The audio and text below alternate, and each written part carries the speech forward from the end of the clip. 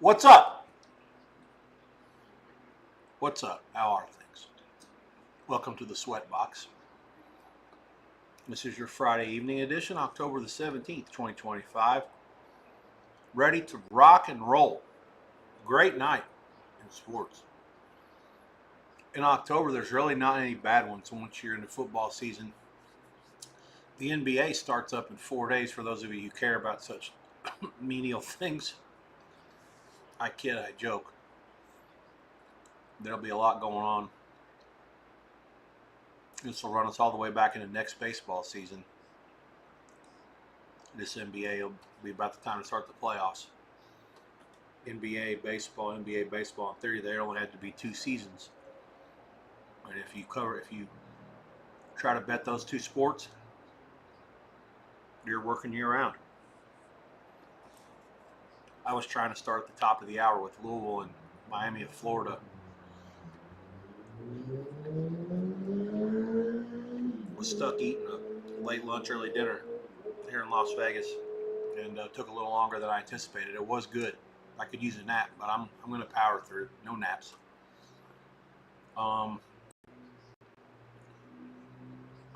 Obviously, like I say, let's run down the board first. There'll be plenty of time to discuss the plans for the evening. As things stand, we'll be I'll be on through North Carolina, California halftime, which will be around midnight, maybe a little after. So around 5 hours tonight, we'll go at it.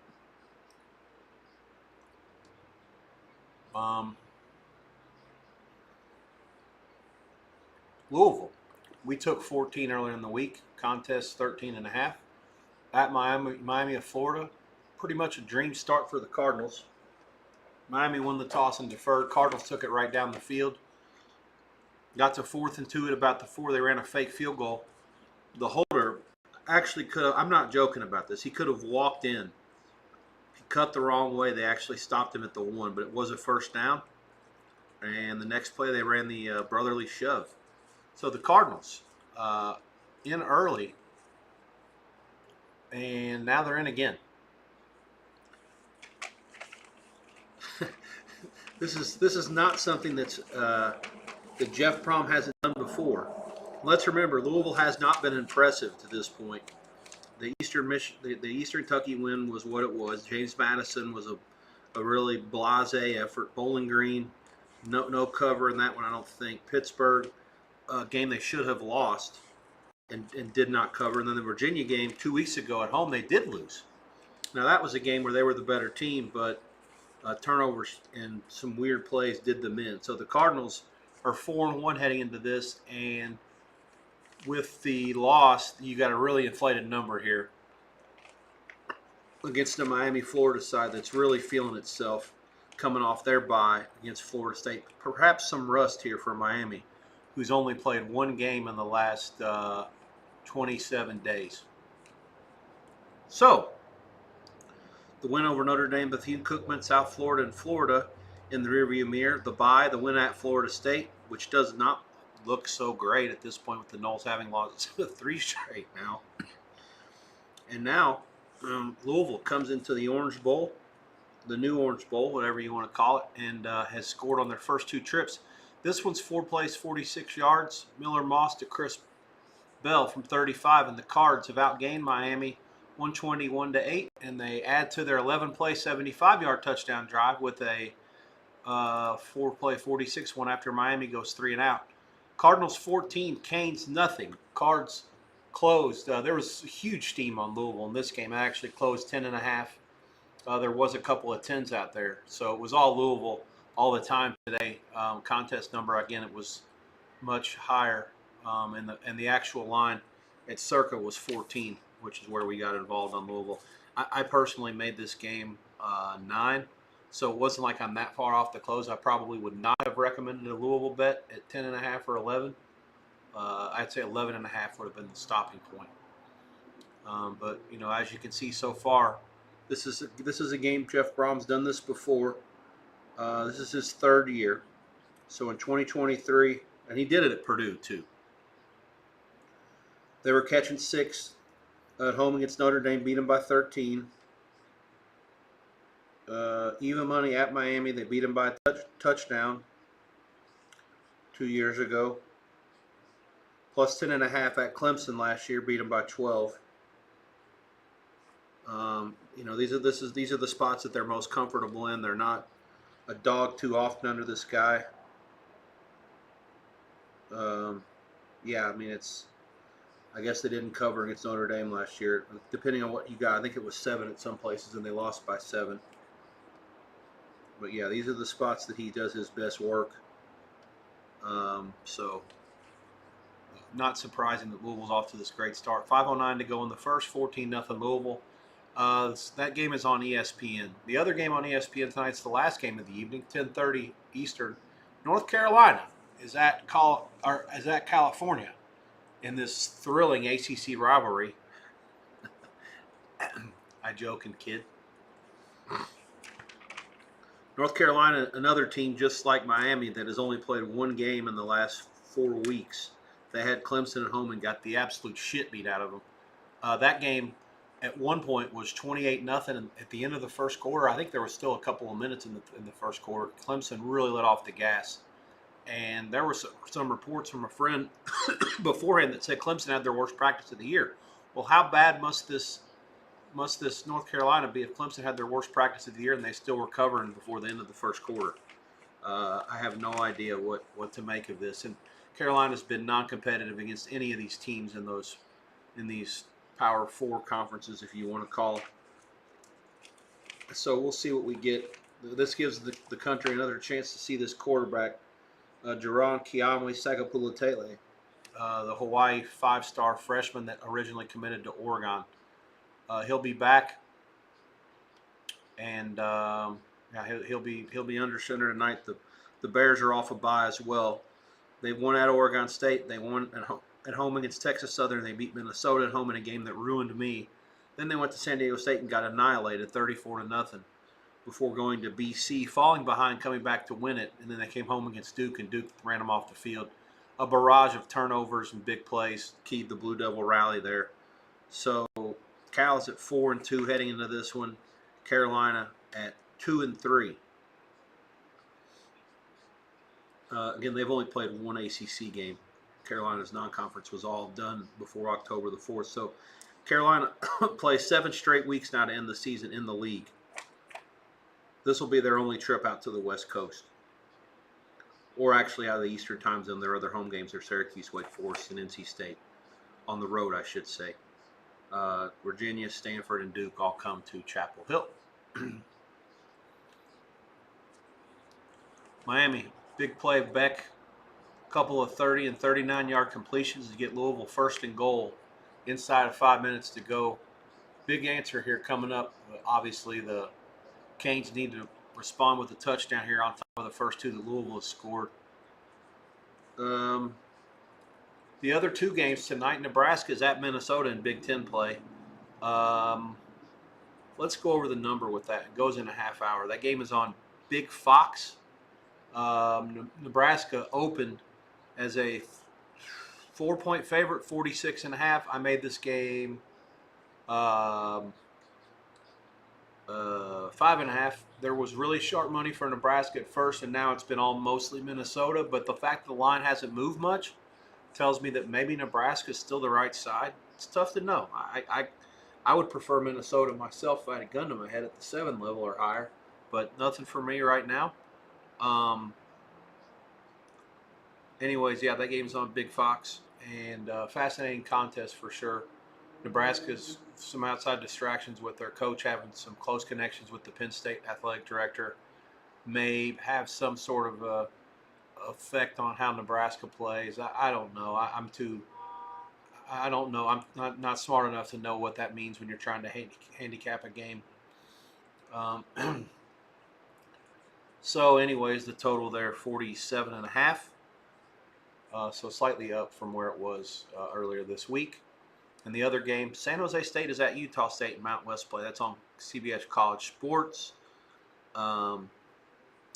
Utah State laid 361.5. Game is now 4-62. I'm not sure about what's going on with Eget for San Jose State. I have to assume he's not playing based on the line. If he's in, the game should be much closer to a pick 'em. But there's a drop-off there for San Jose State at quarterback without him. So keep an eye on that one. We'll see what happens. That goes at 9 Eastern. Baseball-wise, do have action. Toronto and Seattle. This is an unfortunate game for me. I have over 7 minus 115, and I really thought we had the best of it. The top of the fourth against Miller, Seattle got really fortunate. Toronto unlucky. Bases loaded and nobody out. And had a strikeout, and then Clement hit a nubber that went 9 inches. So the catcher for Seattle just took the ball, stepped on the plate, and threw to first. Easiest double play probably in baseball history with the bases loaded. Just an extremely unfortunate turn of events there. Toronto has knotted it up, though. Brash in the game now for Seattle after Miller's 4 scoreless with the asterisks. And Barger was on second. Springer with a double into the gap, off the wall to score him. It's now 1-1, top 5, 2 out. This is game 5 in Seattle. The winner obviously will have a commanding lead in the series. The road team has won all these games to this point. Fletcher bangs it in for the Hurricanes from 2 yards, and he's in 5 plays, 75 yards for Miami on 3rd and goal at the 2. And the lead has been sliced in half, 14-7. Point is good.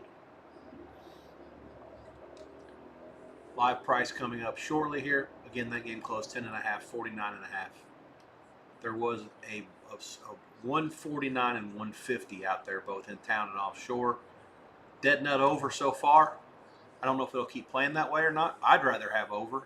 Even at this point, I think it's still a game that should get there. Live prices, Miami's laying 2.5. 2.5 minus money. Total is 62.5, give or take. So that's where we stand when the Cardinals will receive the kickoff. 2 outs for Toronto with Luke's up there. Man on second. Brash has only thrown 10 pitches. Already 4 people have reached base, and Luke's is 3rd pitch into his counter, 4th. So it's a lot of first pitch stuff for Toronto. NBA preseason, which I will refuse to mention. If you guys want to know about that, feel free to look at your phones and apps and find out the stuff yourself. Or you can send me a chat, I guess, and not be a dick about it, and I'll respond to your message and give you the information about that you want. I doubt seriously there'll be much of it. The other baseball game tonight goes in about an hour from right now.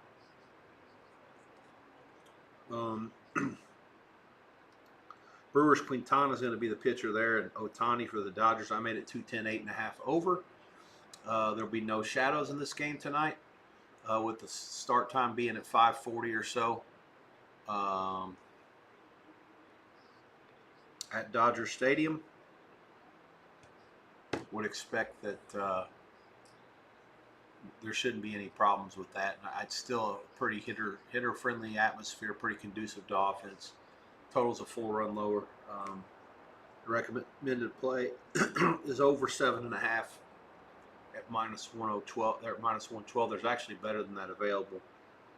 8 even money is not an awful bet. Plus 05 is a better bet. That's almost the same as 8.5.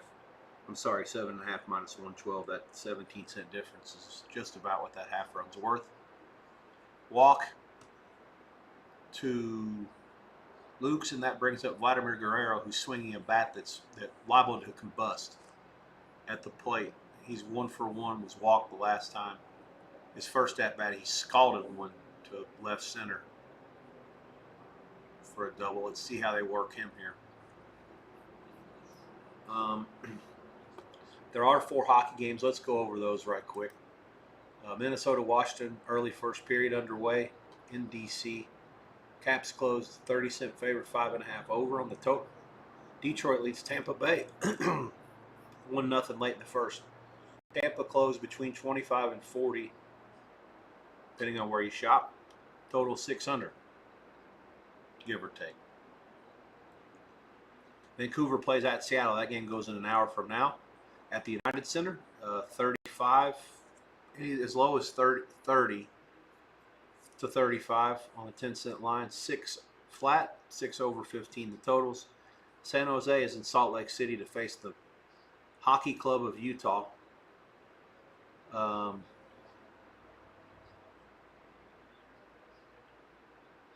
Utah Club is Huck. I kind of like it.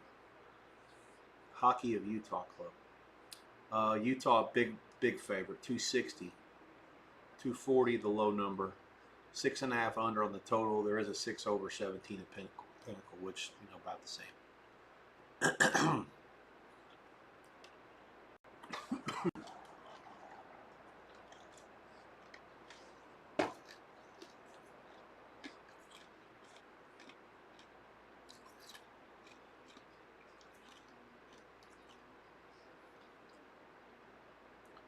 Louisville start at their own 25 for the touchback. Wow. Brash fought himself back from 3-0 in the count. And 97.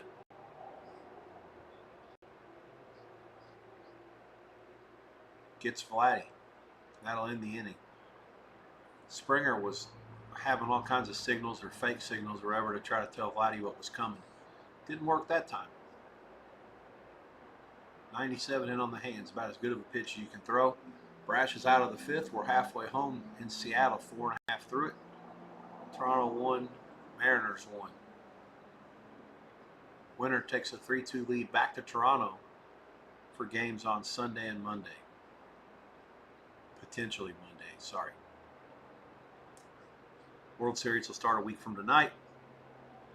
I believe the Dodgers will host that no matter what, if they win one of the next 4 games against Milwaukee.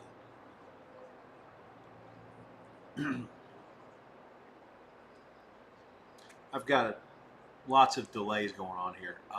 The only feeds tonight that are going to be fast for me will likely be the Dodgers and Milwaukee, if the antenna feed holds up for me on Unimas, and then also the Fox game in the Big Ten, Nebraska, Minnesota. I'll have a fast feed there as well. So everything else will be on delay, and I'll be trying to work off box scores for live stuff. I have a first quarter live here just shortly for Louisville and Miami once they go in. It's like the Cards are likely going to have the ball at the end of the quarter, but no guarantee. Yep, they're going to.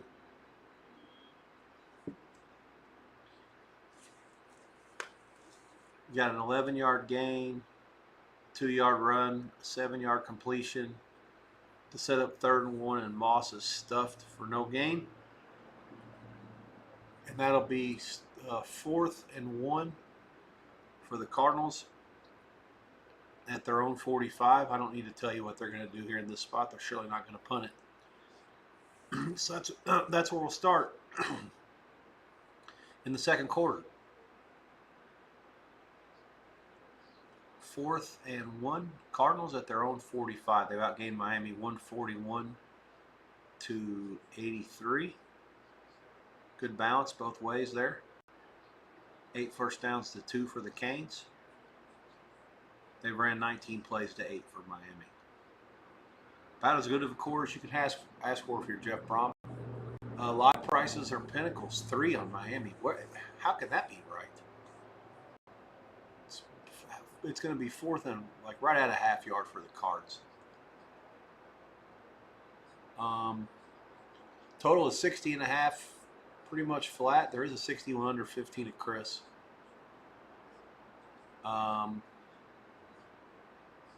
That's that.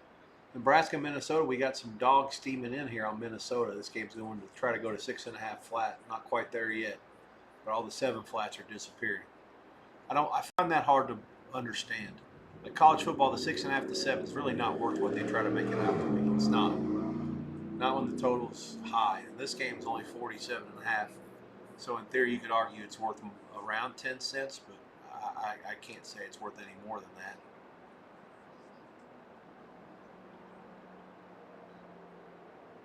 Just move the line from 6.5 to 7. There's no reason to get cute with the juice.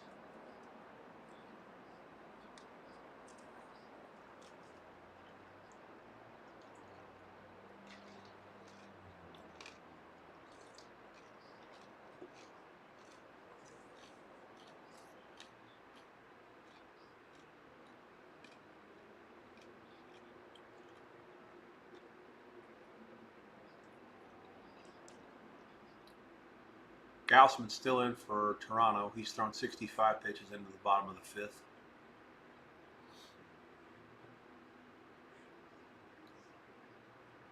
Yeah, Miami's still a 3-point favorite. Buckeye 60.5 on the total. Chris 62 under 16. The argument can be made that Louisville shoots their wad here early. Who says it has to?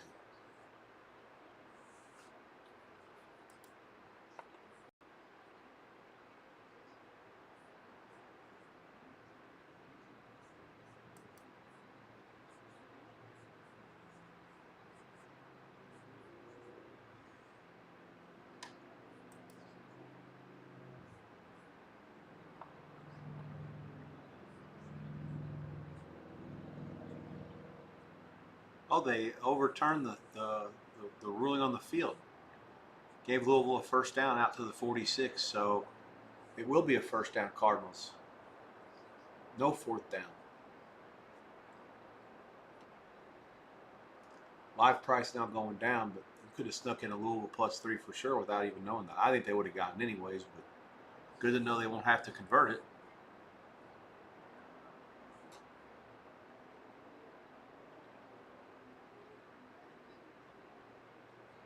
Moss was 8 for 9 here.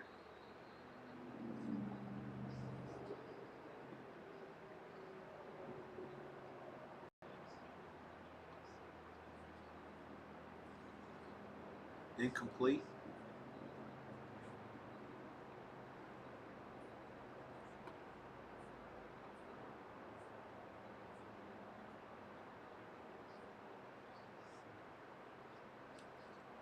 One thing we'll do here in a little while. Rivas gets on against Gosman, man on first one out. We'll play a fun game of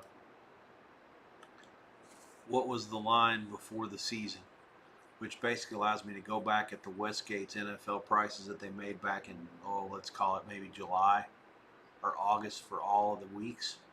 Some of the stuff is an exercise in comedy. Remember, these are about as good of the people that make numbers in all of town as there is, if not in the world with the NFL, this far in advance. So if we can laugh at them, trust me, I promise you, it's hard to find someone who's going to be able to do better. That's for sure.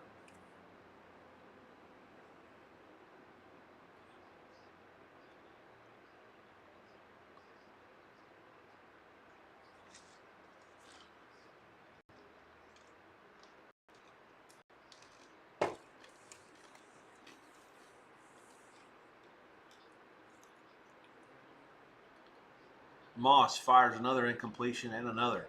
And the Cardinals, after starting 8 for 9, Moss, he is now 8 for 12. And Louisville will punt.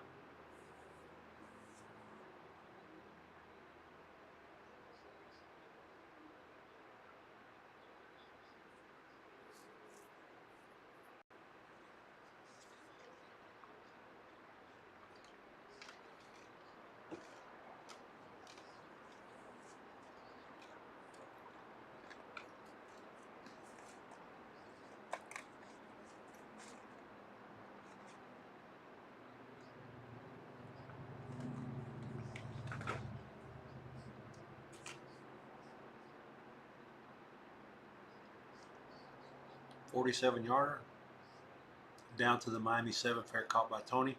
It's where the Canes will start. 14:39 to go before the half. Louisville 7, 14, Miami 7. Live price Canes 3 minus money, total 59.5.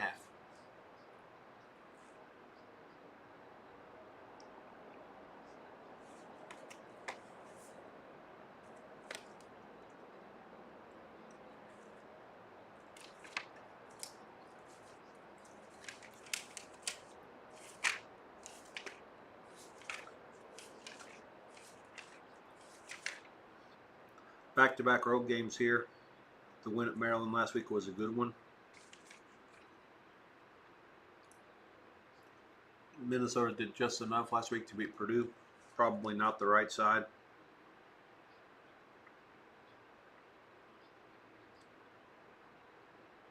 The loss at Cal was unforgivable. Loss to Ohio State on the road also not one I was really happy about.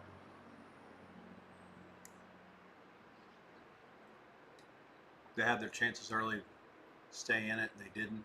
It was pretty easy to tell they weren't going to cover mid-second quarter.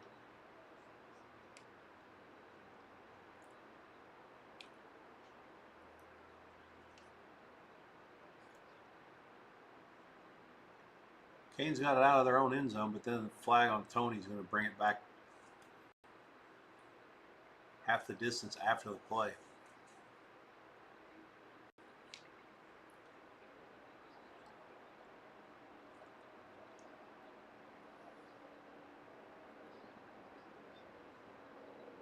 Brian Wu coming in for the Mariners here in the 6th. We're through 5. It's 1-1 in Seattle. Live price coming in just a second.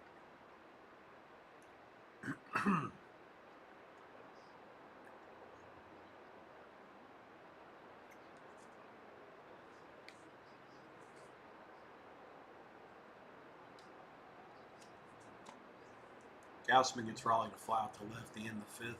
He's throwing 78 pitches. Probably good to go at least one more if they wanted to face 3, 4, and 5 in the bottom of the 6th. 1 run, 5 hits, no errors for Toronto, 1, 3, and 0 for Seattle. The game closed pretty much pick 'em. Depending on where you shop, Toronto maybe a baby favorite. Total was 7 over, 7.5 under. Currently, it's both ways. Depends on where you shop. It's still around pick 'em. Toronto small favorite maybe. Total 5 under. 4.5 over 50 is also out there. I would actually go over that. I mean, basically all that has to happen in the next 4 innings is that each team has to score at least 1 run. I just have a hard time seeing that the final score is going to be 2-1, 3-1. That's it. Can't be anything else. Or else it's over. I just, for me, it's 2-2 at the very least, and then whatever happens after that is what happens. Hopefully for me it ends up 3-3 I can't lose. 4-4 means I win. All right, let's see. The Canes did get a first down. Now they're taking a shot. And that's picked off if there's no flags. They threw into triple coverage. I'm not sure what he saw there. Antonio Watts makes the play. So Beck hit Daniels for 13. Out to the Miami 18. And on the very next play, he fires an ill-advised pass. Yeah, I don't know. Louisville's playing. What's that, cover 3? I mean, there's nothing there. Yeah, it's just an absolute force. So the Cards will take over at their own 32. 13:04 to go before the half. Timeout on the field. Louisville 14, Miami at Florida 7. Line back to Miami 2.5, 58.5 flat.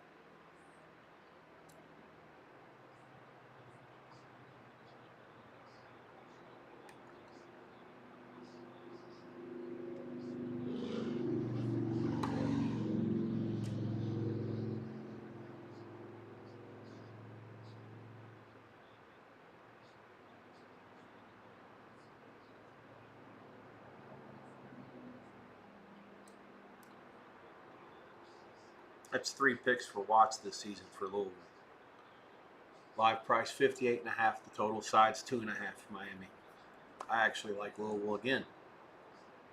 All right, so Wu's in for Seattle now. Let's see what he can accomplish here. Maybe Toronto can beat him up a little bit.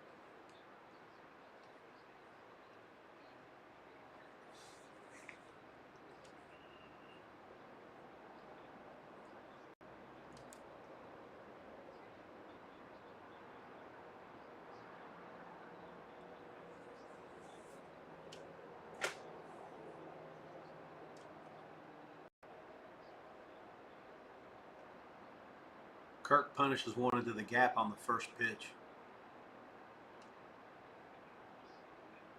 God, he's so fat. He's such a great hitter and a really good defensive fielder. I mean, he hit that ball in the gap and it rolls to the fence and hits it. He's still not standing on second when the ball's coming in.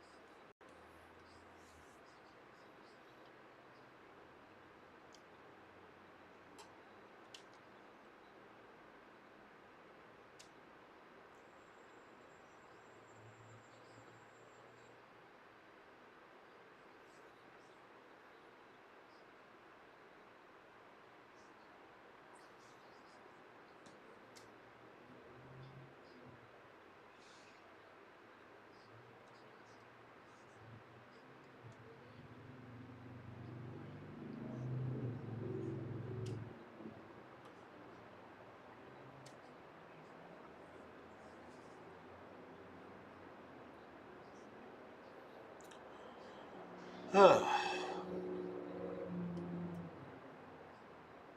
first time Miami's been down by double digits this season. I'm not so sure. When did they trail? They got behind against South Florida.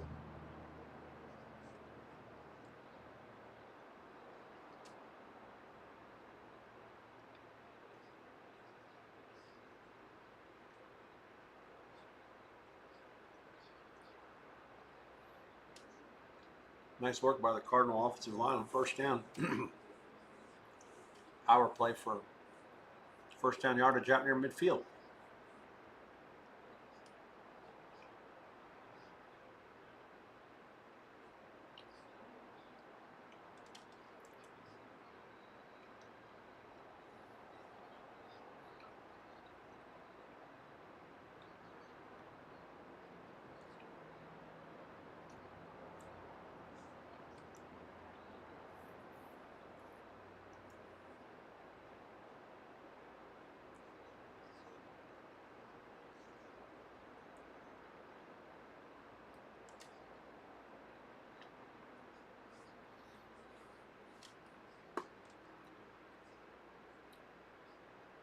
No real movement on this Nebraska-Minnesota game. It's still stuck in the 47.5 range on the total with the side. Again, bouncing back between 6.5 lay money and 7 the dog money. There are a couple 7 flats out there still in town. That's signifying from people I talk to, again, at the places I won't say. If you have an odd screen, you can figure it out. But they did receive money on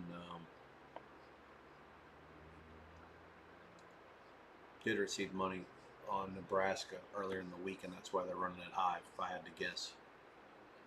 Could be money as well. Tough to say.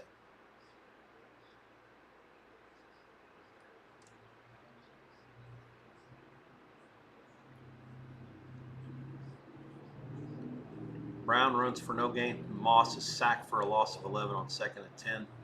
He does complete a pass out to midfield, but that's going to be far short of the first down or close to it. And they'll have to punt. Back to the Canes. Clock reads 9:35, give or take. Number 0 for Miami, he's all over the place. That was one of the guys the Cardinals had mentioned they were going to have to do something with to not let him wreck the game.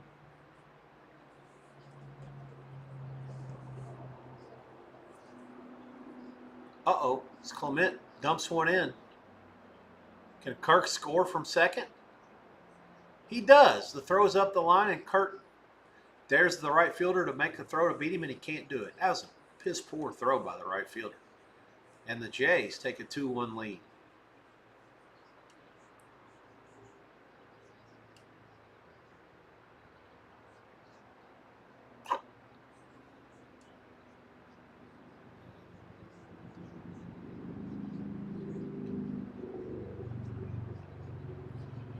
The punt for Louisville was 35 yards down to the 11. Tony Fair catches it as well. 9:01 to go. The Canes will start at their own 11. 14-7 Louisville.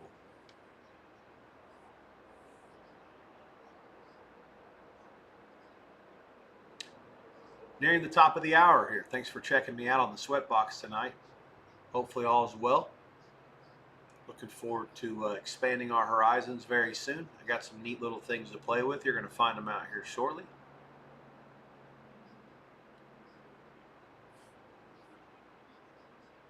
Here's a little ground ball to second baseman. It'll move the runner over to third. Barger's out. 2 down.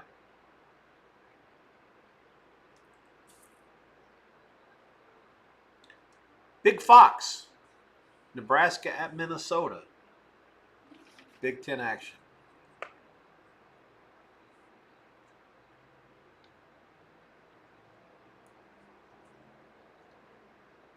Oh, we got Tim Brando and Devin Gardner.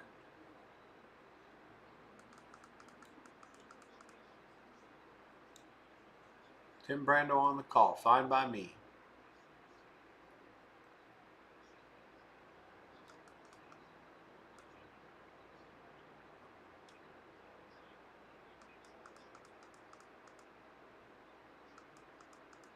Have to do a little rearranging on the tube. See if we can get some Unimoss fired up for Dodger baseball. against the Milwaukee Bearmen. Sparse crowd at Dodger Stadium, although it's early. LA traffic for the W. Relentless.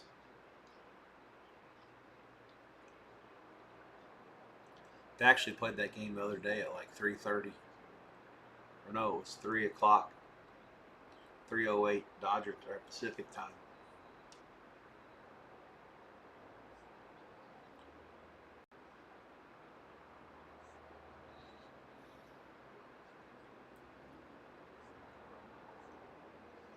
Ugh.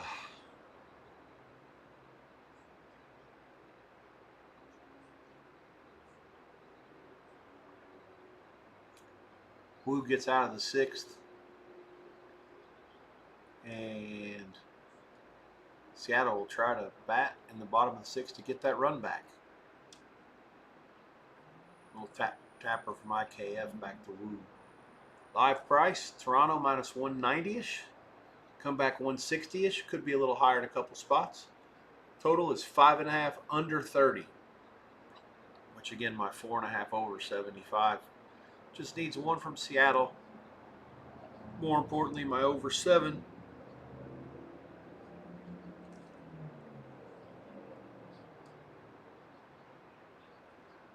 At minus 115. Needs to get to 3 all at the very least.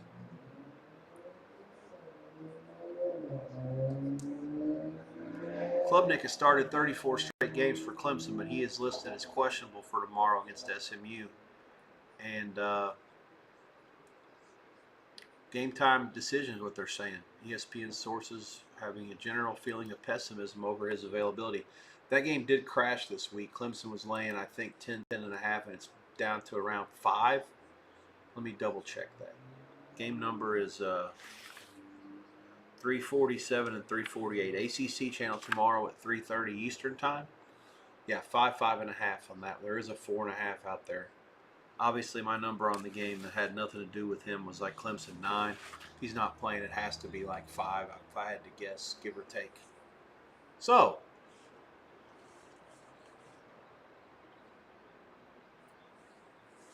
that's that.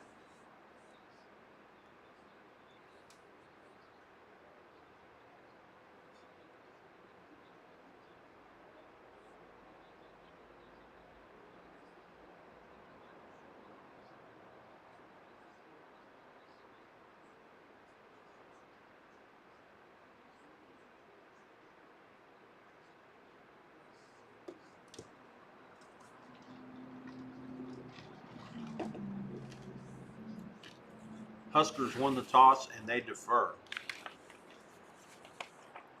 So Nebraska's defense will see the field first.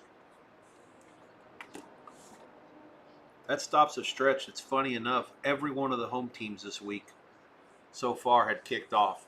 Liberty won the toss and deferred. South Alabama won the toss and deferred. Western Kentucky won the toss and deferred on Tuesday night. Jacksonville State, Sam Houston State also won the toss and deferred Wednesday night. And last night, Liberty won the toss and took the ball. So East Carolina kicked off.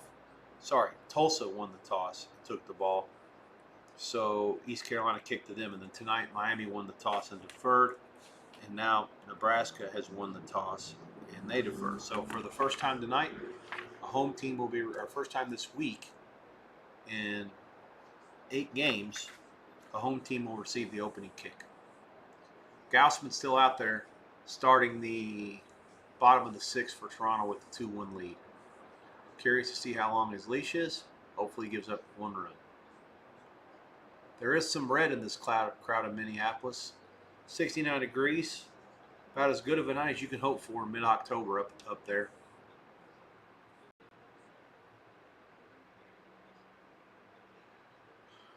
Miami ball. Well, not anymore. Looks like Beck is intercepted again. I guess we'll see it in a second.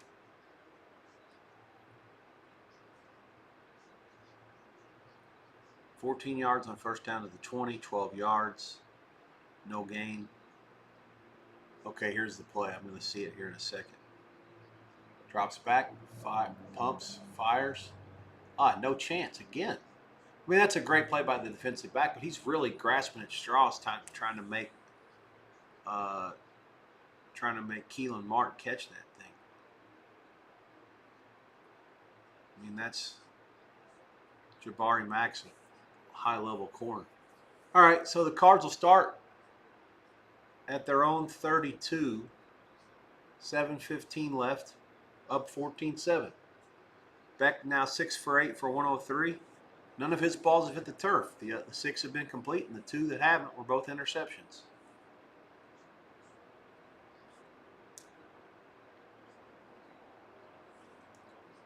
Here we go, underway in Minneapolis. That game is on Big Fox. Closing line 6.5 for the most part.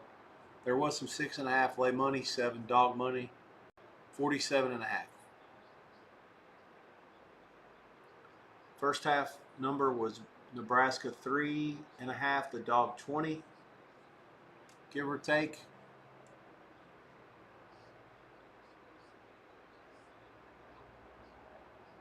And 23.5 the total.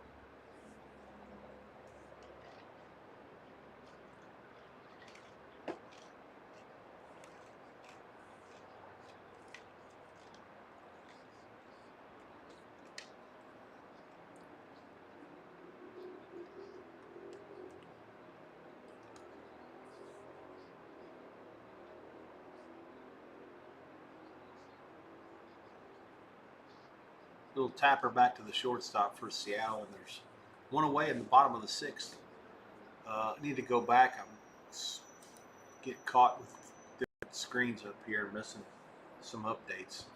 Louisville Miami game is still playing, so there's no real live. It's like Miami 3 at 52. Having to make sure I get this right between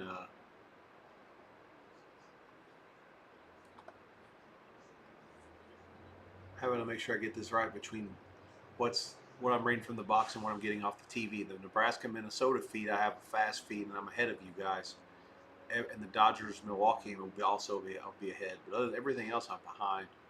It's because everything that I'm watching is on the streaming boxes, and those are on delays.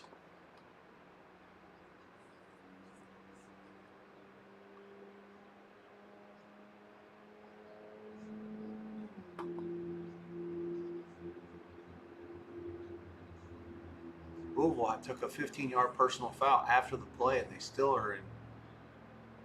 Well, not anymore. So they were in good shape. Yeah, that play pretty much wrecked everything. Personal foul.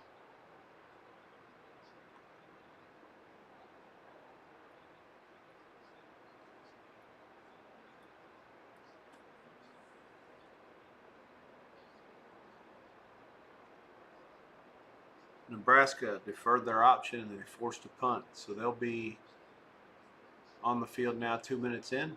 See what they can do against PJ Fleck's Gopher defense.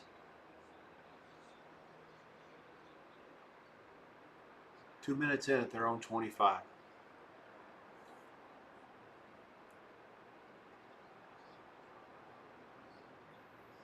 First play is a little out, complete for about 4.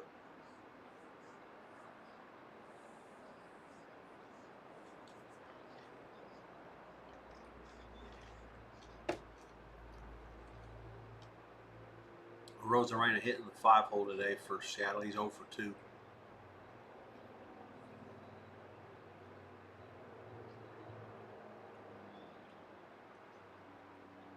Got some steam on the Blackhawks against Vancouver. Game going down to about 20 now. Again, that goes in right at a half hour, maybe a little bit less from now.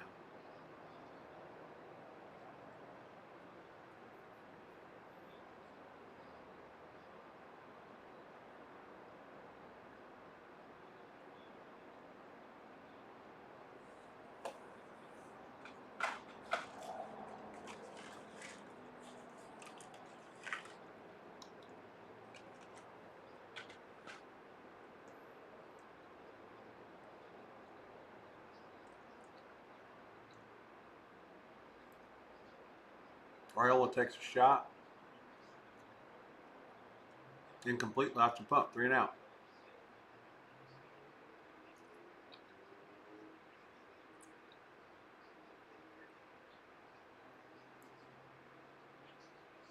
Gausman's night is done at 91 pitches.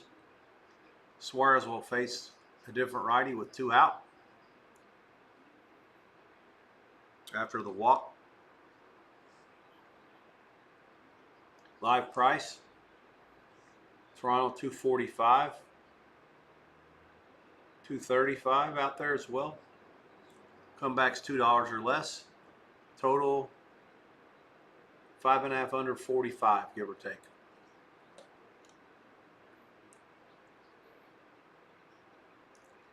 Pair of punts in Nebraska, Minnesota. 11.5 to go in the first.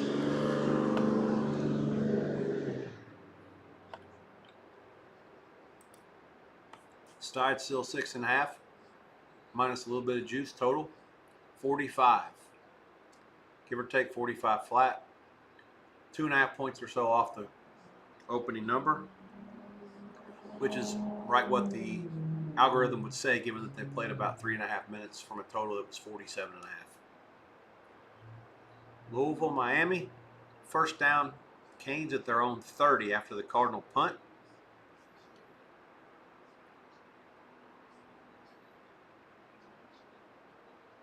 Cardinals have outgained Miami 177 to 123. They have 11 first downs to 4. And Carson Beck's thrown 2 picks.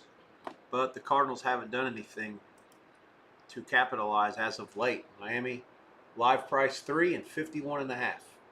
5.5 to go before the break. And with that, I'm going to step out for just a minute, run a couple of quick errands, and I'm going to test my new screen out. Let's see how this works. Oh, there we go. Not so bad. Could use some work, but I'll be right back. Hang tight.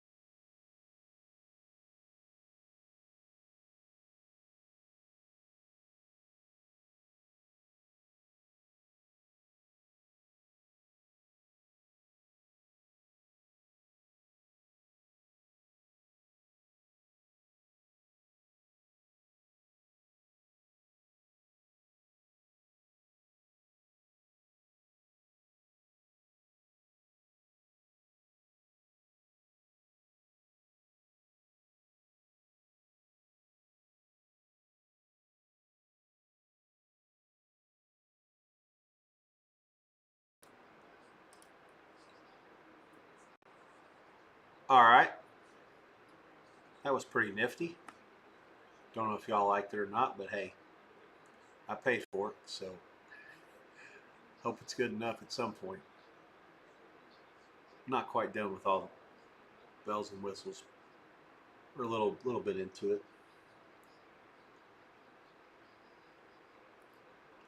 I actually still have some work I wish I could do tonight. I may actually do it.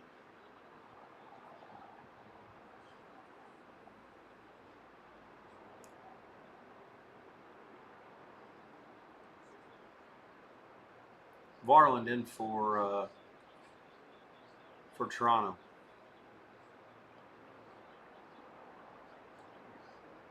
And he walked Suarez. So there's 2 down now as J.P. Crawford comes to the plate.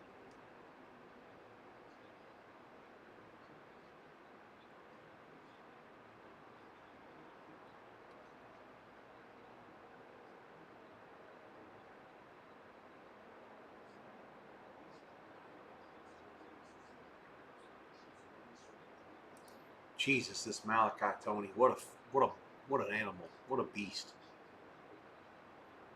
This is like a 62-yard play, it looks like, down to the Louisville 7.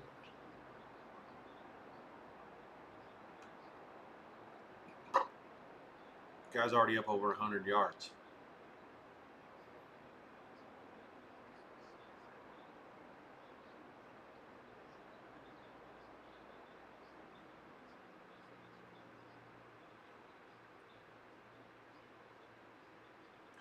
Crawford bounces it to third. That'll do it for Seattle in the sixth. 2-1. Toronto at the end of 6. Live price $2.90 to $3, give or take, a little bit lower at Circa. Come back $2.30, $2.40 ish. Total is 5 over 35 or 5 over 40, give or take. There is a 5.5 under 70 out there. All that shit's about the same. Minnesota 3rd and 1, inside of 10 minutes to go in the first quarter. Quarterback runs the option, keeps it, and it's a first down Minnesota. They were out of the single wing there, out of the gun.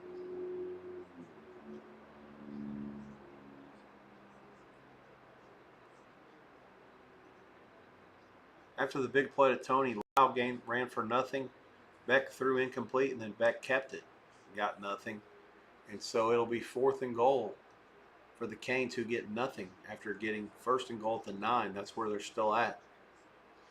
2:35 to go. Both teams have all 3 timeouts left. We're at the 2-minute warning. 4th and goal at the Louisville 9. Cards 14, Miami 7. Live price still Miami 3.51 at Chris.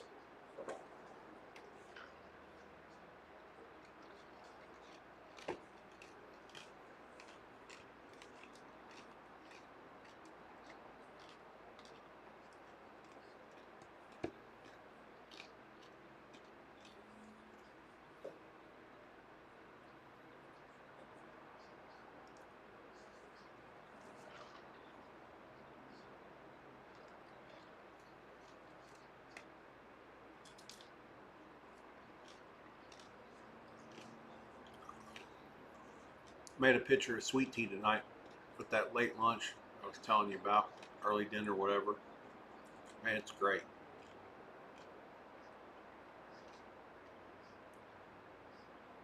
Trying to cut down on how much sugar I'm eating with it. Easier said than done when it tastes that good.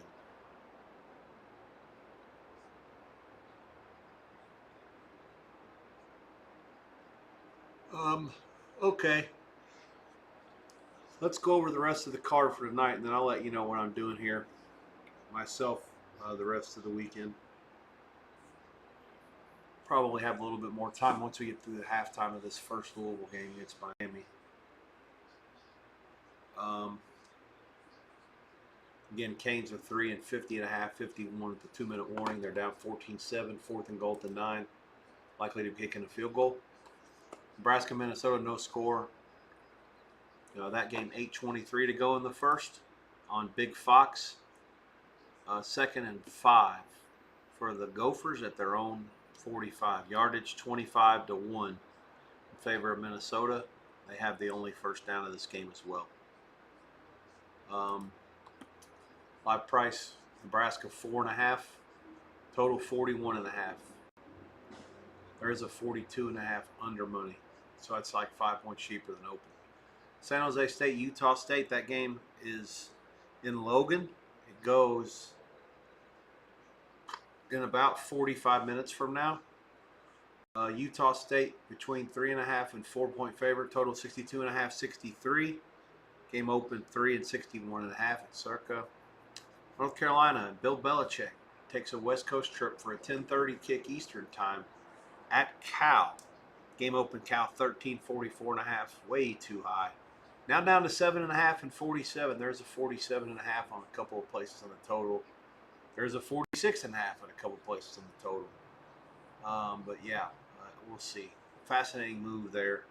The opener wasn't really close to begin with. I made 8.5. I don't have any clue. North Carolina's yet to be competitive in any of the 3 losses against teams that are in power conferences. The 2 wins were against a 1AA and I believe UNC Charlotte. Just wretched, one of the worst teams in the country. So I think we'll learn a little bit more tonight about Belichick and his team and how they play. This is only their first game with bias surrounding both sides of the loss at home against Clemson, where they got drummed. So it'll be their first game in almost 4 weeks. Second game in almost 4 weeks.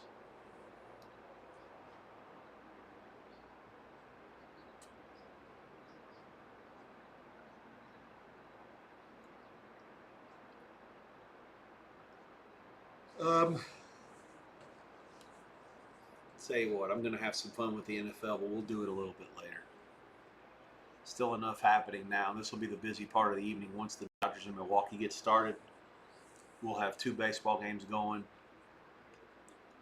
Coming on 2, not quite the 3rd football game to start. There's technically 2 CFL games tonight as well. One of them's already underway. 3 of the 4 hockey games will be going, and a lot of the preseason basketball, which of course we won't bother you with.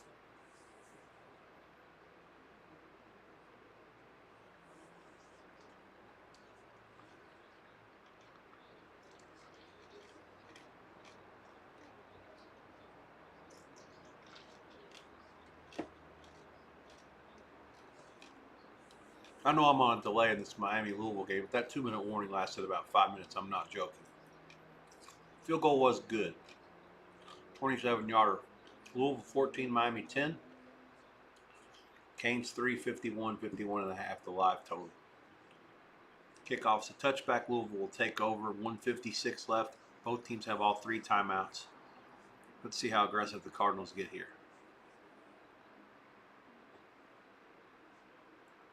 Springer got whacked in the right kneecap by a 96-mile-an-hour sinker. That's a good old ouch. Oh, man. Oh. Looks like he stuck his knee into. Who has the balls to do that? I mean, I realized that Springer was a part of those Houston cheating teams, and they'd do anything to win. And they did. They got a World Series out of it. Good for them. Cheated the Yankees and the Dodgers. Pieces of shit cheaters. But you have to have a special wiring to yourself to make yourself stick a kneecap right in the way of a 96-mile-an-hour fastball.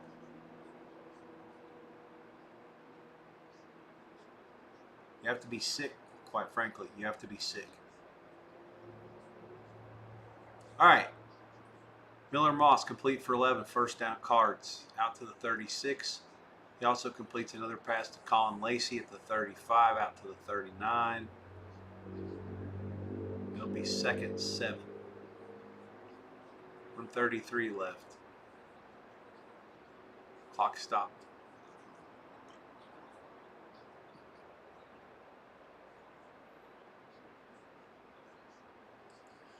Tomorrow night we got UFC. That's in Vancouver.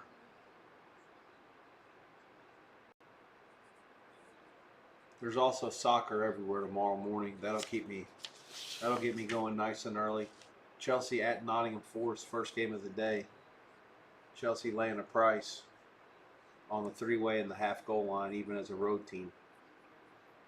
Coming off the international break at 12:30 England time, 4:30 Pacific.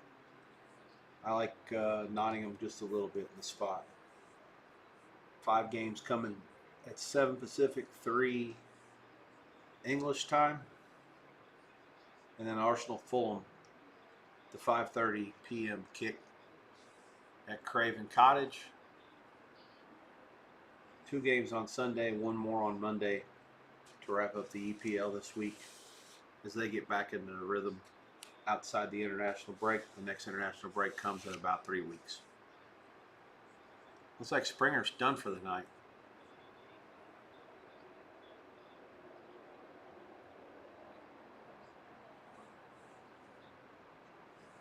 Cards. Moss out to the 39, complete for Lacey. I said that. 3 for Brown. 3rd and 4, Moss up the middle to Trayshawn Hurry. First down, Cards. That gets them at 121, up the middle, complete to the Louisville 47. So they moved the sticks. Cards 3 for 7 on 3rd down. Miami 1 for 3.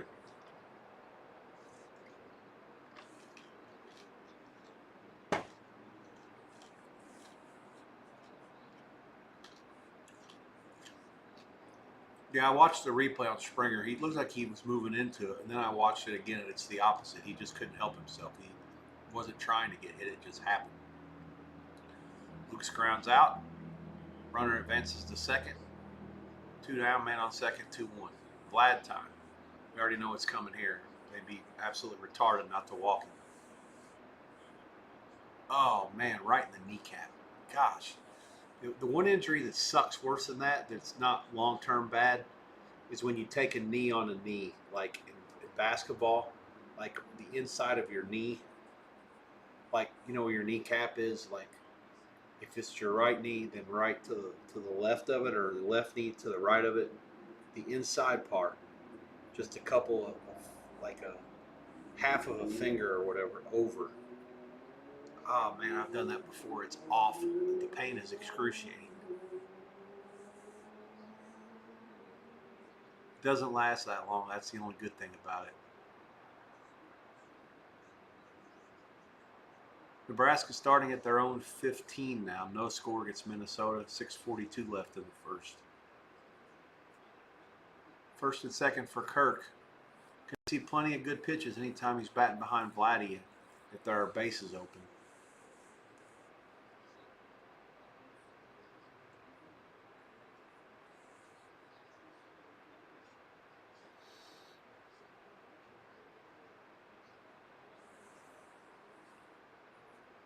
Moss took a shot to Bell and took another shot to Collins, both incomplete.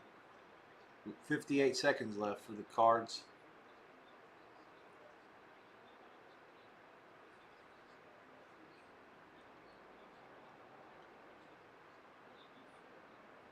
Kirk grounds out, inning over for the Jays.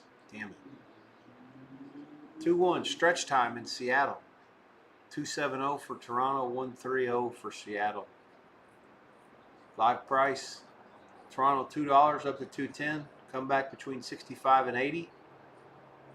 5 under a quarter, 5 under 30 the new total.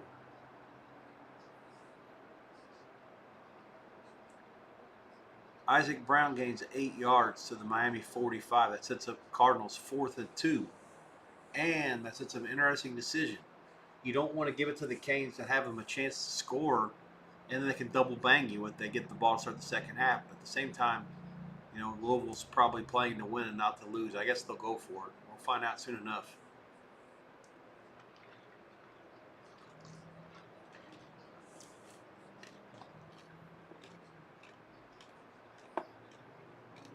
Nebraska, big third down conversion to Carpenter from Raiola.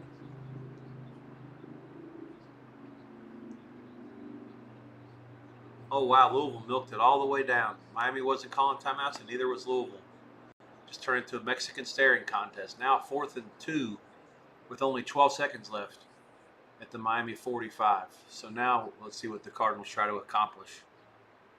1 first down and maybe a few more yards, and they're probably in field goal range.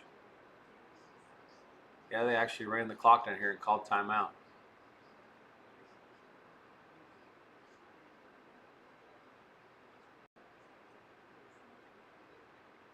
Louisville did a good job getting to the line. They had Moss in the gun, no tight ends. Just a one back next to him in a 2-by-2 with the receivers to each side.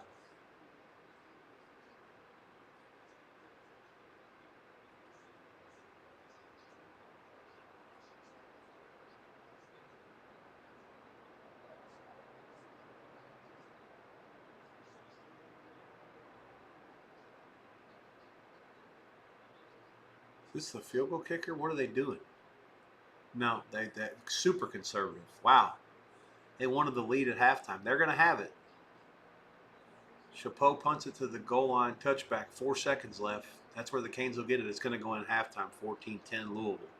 Cardinals did get the ball first, and they scored a touchdown to start the game. Yardage, Louisville, 207.93 over Miami. Second half line, I expect Miami 6.5. Total 24, 24.5, up to 26.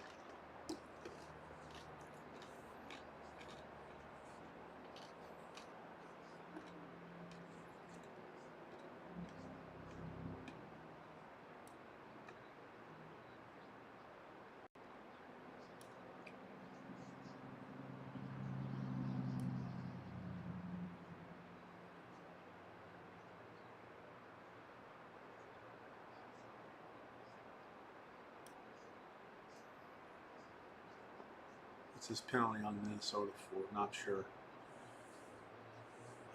Let's see. First down's Louisville 13-5 over Miami. 39 plays to 22 for the Cards. Time possession 18:31 to 11:29. This is about the blueprint that I would expect Brahman asked for coming into the game. +2 in turnovers.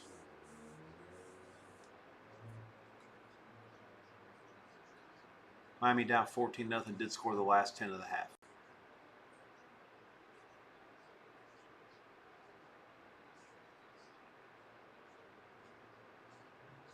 Oh, man.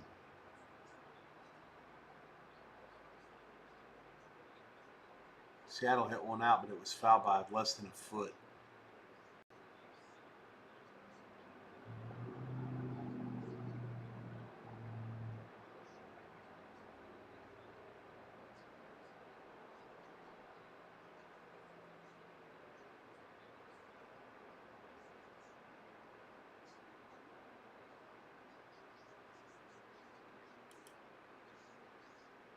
Darren Rovell reporting that the Marlins man and his imposter will both be behind home plate at the Dodger game tonight. So you're going to see 2 Marlins men.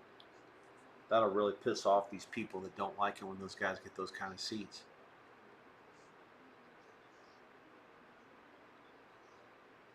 Raiola flicks it. Caught. Man, that was close. I thought it was going to be intercepted for a second. I thought he was going to get sacked for a second. Hunter makes the play. Raiola's creativity bails him out. He's limping, but it's going to be really close to the first down. Oh, that's a great play. That'll be all over the highlight reels. It certainly worked out. Whether the coaching staff wanted him to do it or not, it's a whole different thing. I mean, that's a spectacular play. Balance and everything to be able to pull it off. The fact that he saw his guy to make it execute was huge as well. Got a man down for Minnesota. 3rd and 1 at about the Minnesota 13. 1:25 to go in the first.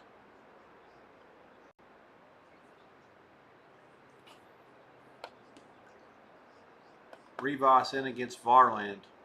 2-1, bottom of the 7th, 1 out. Ohtani about 3 minutes away from taking the mound in LA against Milwaukee. Dodgers going off between 90 and 95, give or take. Milwaukee's best comeback I see is at Chris. They're 179.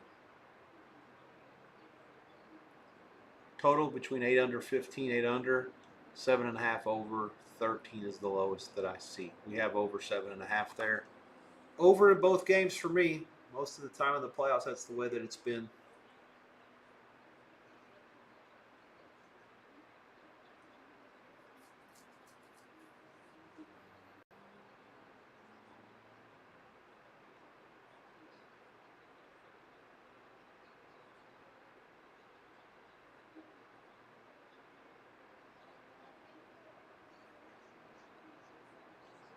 This will be Ohtani's first career postseason start at home as a pitcher.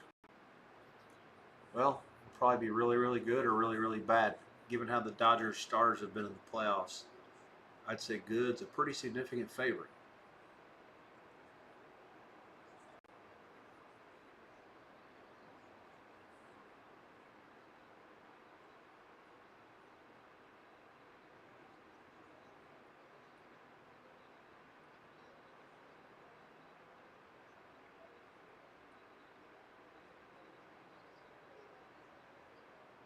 Utah State. San Jose State, big move to the dog, down to 3 now. This game that goes at the top of the hour a little afterwards. That tells me that Eget's probably going to play.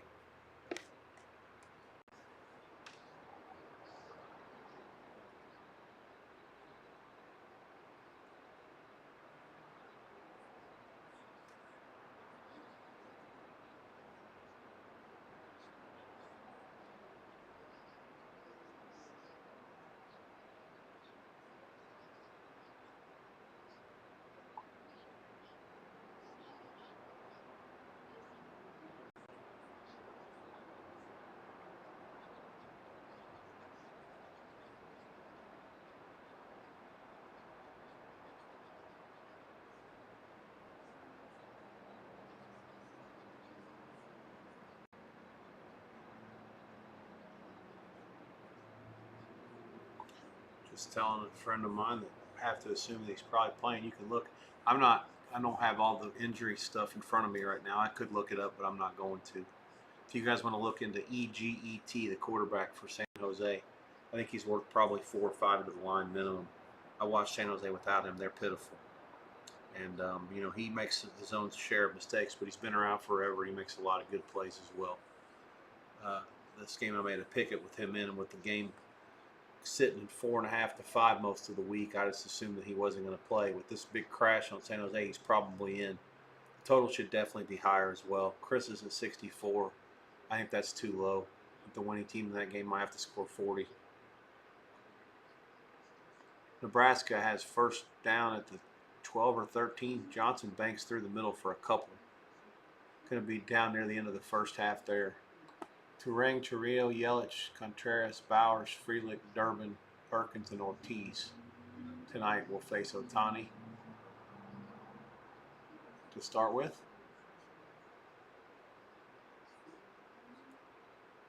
Game's going to close again between 87 and 95. Total roughly 8 flat. There is some good oversteam here at the end. Which again, given the start time, the shadows are not a factor in this game. No sun anywhere on the field.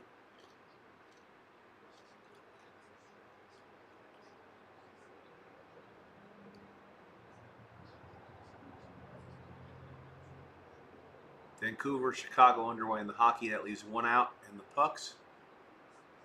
And it looks like Barland's out. He's talking some shit.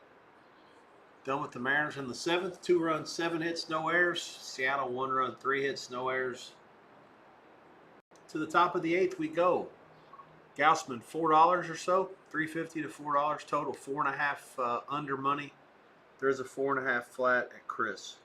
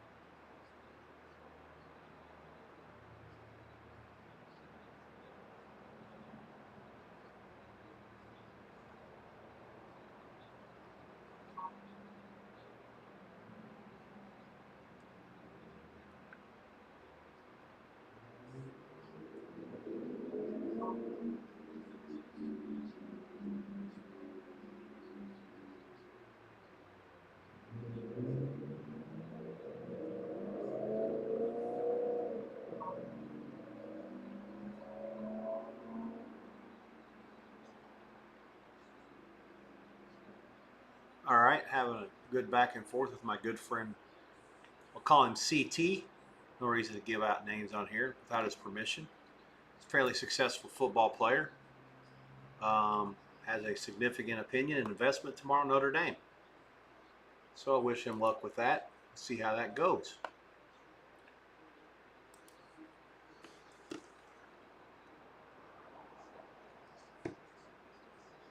Underway in LA, Ohtani's throwing 2 pitches. The 3rd pitch is a strike. And it looks like that's the slow feed. 7th pitch. Yeah, the Mexican channel, Unimas. He's a man on first. 1 strike. Let's see. Let's update everybody on what's happening here. The second half of the Louisville-Miami game, 14-10. Miami laying 7, which is a little higher than I anticipated. I thought maybe 6.5 minus a bunch of money or 7 dog money. Total 24.5 flat. There is some over money out there. It's all about the same. Anything that's 26 under 15 or 24.5 over money is almost the same, so not much to it. Pinnacle's 25.5. That's all similar. There is some Miami steam with them getting the ball at halftime. It makes a little bit of sense. So that's where we stand there. Brewers did draw a leadoff walk. Turang did. So they have their first man on. Milwaukee has really struggled to get men in scoring position throughout this. End of one in Minneapolis. The Cornhuskers kick a field goal in the last play of the quarter. 12 plays, 70 yards, 6:42 off the clock. Nebraska 3-0 after one live price. Nebraska 7-37 the total. Nothing I've seen in this one tells me that 37 is even going to come close. This game will have to go multiple overtimes to get anywhere near 37 the way things have shaped out so far. Minnesota's offense has been something to really, let's call it, I'm disappointed about most of the season with what I've seen from their offense. I really thought coming in that they would be some sort of a team that could compete in the Big Ten up front, and if the offense would score enough points to keep them in games against the top echelon teams. I really thought that the Ohio State game was one where they would be competitive, and it was a bad spot for Ohio State. And they went out there and they scored first, and they got a stop, and then they got way conservative, and then they just started fucking around, made some mistakes, and next thing you know, it got away from them. That's one of those where if I'm betting any kind of real money and I had Minnesota going in, I would have immediately been looking for the eject key to get out of there sometime as quickly as possible once things started to get out of control. There were plenty of chances to get it before halftime. Once it got late in the second quarter and Ohio State started to snowball a little bit, then it was too late. Would have had to Polish middle or get out with a loss, which, either way, the Polish middle wouldn't have even been a threat because Minnesota was never close to threatening getting the money in the second half. 7 lay 15. 7 minus 20. 24.5 the total in this Louisville, Miami. Otani battling Yelich here with one down. Yelich is his first playoff game back in 2018. He had a big, I think he drove in 2 and maybe had 2 or 3 hits.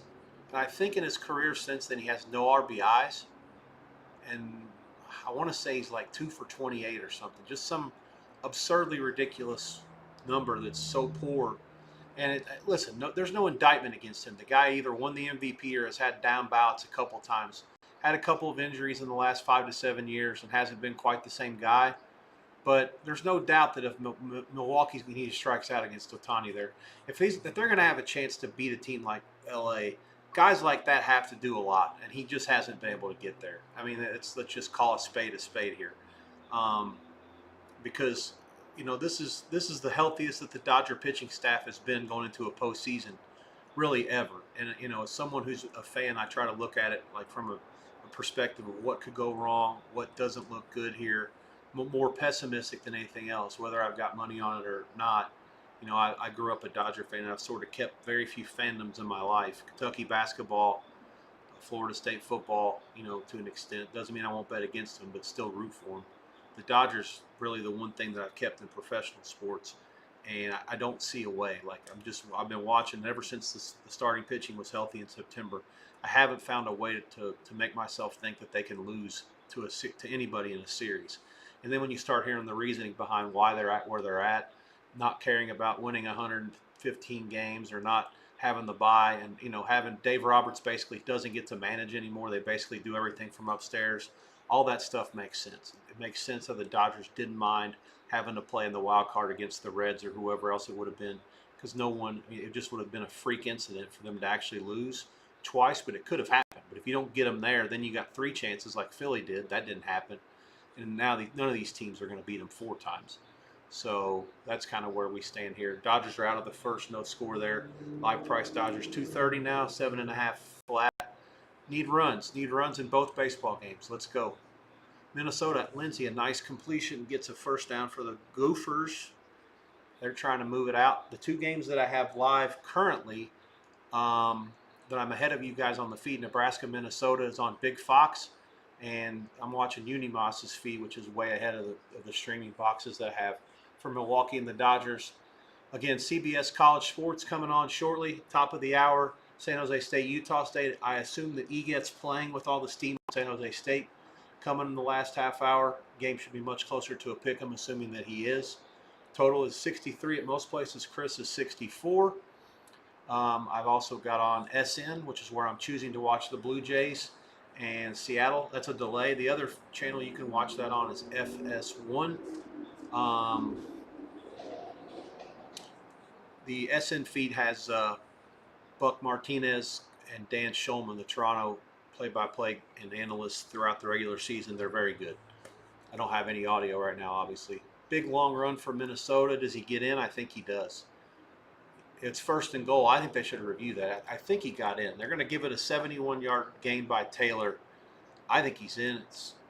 They haven't. The graphic on Fox says 6 for 87 and a touchdown. They haven't given it to him yet on the field. It's first and goal at the Pecker line. I don't understand how it's not a touchdown. Now they're going to go fast. 3 on the play clock. I formation, brotherly shove. Here come the sauntering line judges and the headline judge. Touchdown. There it is, the old headline judge.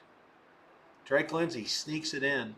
4 plays, 90 yards, 134. Minnesota 6, Nebraska 3. 13:20 to go.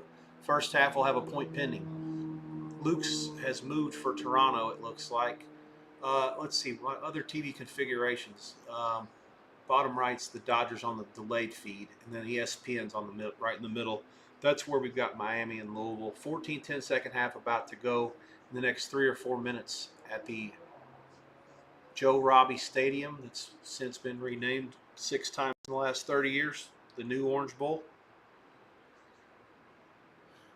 Total there again, sitting 24.5 flat at most places. I personally think over's probably worth a look there. It got to 24 and then it stopped. Louisville hasn't done a whole lot since the first 2 drives. I would expect more. They have been trying to slow the game down some. I think if Miami's playing from ahead, that might have to change. Extra point is good for Minnesota. They lead 7-3. What do we have here? A bomb in Seattle. Is this ball out of here? Oh, that drew rain, and it did get out of here. Ah. Wow. Who is this? Okay. So Cal Raleigh just hits one opposite field to the left. Wow. I mean, that ball was so high. It took about 5 seconds to get out of the park. Tied up at 2. Keep going, boys. The over 4.5 minus 75 that Circa popped up there about an hour ago is now a winner. Have to lay a bunch of juice, but all you had to do, again, when you're talking about after 5 innings and the total was 4.5, you got 4 innings to each team to get a run, and this didn't make any sense. Oh, no, it wasn't Oppo. He was hitting right-handed. Okay, so Toronto had a lefty in there. Change pitchers. Too much going on here, boys and girls. Let's see. Anything else happening as of now? We got one hockey game, San Jose and Utah, that goes in 15 minutes. No real movement there. And no real movement in the last 2 football games either. Let's see what's happening here.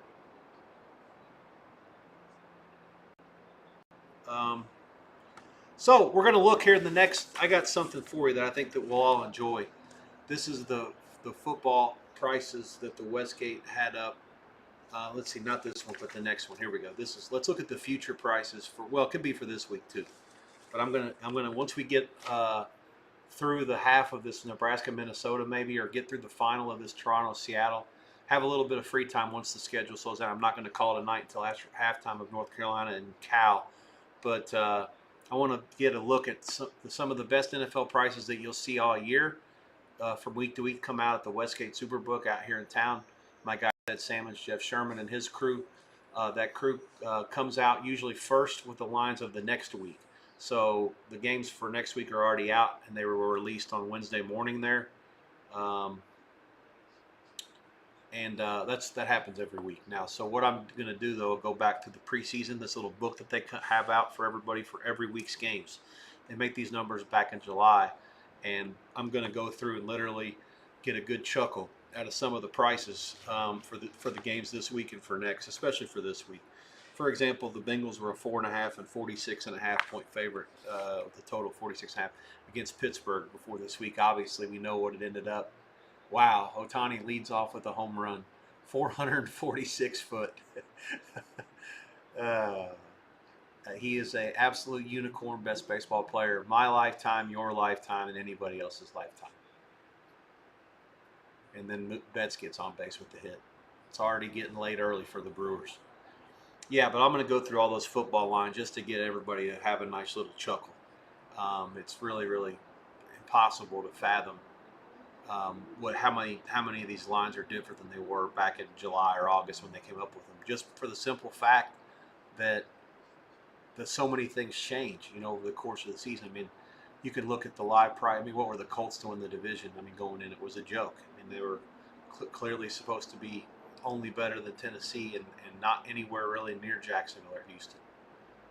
What do we got here? A walk? So Polanco draws a walk. This guy Little for Toronto seems rattled. I still don't understand how this Minnesota run for Taylor wasn't a touchdown. And that's crazy how they didn't give it to him or didn't even review it. First and third now for the Dodgers. Smith reaches. So now we got Betts a base hit, Smith a base hit after the Ohtani homer. I don't even know how long they're going to let this guy have a leash. I mean, Milwaukee goes out of their way never to name a pitcher like every game until 2 hours before the first pitch, which, how's that working out for you? And I guess the pitching wasn't the problem really that much last night or in game one. Quintana's thrown 11 pitches, and it's already first and third, nobody out, 2-0 count, and 1-0 game. I mean, a crooked number is imminent here, and it's not even dark in L.A. yet. Freeman does take a strike at the knees. About to kick it off in Miami. Hurricanes winners of 10 straight at home. Cardinals have been very good under Brahm as a dog. This is his third year there. He was also very good at Purdue as a dog.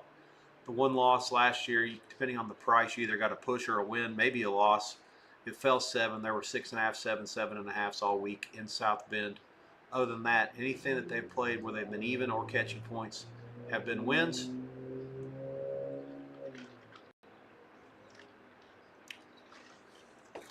Wow, this is crazy looking at Ken Niumatalolo wearing like a button-down shirt and a blazer without his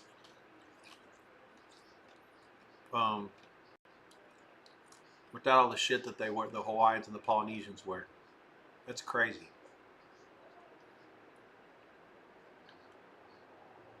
What happens here? Did Freeman hit one out too? No, that's Ohtani's. I got a bad feed in that game. Jesus, that guy's an absolute freak. 446-foot home run. And he's the starting pitcher. So Freeman sits down. That's Edmund time. Corners, 1 out. And Quintana trying to work himself out of a bit of a mess. All right. Canes start with the ball at their own 12. He's trying to look deep. Louisville's not giving it to him. Knocked away, incomplete. It'll be 3rd and long for Miami. I'll have to go back to that box. My ESPN feed is woefully behind. Can't really give you any sort of a play-by-play. It's just not going to work. Wow. So Beck does scramble for 5. It'll be 4th and 3, and they're going to have to punt it. I see Joyce 55 yards to Lacey from the 28. Don't see where the ball got to the 36. So 47 on the net. Cards take over at their own 36. 13:20 to go.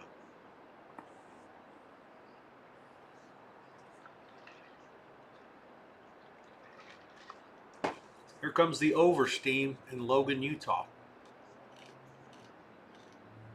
Probably coinciding with Egat playing for San Jose.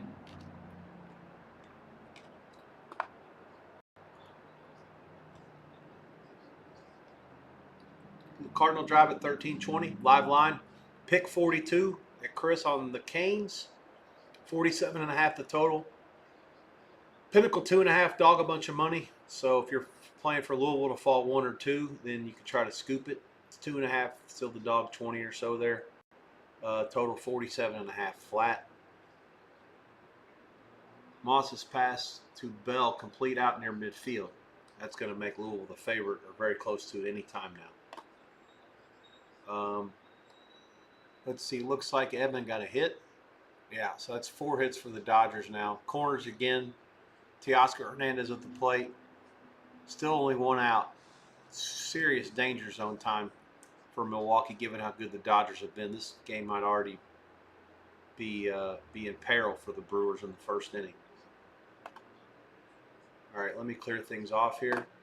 I need to find some lighting, and I will be back in about 30 seconds. Hang tight, boys and girls. I'm not even going to mute myself.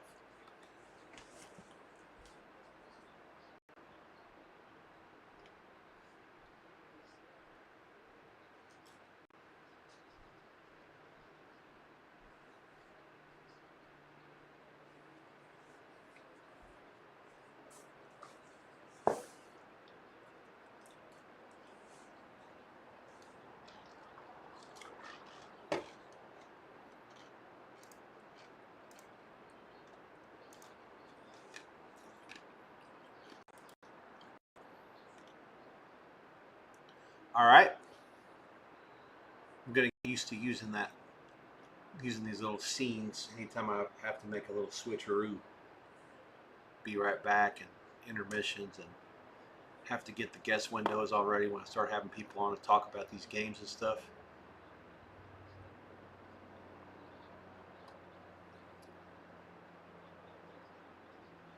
Minnesota defense has 3 sacks now for the Cornhuskers. Raiola not been anywhere really near his best. Minnesota back with the ball, up 7-3 now. Lindsey hasn't done a whole lot with his arm, hasn't had to. He's 5 for 5 for 25 yards. 11:52 to go in the first.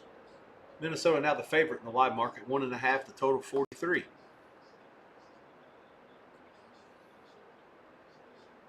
Give us to the back again. Why not? He's on his way for a 200-yard night if he can bust another one like he did last drive.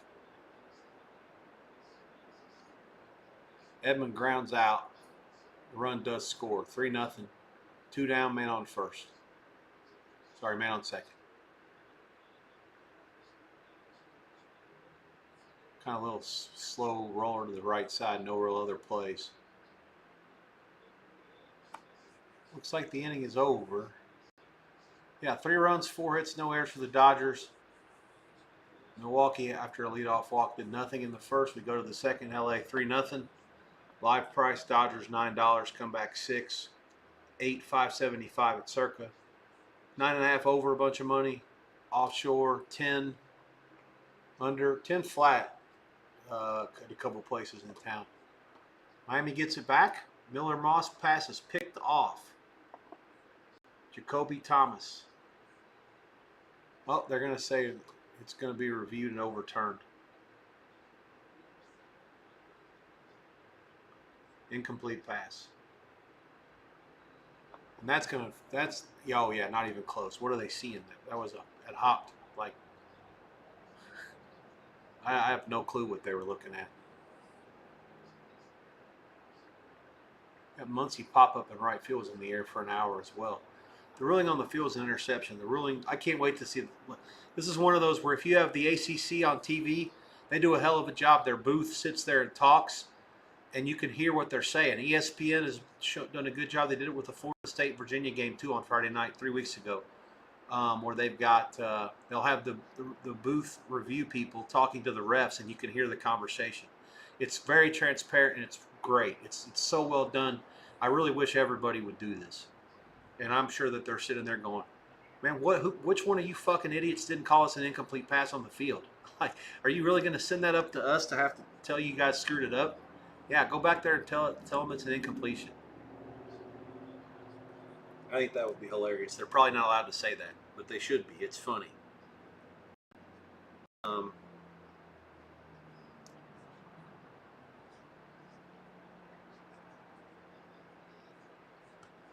So the Louisville 4th and 3 at the 11:03 mark, and they end up having to settle for a field goal, which is good. 6 plays, 34 yards, 2:22 off the clock. Cards from 48. That's Cooper Ranvier. And 17-10. At one point, we took 14 with Louisville. The game closes 10.5. Steam has gotten it all right so far. You actually had all week. This game was 13 all the way until, I don't know, this morning. Oh, is this a home run? It is a grand slam. Oh, over! Over! Yeah! Oh, nobody out, bases. So they got the bases loaded with nobody out. They bobbed one out of here. All right. Seattle takes a 6-2 lead. Oh, and now my Twitter's going garbanzos. Genio Suarez? Wow. Yeah, Little got himself in some trouble there. He's the one that dug the hole there. I took my eyes off it for just a few minutes. I was just like, okay, what's happening in the baseball? Right in time to get it back. 6-2 Seattle. Still nobody out. Bottom 8. My Twitter. That feels like a game-changing hit. One of the horse guys. The horse guys on my Twitter always have the best sarcasm when it comes to sports. There's really not even a close second. Oh, there's commercials everywhere here. Let's see. Nebraska has it back against Minnesota. 2nd and 7 at their own 23. Raiola play fake. Now he's dodging. He throws a ball left-handed now to the tight end. It's complete. Out for a gain of about, 14. Is it too much to say that his best pass of the night's been left-handed? His second best pass of the night's when he's almost fell down and hitting the ground? That certainly didn't look very nice, but it got the job done. You guys are behind me on Fox. You'll see that pop up any second.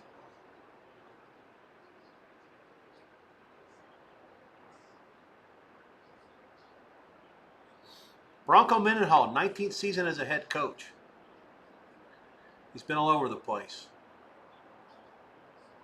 Spent a lot of time at BYU. Then he ended up at Virginia for a while. Then he decided to call it a career, take a couple years off. Then he ended up at New Mexico for a year. Now he's in Logan, Utah, where apparently he might end his career. Who knows? 50 degrees in Logan tonight. Clear skies. San Jose State leads the series 21-20 with one tie. About as close as it can be. Utah State had won 10 in a row going back to until the last meeting in 2023, which San Jose State did win. Should be a hell of a football game. I'm going to pull up the box here. It looks like Utah State is kicking off. I'll make that notation.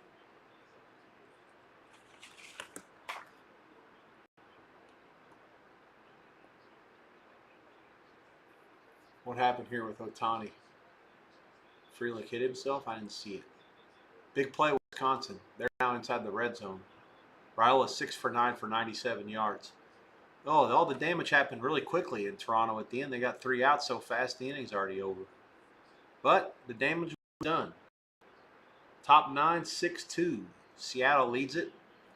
And they are 3 outs away from going back to Toronto, just needing to win 1 of 2 to move on to the World Series.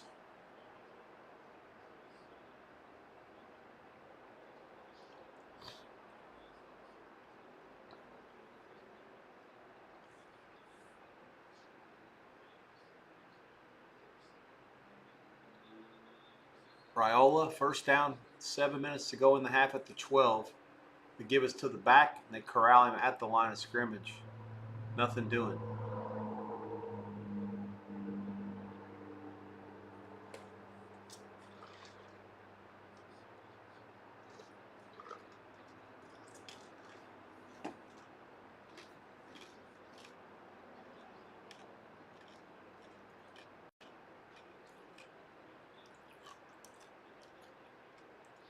Freelick pops up the bets, 2 down for Milwaukee.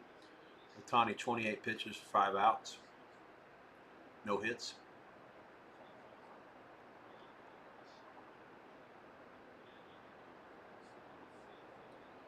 Still not giving me a box score yet, and I can't see well enough to know what's going on in Logan other than it's 2nd and 20. Penalty and then an incomplete pass. Canes have it, 10:40 to go, clock moving against Louisville. They're still the favorite in the live market. Whatever that means, I don't know. I think it's probably wrong. But I've been saying that since the first quarter when Louisville was catching points then even. Draw play. Gets out near the first down marker. Let's move on to the box and see what's happening. Okay, so they have 2nd and 10 at their own 36, 9 minutes to go in the clock. Back incomplete after Sharmar Brown's run for 2 yards on 3rd and 1 got them to move the sticks. 3rd and 17. Raiola has a screen to the receiver on the right side. Gobbled up. There's a flag coming in at the very end. That's going to be something against 57 Nebraska almost for sure. It might be after the play. Let's see what they come up with here. I'm actually going to give myself some audio for this. Tim Brando on the call here for Big Fox.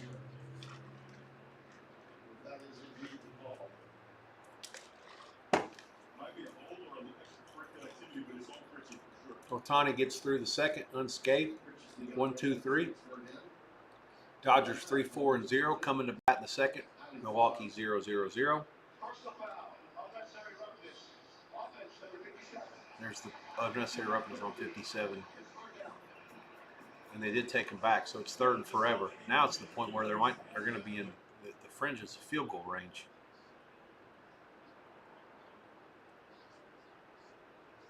Dex pass incomplete here, and it looks like we might have an injury. 9:07 to go. Yeah, so he's down. Daniels for Miami, 7. Was the intended receiver. 9:07 left, 2nd and 10, Canes at their own 36. Helmets off. Went to a timeout. Canes are pick 30 at Chris, 2 flat at Pinnacle. Total 47 over a quarter, 48 flat, 47 and a half flat. All over the place. Good consistent numbers. I see a 2.5 flat at Chris. At Circa. That seems absurd. But a lot of that stuff's the same in a 7-point game. If it's 9 minutes to go in the fourth, I think for sure it was. But not with 9:07 to go in the third. A lot of things can happen. San Jose, Utah. San Jose State. Oh, looks like, did we have a completion here? Yeah, and there was missed tackle, so 1st down. Come on, box score's not loading yet.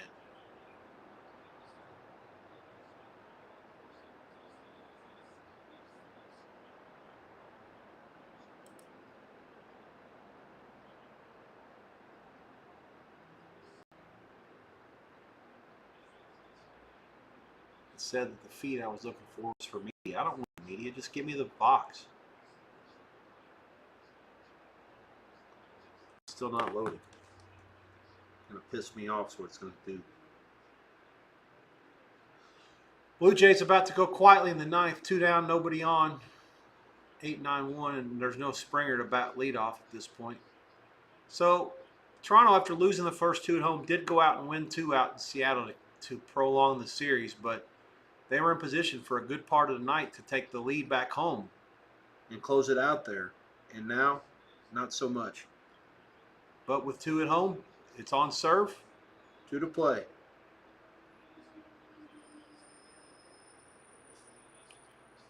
Third and 25, and we got a disqualification. What's happened here? PJ Flex losing his mind.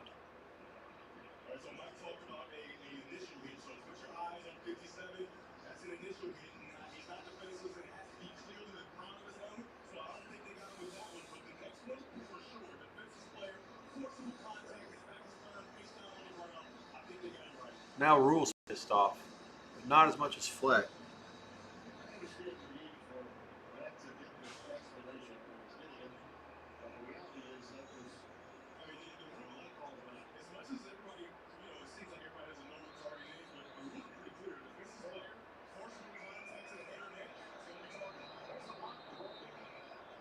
Third and 28 at the 29 for Nebraska.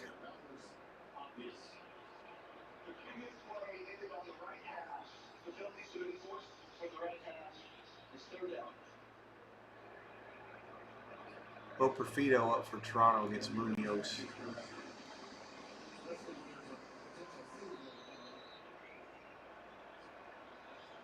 Yeah, Eget is in for San Jose. That was pretty much evident with the line going down to 3 at the end like that. Raiola down to the 11. Back into field goal range. Good work.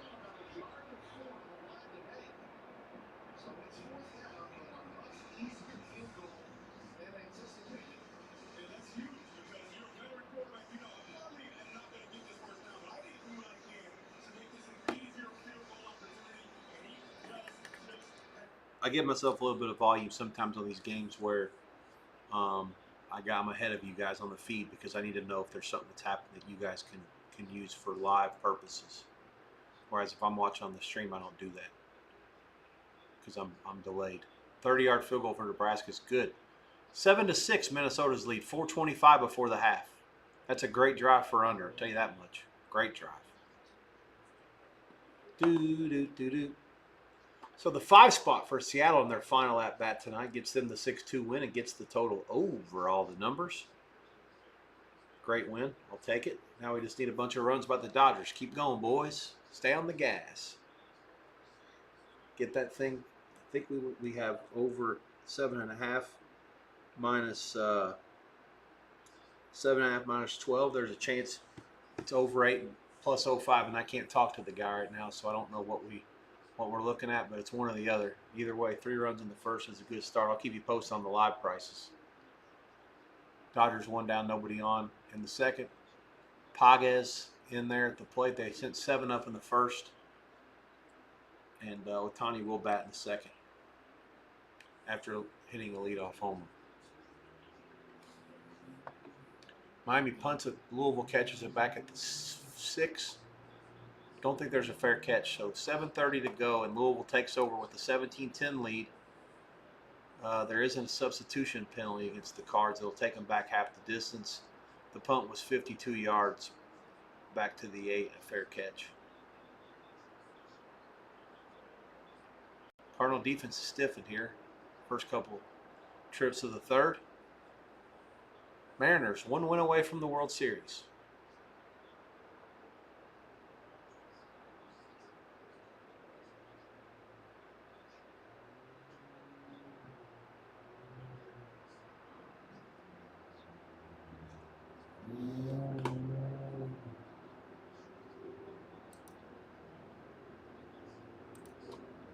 That game on Sunday, they're still waiting on the time. I don't know why. There's no other baseball game on Sunday. The National League. Oh, wait a minute. I'm fake news. There is. No, there's not. If there's another National League game out here, it's Saturday, and then they go back to Milwaukee if the Brewers were to win 2 to play on Monday and Tuesday. And Monday would also be Game 7 of the American League, with the World Series starting next Friday regardless. That I knew.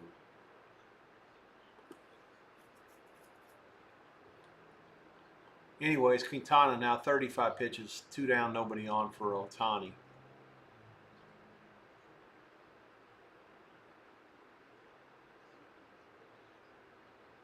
No pitchers yet, no information. If something pops up in the next hour or so, I'll let you know. But if not, I'm not going to sit here and sweat it all night about who's possibly going to pitch in Game 6 on Sunday.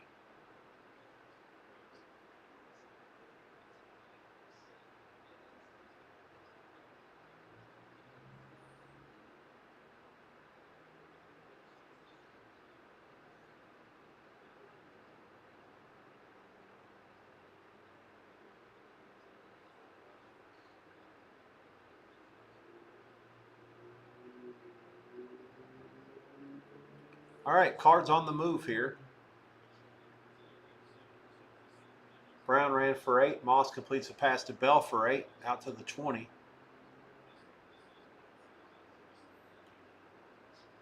Although we got a holding penalty against the Cards on the next play. So first and 20. Moss fires it out incomplete, hurried by Moat. 2nd and 20 at the Louisville 10. Cards up 17-10. They are the favorite in the live market now, though, 2.5. Total is 43, but this is the first time Louisville's been laying points.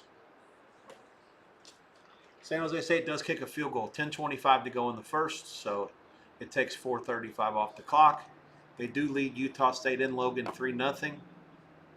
The drive was 51 yards and 10 plays.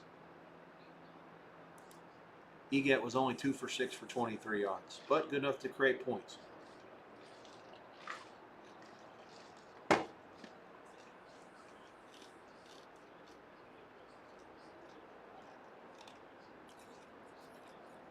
4 minutes to go before the half for the Gophers.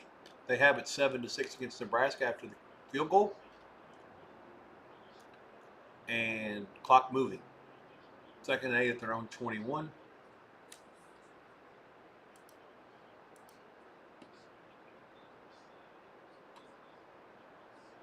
Moss throwing to Lacey, incomplete in the backfield. That's yeah, they were trying to run a screen. It wasn't even there. He just got rid of it. Miami, when you're playing from behind the sticks against them, their defense is absolutely ferocious. That I am sure about. But the key for Louisville to be in the game is exactly what they've been doing. No turnovers, no stupid mistakes. Take what's been given to you. You know, they throw a swing pass there, nothing there. I didn't see how Otani got on base, but he did. Betts flies out to center. And that will do it in the inning for the Dodgers. It's like a walk. No runs, no hits, no errors for Milwaukee. 3-4-0 for the Dodgers through 2. We go to the third. Dodgers 3, Milwaukee nothing. Live price anywhere between 850 and 950. Total around 9 under. Minnesota big play underneath. 3rd and 8. First down pass by Lindsey to his Y receiver. 3:20 to go. Clock moving. He basically doubled his passing output on one play.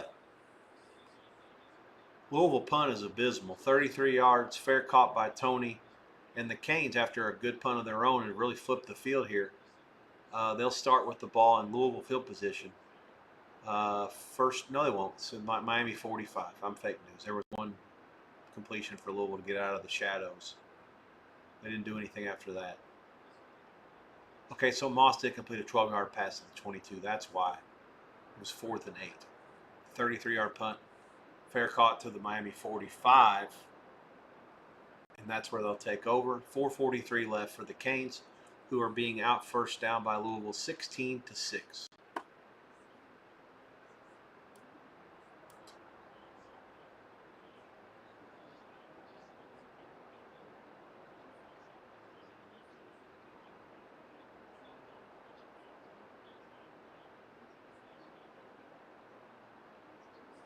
This game started out fast with a lot of scoring early and since really slowed down. One of the guys who I respect some tweeted out the last few drives going back to last year. It was like touchdown, field goal, touchdown, touchdown, touchdown, punt, touchdown, touchdown, field goal, touchdown, punt, field goal, touchdown, touchdown. And then as soon as he sent that, since then, blammo, just total mush. It's been like punt, punt, punt, field goal. INT, punt, punt, field goal, punt, punt. Hilarious.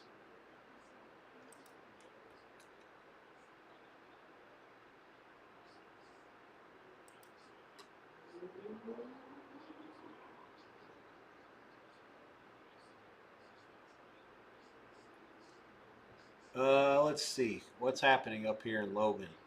Utah State 3rd and long. 8.5 to go in the first. They trail San Jose 3-0. San Jose 2-4 on the year. Bronco and his Aggies are 3-3. They are 6th from the bottom in the country. Less than 30% on 3rd downs. Not a very ideal spot to be in 3rd and 14 if that's the case.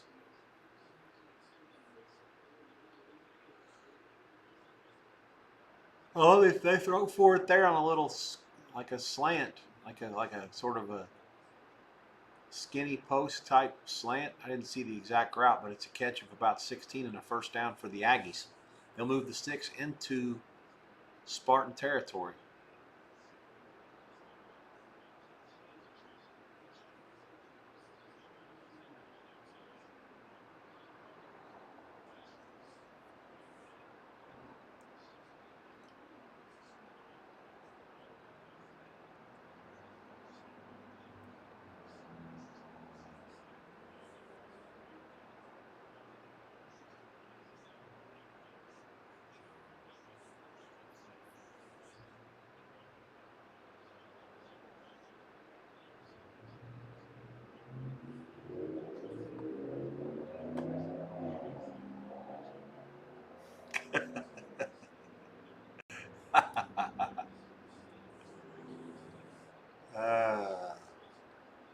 Game 6 Sunday, 8 o'clock Eastern Time on FS1.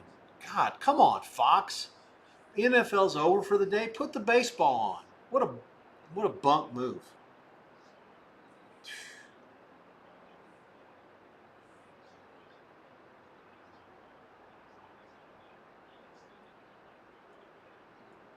God, that doesn't make any sense. Ah, shit. All right. Anyways, that's your Sunday night baseball FS1. I'll watch it on SN, I guess, again. 8 p.m. Eastern Time, which probably means 8:08.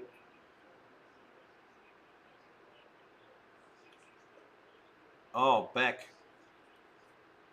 Complete for 15 yards to Marion, and they're going to tack on 15 for roughing the passer.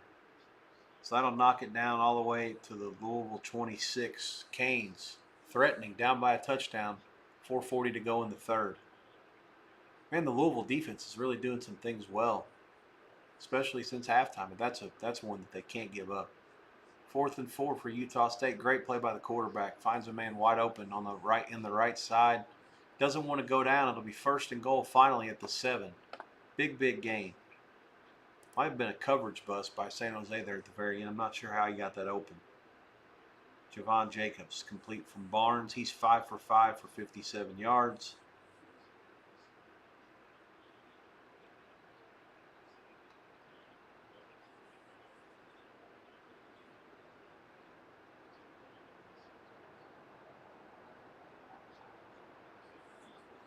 It's the back, I guess, so I'm not really sure. Now they're banging it down there inside the pecker line. They're huge favorite to get a touchdown. Oh, here it comes. So they converted their only 4th down, 2 for 3 on 3rd.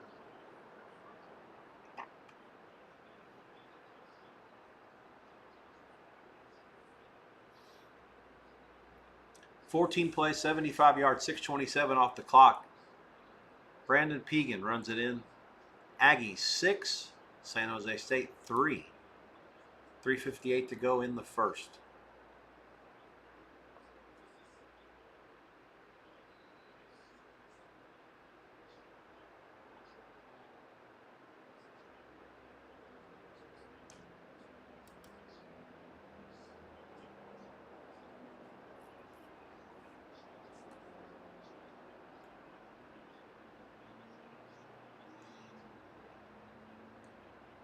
I just don't know how, like I said, outside the big plays, the game is just a physical game with not a lot of offense.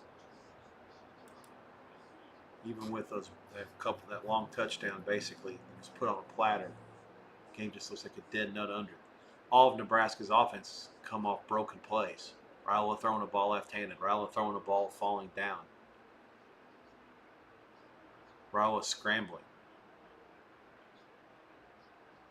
Minnesota tried to run them. Kind of a sweep off the right side.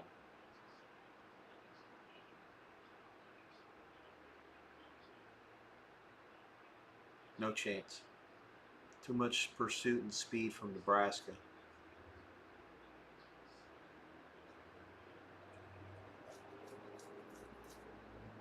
Aggies make the extra point.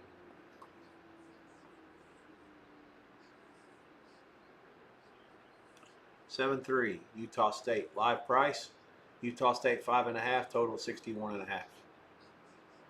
Canes in the Louisville red zone. Let's see what's happened here. I'm messing everything up. There's a penalty. 2:21. False start. So that made it 3rd and 2, 3rd and 7. Beck threw incomplete to Daniels. And the Canes have to settle for a field goal. They do make it. Carter Davis from 41. 6 plays, 32 yards, 252. I'm sure after all the Louisville help with the penalties, Miami disappointed to only get a field goal, but such is life. The Louisville defense has played well. Louisville still outgained Miami 269 to 237, and first downs is 16-8 now. Carson Beck 14 of 20, 196, no touchdowns, 2 picks. Louisville 17, Miami 13, 151 to go in the third. Live price, pretty close to a dead nut pick. Got pick 17 Miami at Chris 1 -07, which is dog money on at Pinnacle. Circa pick 20 on Miami. 43.5 the total. That's pretty much painted.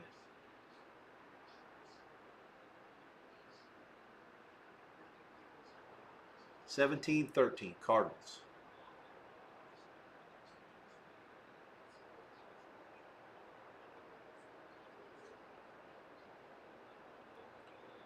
$7-6 Raiola takes a shot for the Minnesota punt. Great play by the defense, knocks it down. That'll be nearing the half. Before it gets to the half, let me take a quick intermission. I'll be back in about 30 to 45 seconds.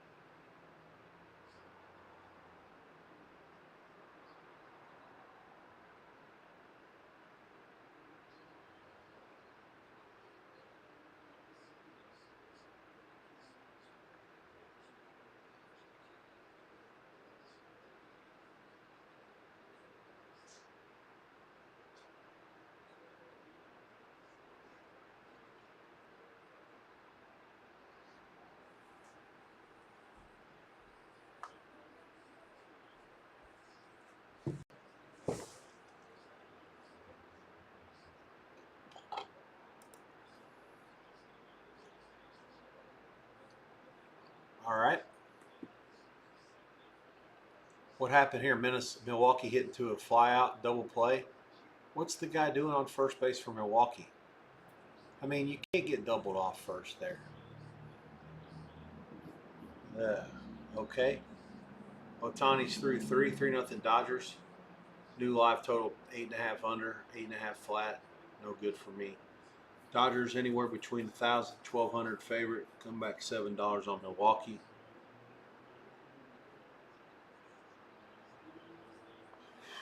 Let's see. Cardinals take over after the touchback at their own 25 against Miami. Let's see what happens here. Miller Moss incomplete. Miller Moss incomplete again. 3rd and long. Not good.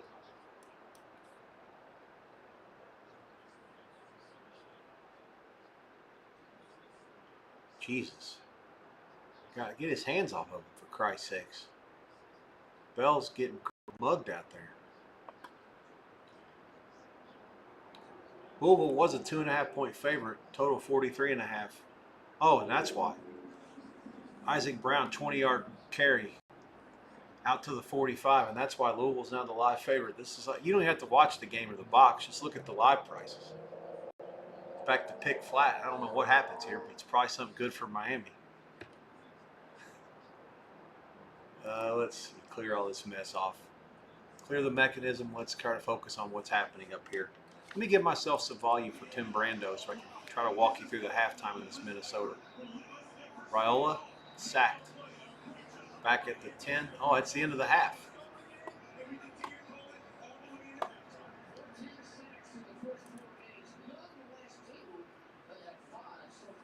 Raiola's been sacked 5 times.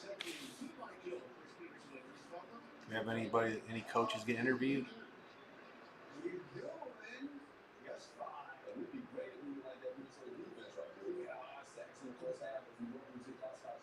All right. So, halftime in Minneapolis, the Huskers did defer. So, looking at the drive charts for this game, punt, touchdown, punt for Minnesota. And their longest sustained drive outside the one big 80-something yard carry was the 9 plays, 27-yard drive before the punt on their last time with the ball. Nebraska punt, field goal, half. And their 2 punts were both 3 and outs. Their field goals were both long drives, 642 and 528, but only again resulting in 3 points each. Yardage 154 to 147. Again, 71-yard carry by Taylor is basically the difference in the yardage output. Other than that, Nebraska's been a slightly better team. Again, that means very little in this kind of game. I know that there was good money both ways. The money I respected probably the most was on Minnesota. And this game obviously closed lower. Halftime line is going to be coming shortly. I'm guessing Nebraska is going to be about a 3-point favorite. Sorry, 3.5-point favorite. Given that they're down by 1, I can't see it being as high as 4.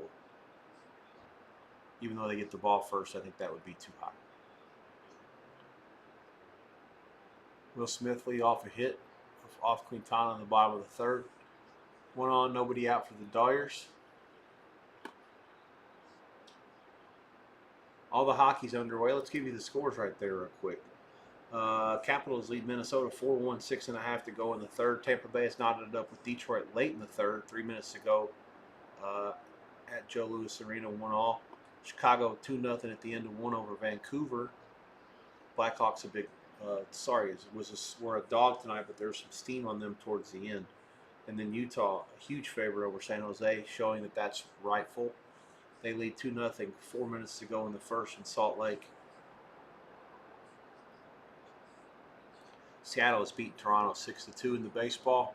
They will go Seattle will go to Toronto with a 3-2 lead in the series. Blue Jays with both the last 2 at home with a chance to win the series. Base hit for Freeman. Dodgers in business here in the third, 2 on, nobody out. They're on the corners. If the Dodgers win tonight, their next game will be a week from tonight in the World Series at home. If not, then they will have to go. No, they get one more chance to close the series out tomorrow. Games 6 and 7 would be in Milwaukee if the Brewers win 2 in a row here. Quintana's night's done. 3 runs, 6 hits, no errors, 2 on. Still, he got 6 out and gave up 6 hits. Dodger offense relentless. And, of course, Ohtani has thrown 3 shutout, and he's also hit a ball 447 feet. Not human. All right, so Nebraska 3.5, not surprised by that. 4 would be a take with Minnesota. It's not that high. I actually lean Minnesota, but not enough to recommend them at this level. 3.5 is the price. There is a 21.5 on the total and 22. 22.5 also exists. That's 30. The difference between 34.5 and 35.5. I lean under, but I like the under again live in game, and we're talking closer to 40. Much better than I do now. Anything can happen. Overtime's in play. Do I think it's too high? Yes. Do I think that it could go over? Also, yes. So, for me, that's a pass. Louisville, Miami, end of the third quarter.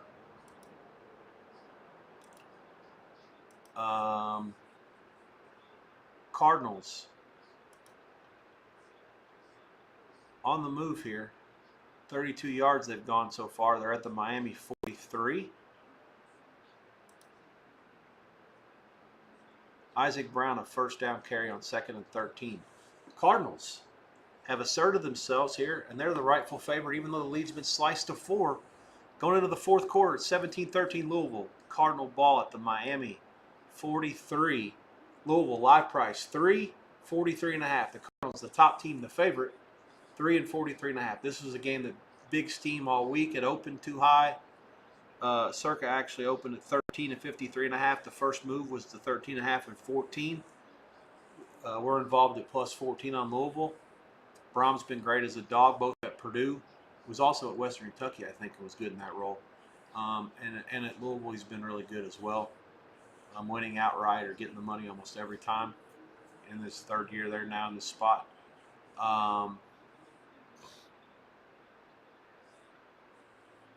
Let's see. And, the Canes off of bye. They've only played 1 game in the last 27 days. A little bit of ring rust. Not shocking, none of it.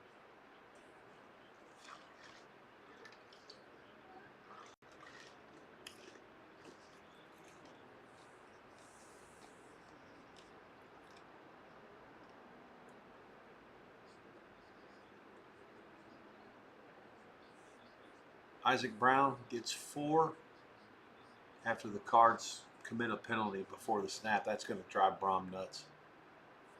God, he actually had room to do something with it there, too. So 2nd and 11 after the penalty.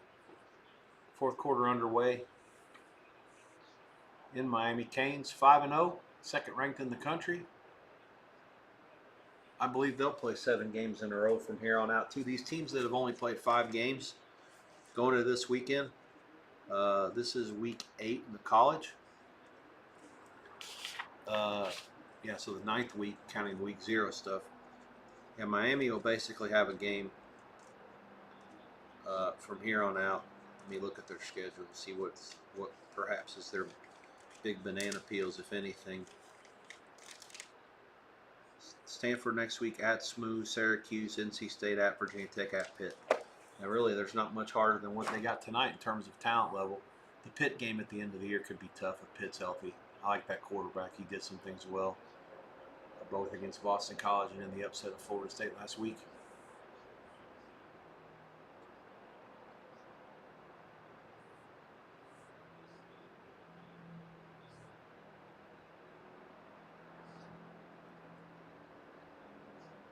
Edmond took a vicious swing at the fastball up in his eyeballs from Patrick.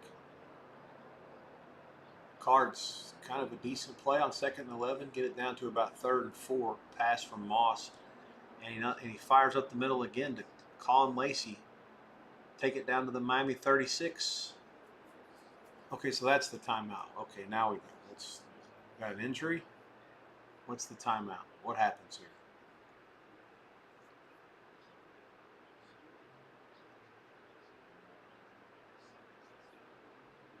Hang tight. I'm going to find out what happens. The box score is not telling me anything. It's 3rd and 3. Card, shotgun, back offset to the right.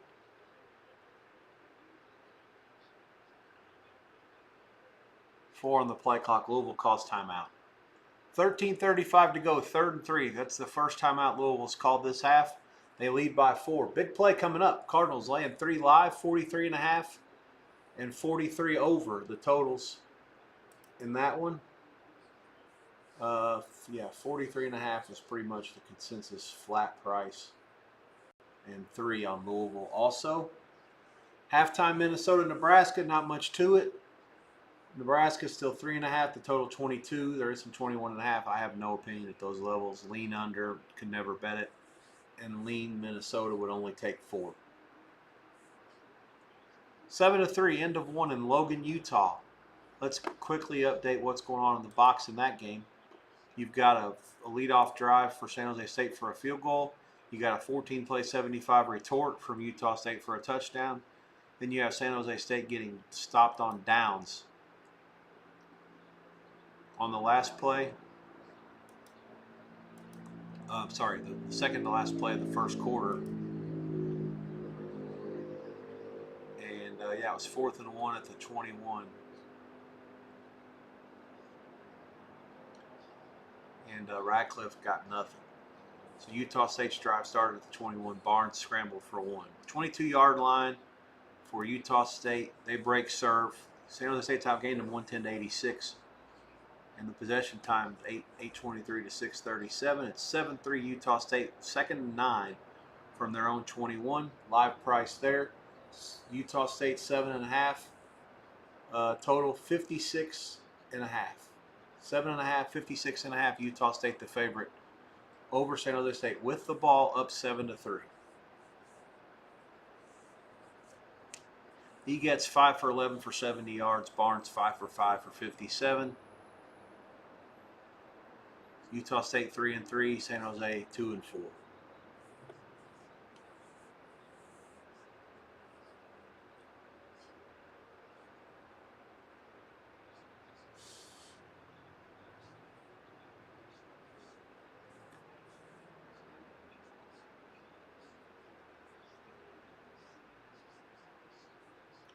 Something must be ready to happen in this Louisville game. Everybody knocked the live line off immediately. Oh, there it is. There is something that just happened.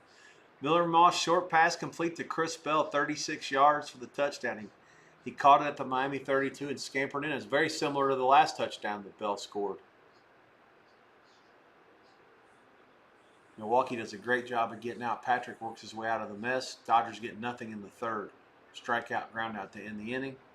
3-0 Dodgers. Nothing across from Milwaukee. 3-6-0 for LA. They go to the top of the fourth.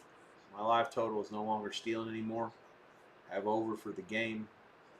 The live price is almost the same. 8 flat, give or take. I guess I have a little bit the best of it. 7.5 over 15. Let's see. Let me watch this Louisville touchdown. So they call a timeout to set this up, huh? Miami blitzed a couple. Oh, missed tackle. And then their speed. That reminds me really a lot of what happened last night. With the Bengals threw a similar pass to T. Higgins, and he kind of caught it and then went right to the middle of the field. He just outran everybody. The time they got there, it was too late. Extra point good. And Louisville threatening to win this game outright as a double-digit dog. They now lead. Brad Powers, good comment. Classic Jeff Braun performance, classic Mario Cristobal performance. Kudos to those who bet it. Yeah. So, 24-13 Louisville, the new live price. 5 minus 30 at Chris, 6 flat at Pinnacle, 47. 47.5 is your two totals. Both exist. 13:27 to go. Plenty of time for the Canes to come back and win it, but they've never led for 1 second in this game. And it certainly doesn't look good at this point.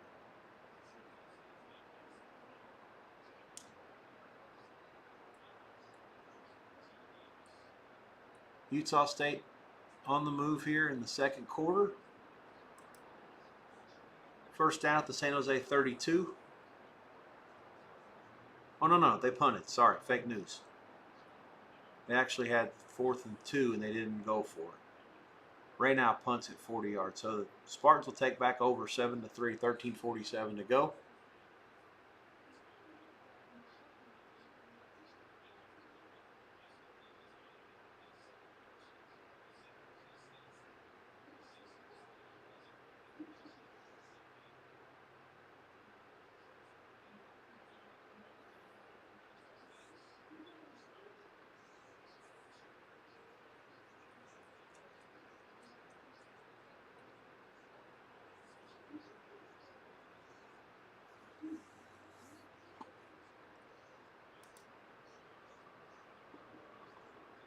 Here comes the under steam in the second half of Nebraska, Minnesota. Paradise Wagers now 21.5 under 15.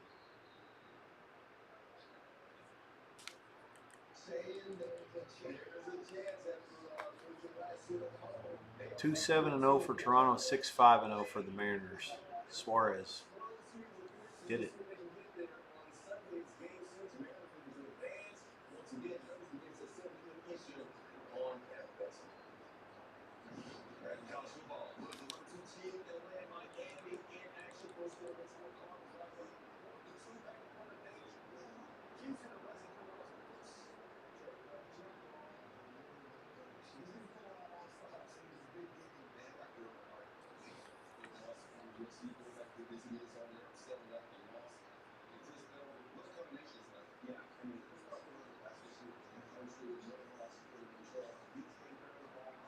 Canes 2nd and 4 at their own 31. 13 minutes to go, plenty of time, but they do have to get points and they got to get stops from here on out. The margin of error has pretty well evaporated for Miami at this point. I see 4th and 1 at the 34 play under review, so Beck scrambled there. It's close to the first down. I guess we'll see it in a second. Milwaukee has gotten their first hit of the night.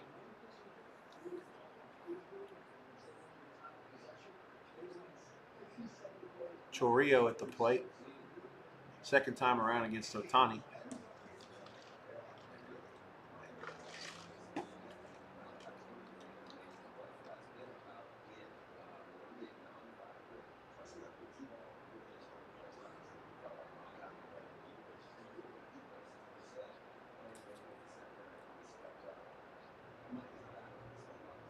I think that's going to be a first down. The spot to me didn't look very good. Nope, they didn't give it to him. 4th and 1 at the 34.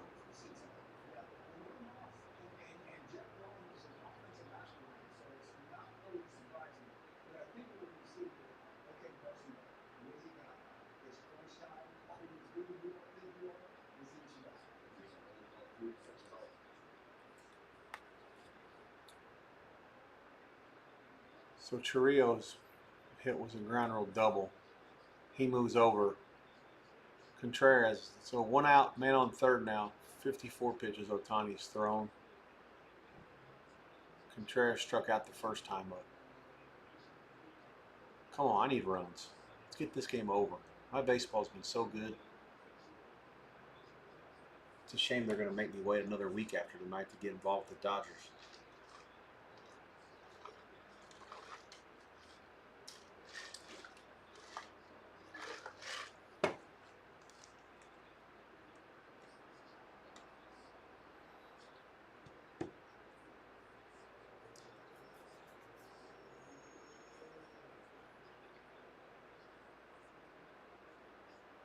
San Jose State takes over after the Utah State punt. Run a little draw for about 8. Canes. Charmar Brown up the middle for 2 on 4th and 1, first down.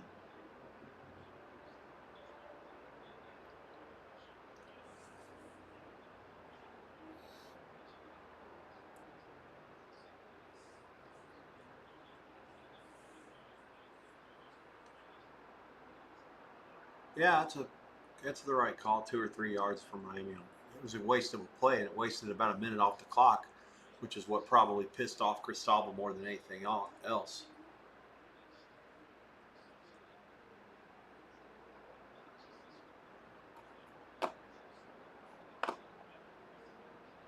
Detroit beats Tampa in the hockey 2-1 in overtime, so Tampa Bay gets the loser point.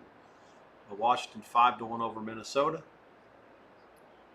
Chicago 2-0 mid-second against Vancouver, and Utah 2-0 over San Jose at the end of 1. Beck was borderline sacked. They call it no gain, I guess. And then he completes a pass for 9 yards to Tony. Out of bounds, it'll be 3rd and 1 for the Canes at their own 45. Clock moving. It's starting to become a little bit of a factor, at least. They've had the ball almost 4 minutes on this drive. Got a penalty flag coming up here.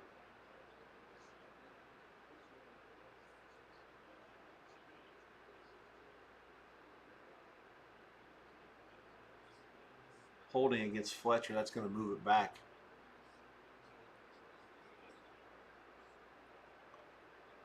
So Tony with 7 for 121 has had a monster night. The rest of Miami's offense really hasn't given much of a contribution. Beck 16 of 22 for 211. His pass is incomplete on 3rd and 11.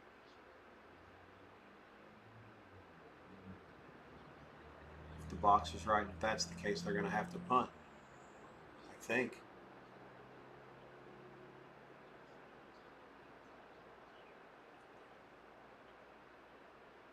Yeah, there's the hold. Can't argue with it. Sure as shit it was a hold.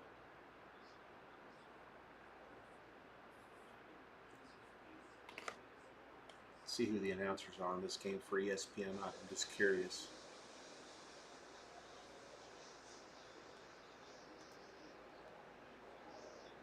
Fuck. It's a frustrating practice, boys. Oh, F you.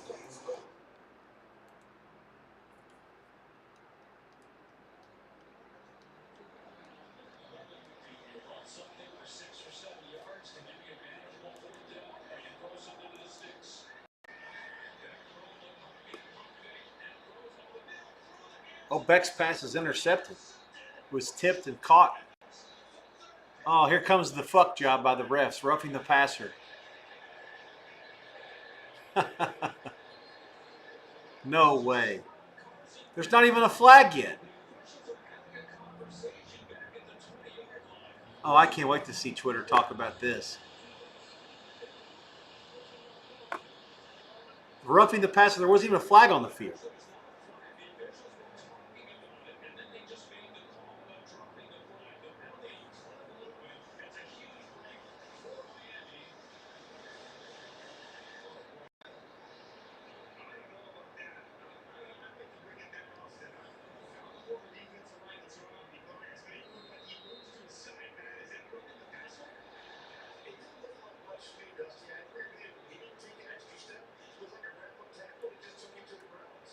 That's terrible. Louisville just got cheated.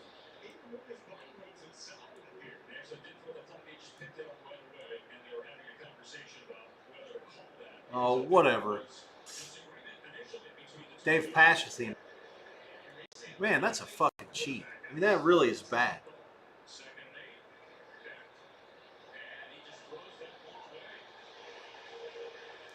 Miami fans are booing him. It's funny. All right. I don't need this. Come on. Okay. All right. So 4th and 4. It looks like Beck threw incomplete to Fletcher. They completed it for 4 yards of Daniels, and then they threw incomplete to Daniels. And so the Cardinals will take over on downs unless they do something else here. I don't know. I got nothing. The box scores too. It's confusing me. I'm just going to watch it with my eyes, even though I'm on a delay here. Third quarter underway in Minneapolis, 7-6. Goofers. Nebraska starts with the ball first in the second half. 3rd and 2 at their own 33. 1 minute in. Nebraska averaging 12.2 yards to go on third down. That's why they're only 1 for 6 on third downs. This one's a lot more easy to manage, and they do get it. Out to the back, complete, skips around, bangs his way out. Oh, he's broke a tackle. Now he's out to the 45. Give him 12. First down, Huskers.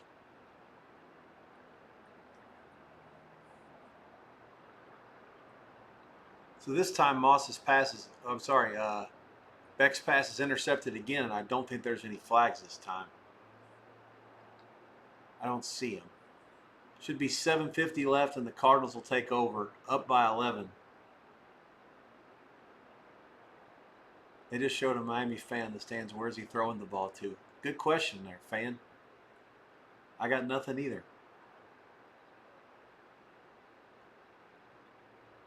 I mean, there's dudes all over the place. There's more white than there is orange.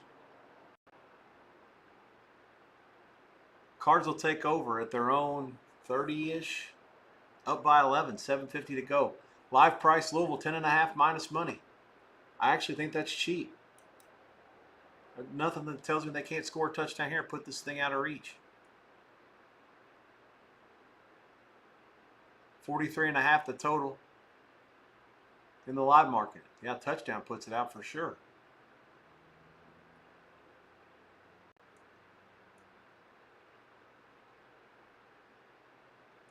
This Patrick's mowing the Dodgers down. This is terrible for me. Kike Hernandez didn't have a chance. Now he's going to strike out Paez, so he did. This guy's in the zone. Maybe Otani will hit 9 miles like he did in the first.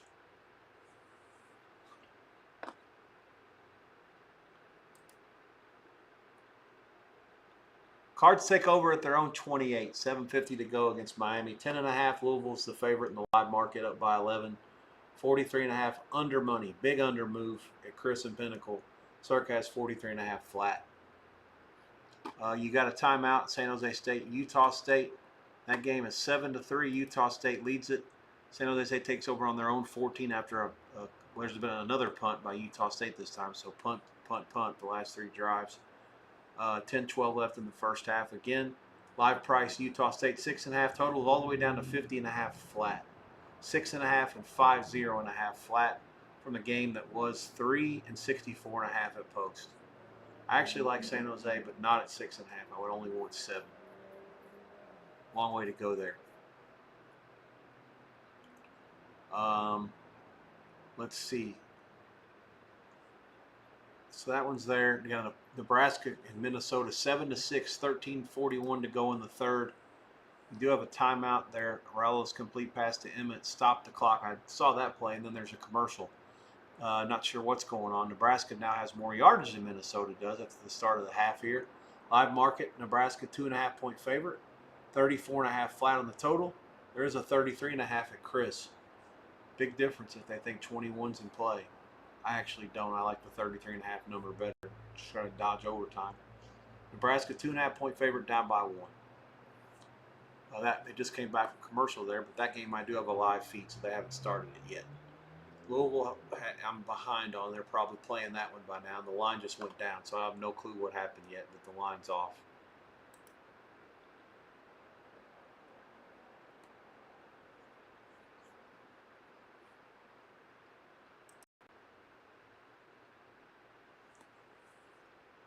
Oh, they fumbled?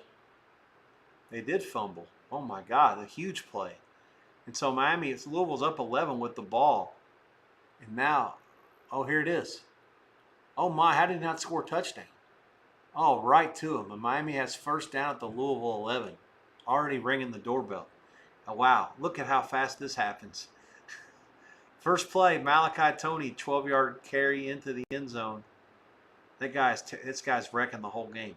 He's got 7 for 121 receiving, and now he has a 12-yard rushing touchdown. 7:37 left, and the Louisville turnovers cashed in. So literally the TV timeout at 7:50 to go with Louisville with the ball up 11. And now, the one thing that couldn't happen is what happened, and now Miami's right back in it.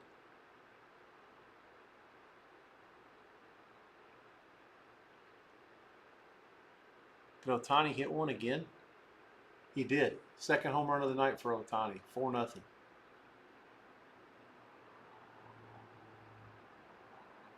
That's incredible. The guy's an absolute he's an absolute legend. All right, so Louisville now. That's their first fumble of the night, their first turnover of the night.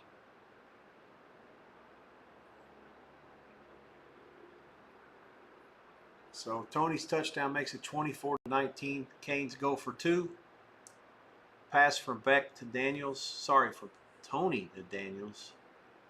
I haven't seen it. Must be some razzle-dazzle. All right, 24-21. The Louisville lead is sliced to 3.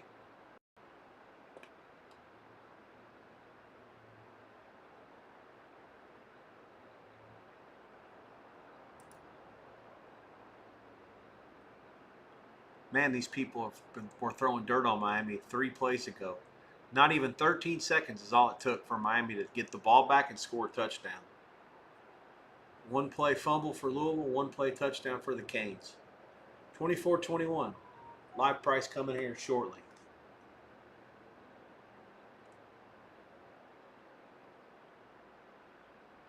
Wow, he's the one that threw the touchdown, the conversion too. That's great play.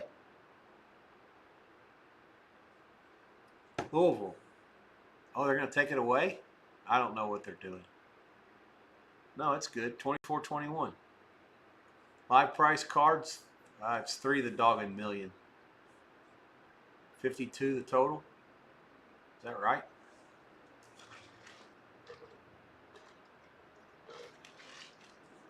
Nebraska punts it down inside the 2. Minnesota will take over there up 7-6, 11:19 left before earn the third quarter. I cannot believe how quick this game swung.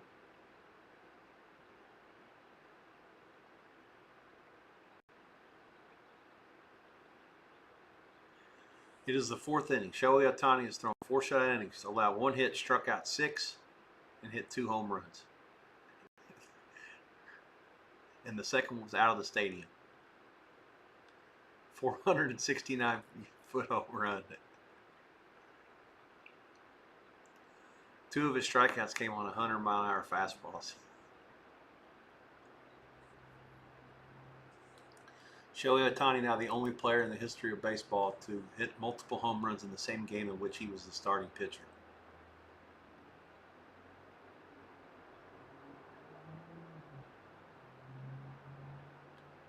That's just crazy. It really is. All right, let's see what the Cardinals can do here. Their lead's been sliced from 11 with the ball at their own 28 to 3 with the ball.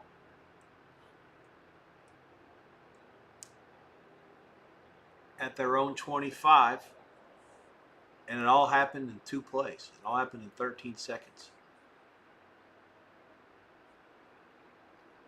I actually have to listen to the call here. Forgive me. Awful Announcing just tweeted about it. I have to see it. I have to hear it. I didn't see it. I already saw it. I just need to hear it.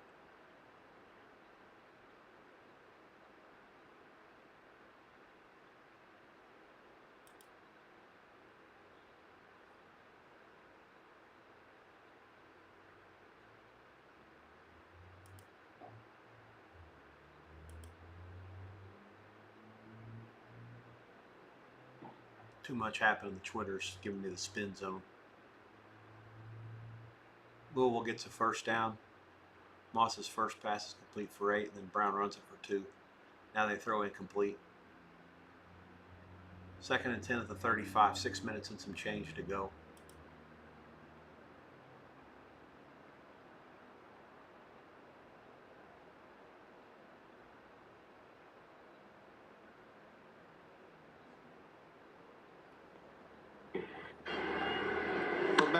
Oh my goodness! Shohei Ohtani! Wow! Oh my goodness! Shohei Ohtani! Wow! All right. From Mass Cam. Now I can't see it. Okay. Let's see. We got the Nebraska drive about to start. Minnesota 7-6. Nebraska actually the favorite, even with Minnesota having the ball up 1. 1.5 minus 20, 31.5 the total. Got a timeout in the Louisville game. Not sure who calls it.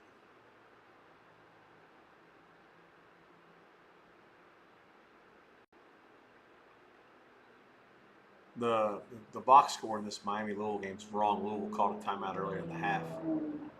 It says timeout official again. It's both showing both with 3. That's not the case. Taylor out of the men's zone for Minnesota for a gain of about 5. He started backing up once he got to the 3, and nobody even touched him. Kind of nuts. It's going to be Louisville that calls the timeout. Their play clock was running down. 6:12 left in the game. In regulation, at least 24-21 Cards by 3. They have 1 timeout remaining now.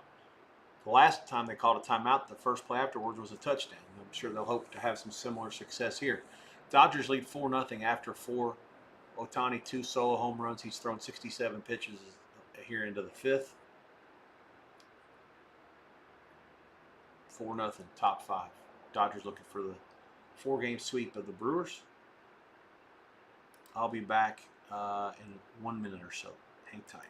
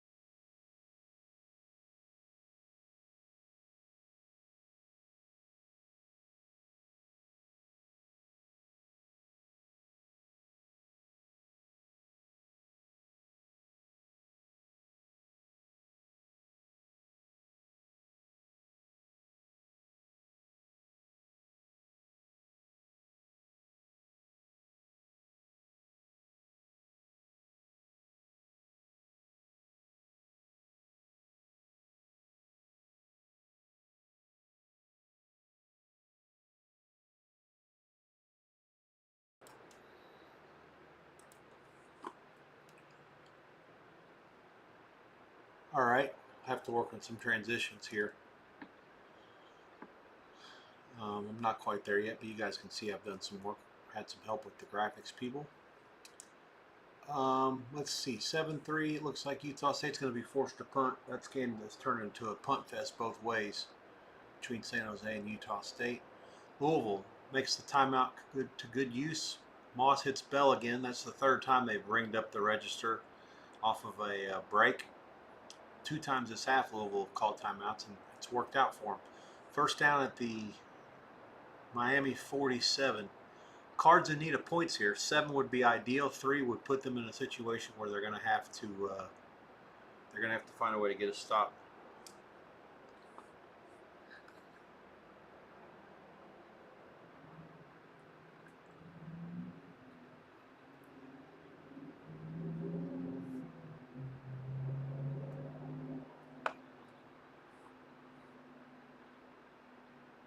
Yeah, Bell, what a player.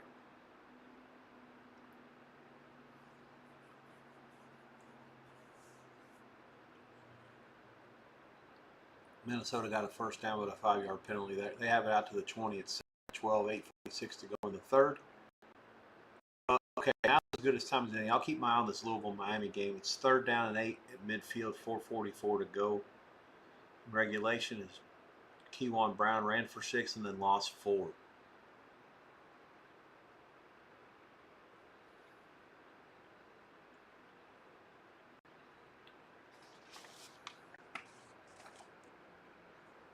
Game's going to go screaming over the total probably if I go to overtime.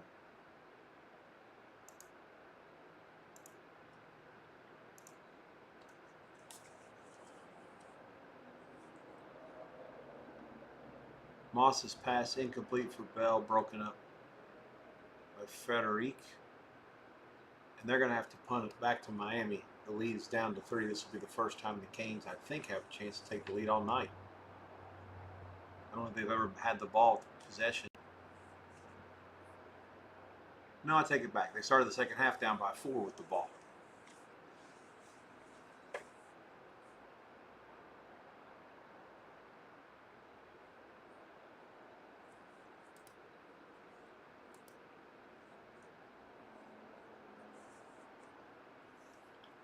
My timeline's getting flooded with some college basketball exhibitions tonight. I do not need to see that. I really don't. It's way too much of this. It's October the 17th. I mean, they're going to be playing college basketball for 6 more months.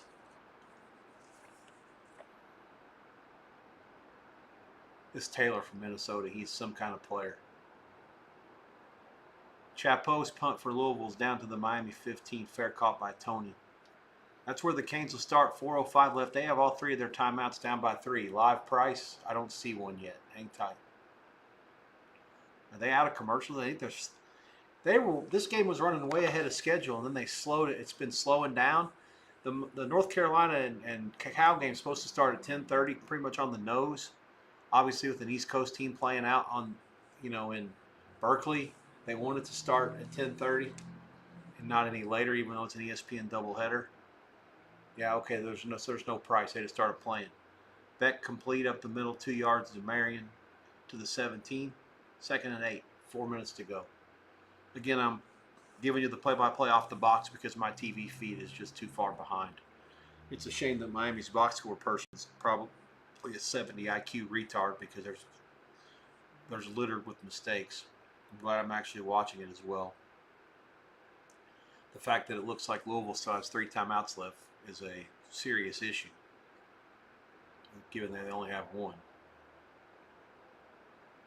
I shouldn't say it could be a serious issue.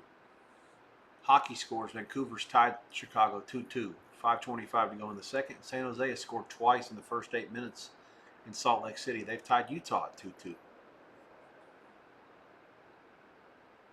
4 college football games tonight. North Carolina and Cal. No movement in the line. 7.5, 46, 46.5. The total in Berkeley. Carolina again 2-3 on the season. 0-3 against power conference teams. Not having threatened much yet. Watani 2 for 2, 2 solo home runs, a walk, 5 innings pitched, 8 strikeouts, 2 walks. I mean, words don't even describe how good this guy is.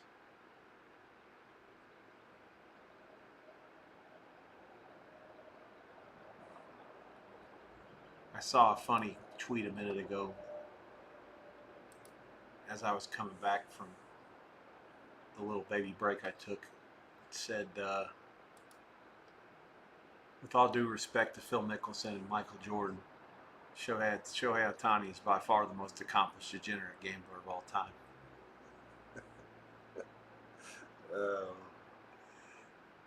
Because let's face it, Phil and Jordan are 2 really accomplished guys with a lot of money. Shohei also a lot of money.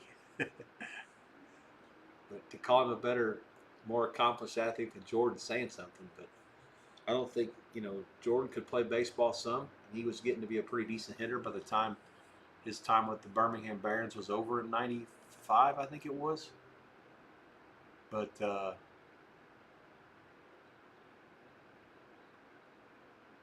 yeah, Ohtani does things with the baseball that just haven't been done.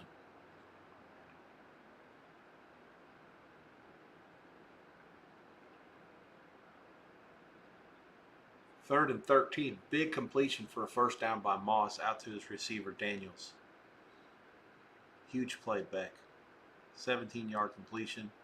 Way too much time by the Louisville defense to give him to throw there. Beck now completes it to Daniels again for 3, and then again for 11 to Marion. And that's out to the 43. Now he scrambles for a yard. It'll be 2nd and 9 at the Miami 44. Canes with all their timeouts left. And this is going to take it down to the 2-minute warning. I feel like the wind blew some dust in my eye. Or the fan, sorry.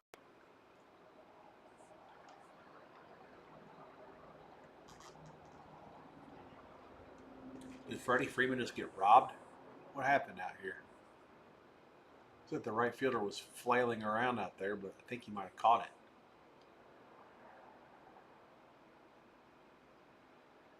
No. It wasn't Freeman either. Oh, it was. It was.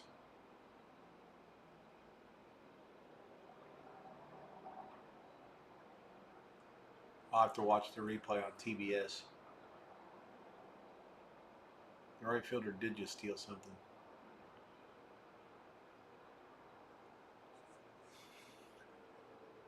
Against Edmond. Okay, 24-21. Let's set the table. 2nd and 9 at the Miami 44 for the Canes at the 2-minute warning. Circa does have a live lineup. They have Miami pick 16. So I guess it's Louisville pick 14. It looks like a 30-cent line. I don't see anybody else really dealing it that I respect or trust that are taking any kind of a bet. No Pinnacle, no Chris. I see Caesars has 2.5. That may or may not be current. Looks like it might be. Buckeye picked the dog money. Pick Louisville a quarter. Let me clear the mechanism here and see what it looks like when they start playing again. 2 minutes to go. Miami, all 3 timeouts left. Miami's are getting out first down, 21-13. The Canes have 3 first downs on this drive alone, I believe. And let's see if Beck can get it done here. He's 21 for 30, 248, and 3 picks. I'm against the Louisville defense. I don't think that they will, but I mean, I don't have confidence in Beck in this spot. I think the Louisville defense is good enough to find a way to stop him. I like Louisville live. And here, the way that you're dealing with it is if Miami kicks a field goal, obviously Miami's going to be the favorite in overtime, but Miami's got to get probably 30 more yards so they get into field goal range.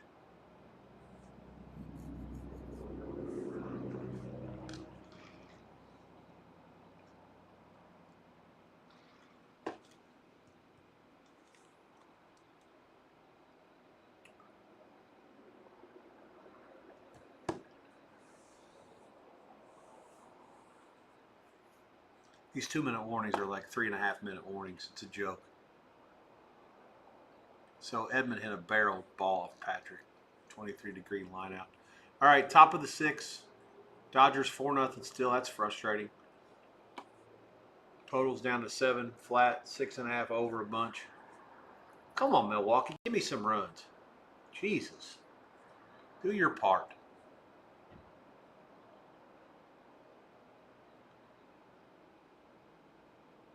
Wasn't really robbed him a homer. He just kind of jumped up and caught it. Quarterback gets away, running, rolling, firing.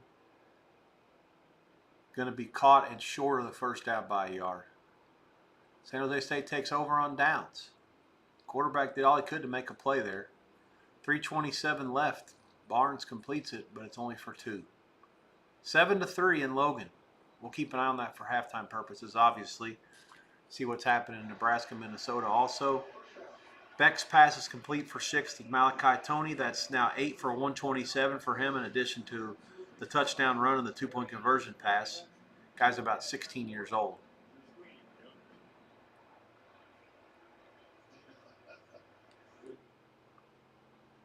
Beck complete to Tony again.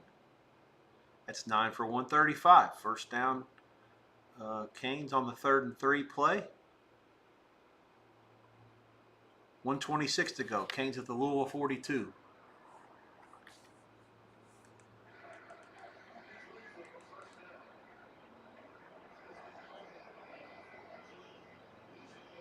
Minnesota banging their way down the field here to the red zone of Nebraska, up 7-6, 3:15 to go, third quarter. I'm starting to think if Minnesota scores another touchdown, they're going to be really tough to catch. Man, this Tony is such a good player. Back to Daniels, 3 yards. So everything's short, dinky-dunky. It's all fine and dandy with all the timeouts they've got left, but at some point they're going to have to take a shot. They're going to eventually kick a field goal.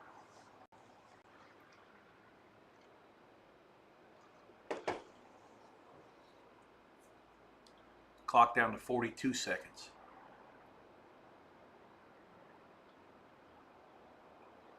Beck complete to Lyle.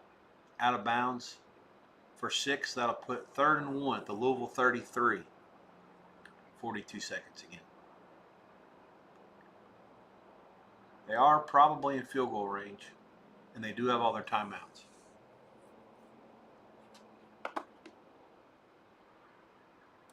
And I am calling this to you guys off of the box score, not the TV.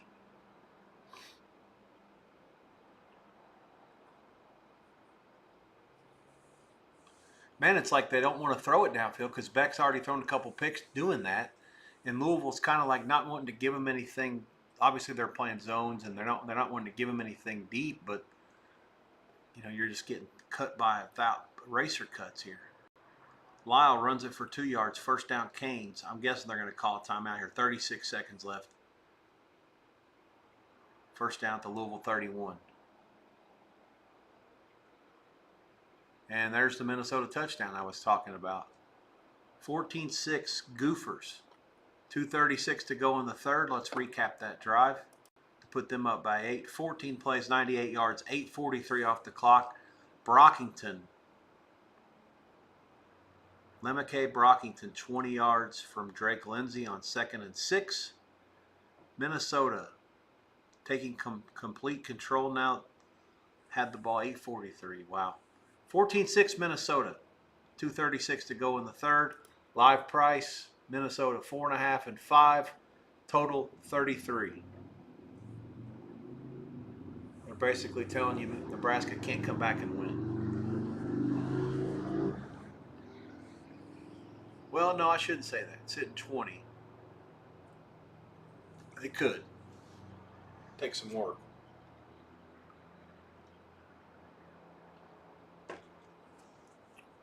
$17-14 is the only way they could win and stay under. All right, so Miami does call their first timeout. 1st and 10 at the Louisville 31. They have 2 left, 36 seconds left. There is no live line that I see. Let me look a little harder. They had it up and they don't. Looks like there must have been a short timeout. My own fault for not being fast enough. Let me look at the last line. Last line.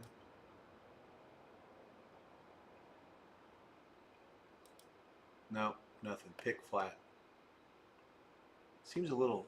At that point, Miami should be more of a favorite because they should make the field goal from here. Oh, well, there you have it. It's offline again because Beck is intercepted. I'll find out what happens here.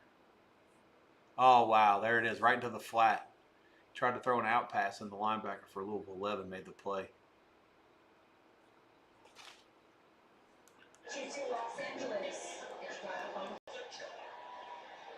Yeah, that'll likely do it. 32 seconds left. They'll be able to knee this thing out.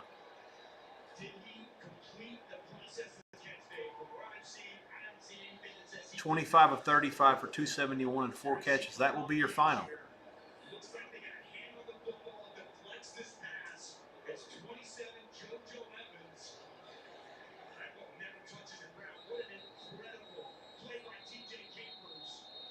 They're saying the kickoff in Berkeley will be at 10:40, so it's still 20 minutes from now. Otani mows his way through the sixth again. 4-0 Dodgers, bottom six. 6.5 flat. The total.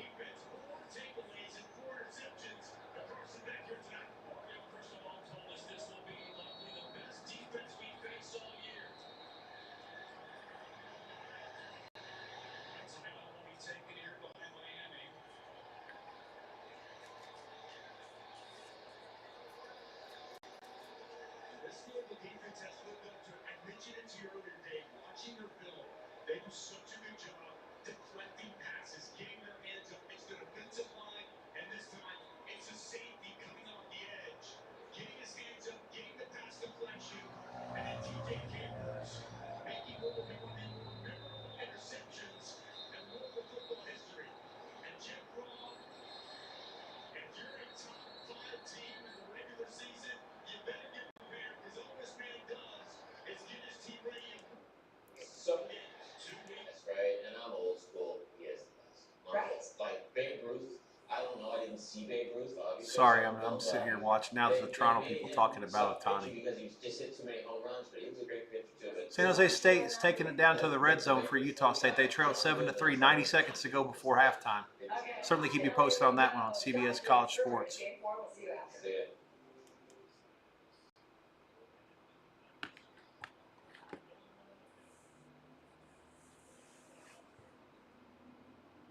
Oh, they're just now putting that on Sportsnet. Literally just now. They're going to come back after the game. That's kind of funny, but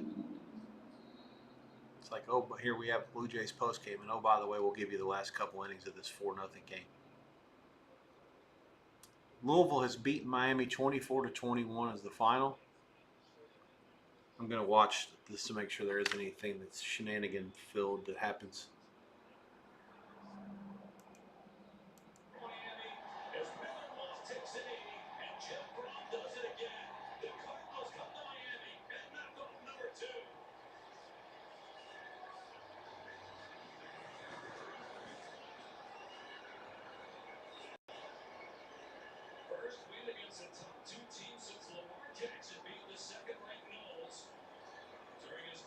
Oh, didn't he score like 63 in that game? They beat Florida State back in 2016.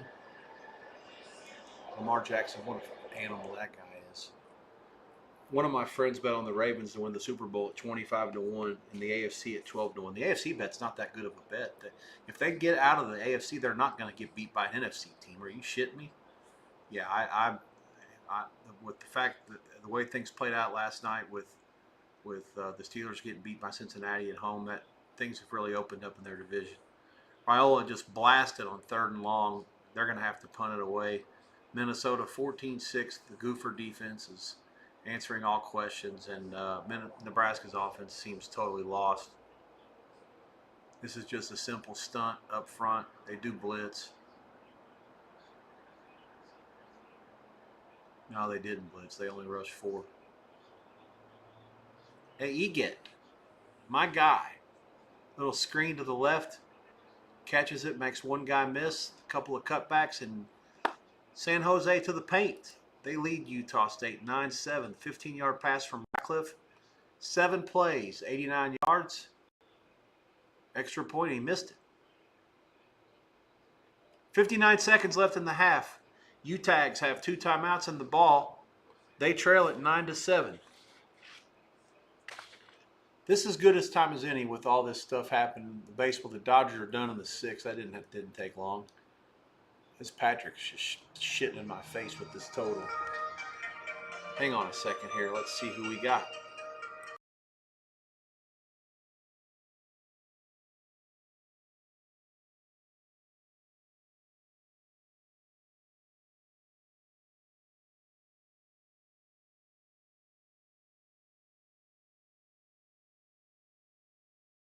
No, they're okay.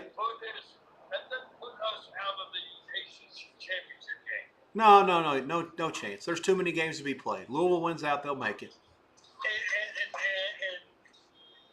we should be favored in the rest of our games. I don't disagree with that. Probably. Yep.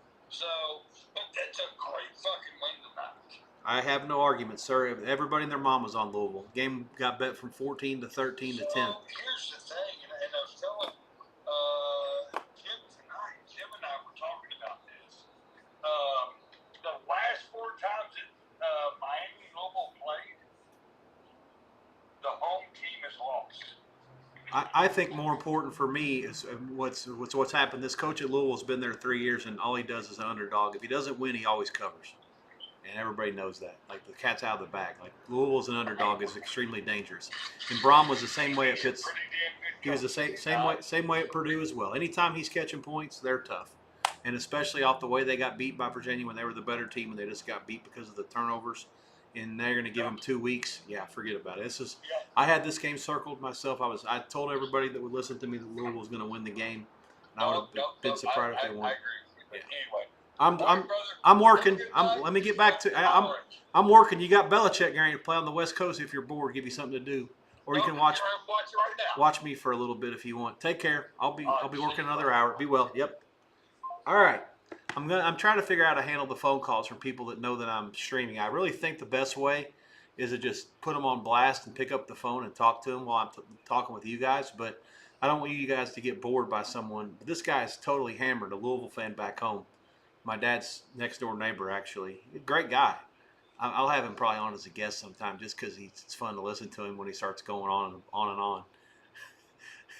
He's God bless him. He's not the sharpest guy on earth, but he wants to fit in. He wants to like the stuff. He wants to be involved, and every once in a while he comes from left field with an observation that makes sense. He was just so happy that Louisville won tonight. He wanted to call and celebrate for a minute. So, hey, good for him.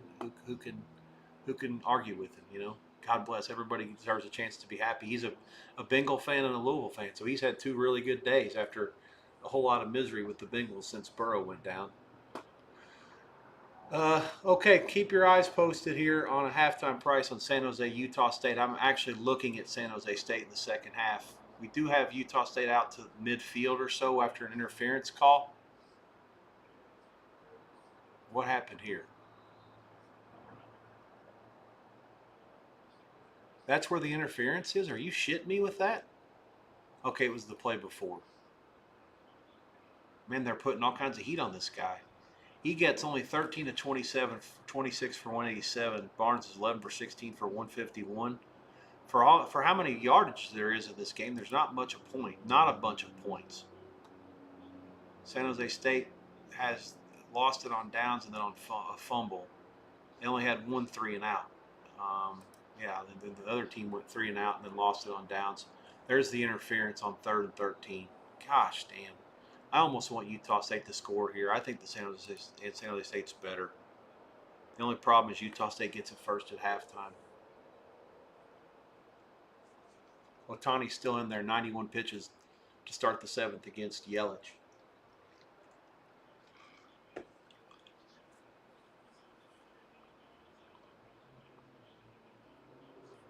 Oh, Yelich on base. Did he walk?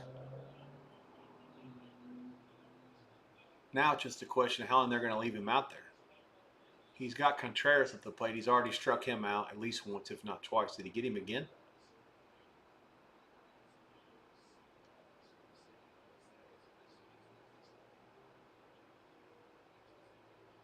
Oh, man. Looked like maybe a swing.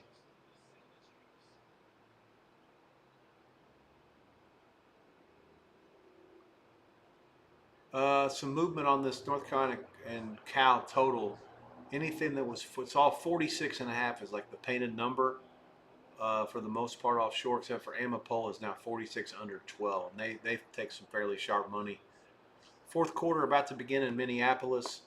The live price, Minnesota 7.5, 31.5 under a bunch. Goofers, 2nd and 7 at their own 41. I formation, Lindsey hands it back to the back. This is the backup, I think. Number 7, Ijaboy. Ijaboy?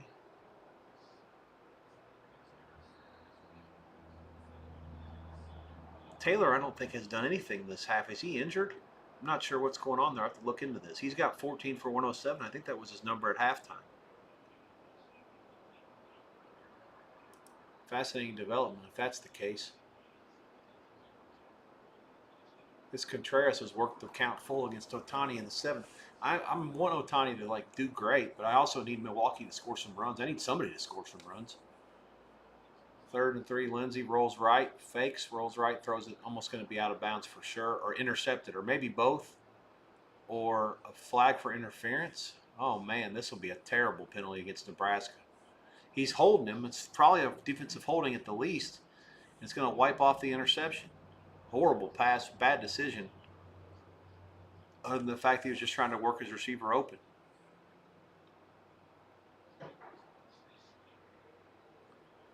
"31-yard field goal at the gun. Utah State takes the lead over San Jose. 10-9. 3 seconds to go before the half. 8 plays, 62 yards, 56 seconds off the clock. And the U-Tags lead at home in Logan by 1. First half price was 2 and 31.5. Certainly would expect the second half total to be lower, maybe 28.5 to 30. Tough to say. It won't be much lower than that because these games could easily explode. There's still been over right at 500 yards of offense, so it's not impossible for the points to start coming with the yards. There's a base hit, and the Brewers 1st and 2nd now after the Contreras hit. That's their 2nd hit of the game. And I think the 4th base runner. And that's going to do it for Ohtani. 100th pitch of the night will be his last. Milwaukee now has 2 hits. And he's responsible for 2 base runners. But that's it. 4 runs to 0. And he won't be out of the game. He's just not pitching anymore. Back to the DH responsibilities in the 1 hole for the rest of the night. Lindsey's pass incomplete, very dangerous, could have been picked. 15 for 18 for 118 he is. With them up by 8 and their defense just sitting back and eating and hunting, Raiola have no idea why they would do anything to possibly turn it over and give Nebraska a short field. Just play for 3 here at the most, or run the ball, run the clock. Do what you do best. Simple. Don't overthink this. There is some Cal. 7.5 and 8 is pretty much the painted number everywhere. The total 46, 46.5. First half line, Cal 4.5. There is a 5 out there. Total 23.5. There is some 23 out there as well. Oh, here we go. That's the monster back in action. I guess that answered my question about whether he was injured or not. No, that's not him. Is that Smith? Yeah, 1st and goal, Minnesota. Let me listen to Tim Brando for a minute.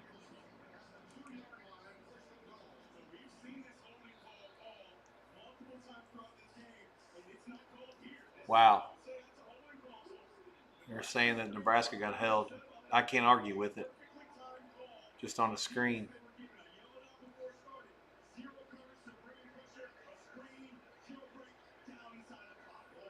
Jailbreak it was. Cover 0. Next play, Taylor runs it in.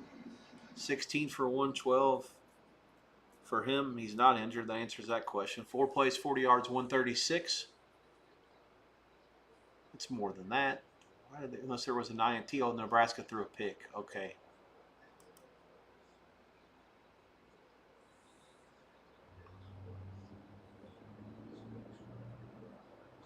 Okay, so he threw a pick, and then they recovered the pick? Man, I'm all fucked up. It looks like that's what happened. Okay. Yeah, I turned my head for a second. In theory, this is a 7-play, 47-yard drive.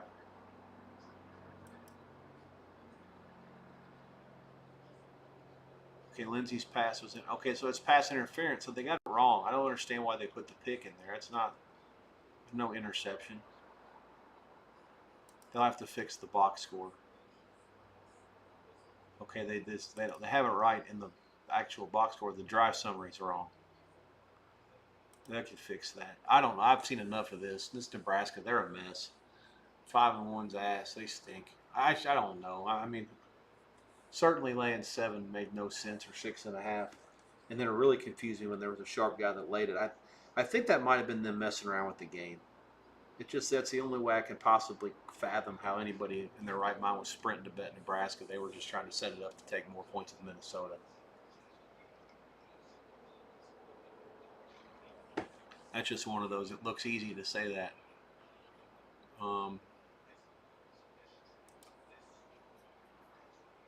Okay, halftime in Logan, Utah. Aggies 10, Spartans of San Jose 9. 3 and 30, 30 and a half. I couldn't agree more. I think that I would like to take. Well, I tell you what, I still would. Yeah, three's the line, and I still think that San Jose is the right bet at +3, even with Utah State getting the ball first. I would recommend San Jose State +3 flat for like a medium play. Total, no opinion, 30, 30 and a half. Either one of those numbers is okay with me. But yeah, I can't see, I can't see Utah State winning by more than a field goal here, unless there's some turnovers or some shenanigans. The teams just look even to me, and I think the San Jose State's probably a little bit better.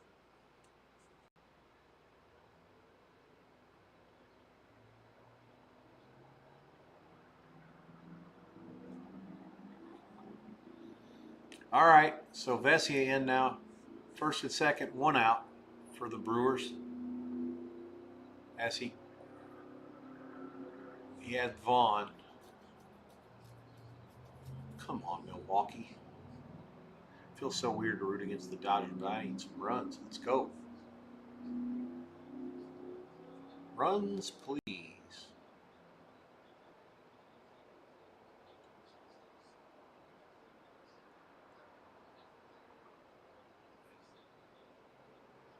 The thing about it is, I mean, like, okay, Vesia, that's righty, that's lefty against righty. What else could you possibly want if you're Milwaukee? You got Vaughn in there pinch hitting in this spot, knowing full well it's supposed to be lefty lefty.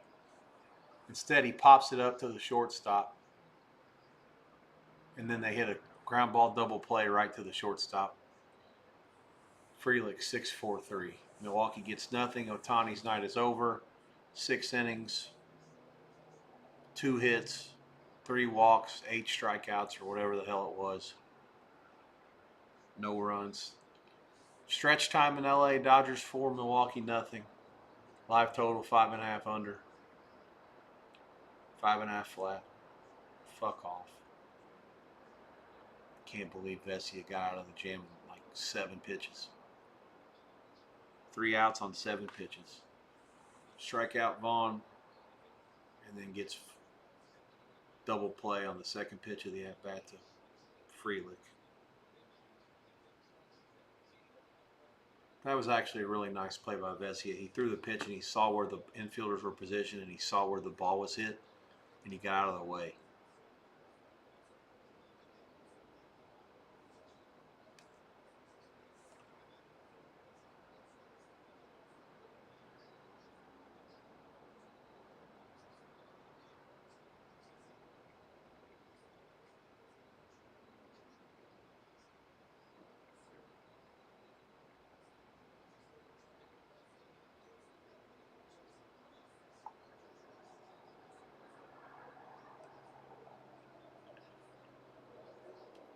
I'm going to say something here to my buddy that's a Dodger fan right quick. I'll keep it brief.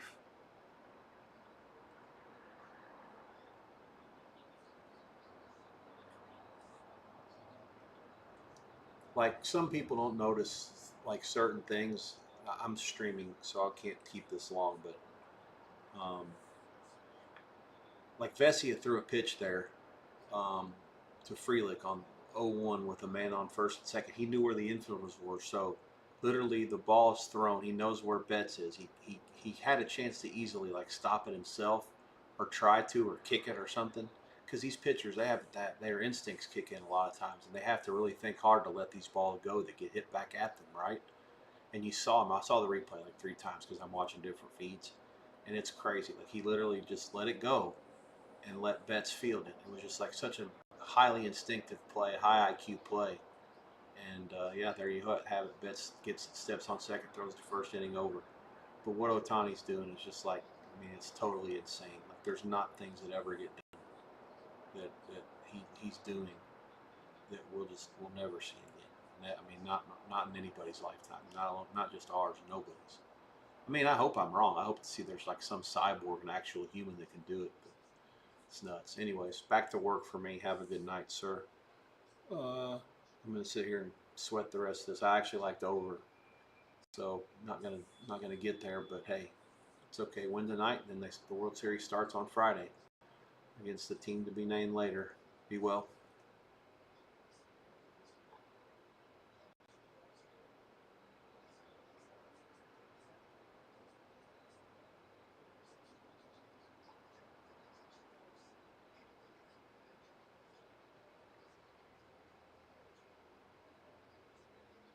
Um, +3 is the play on San Jose State. There has been some movement to the dog. We're all good to go there. Hopefully you guys got some at +3. Flat or better. It's now +3. The dog 20 or -120 on the +3.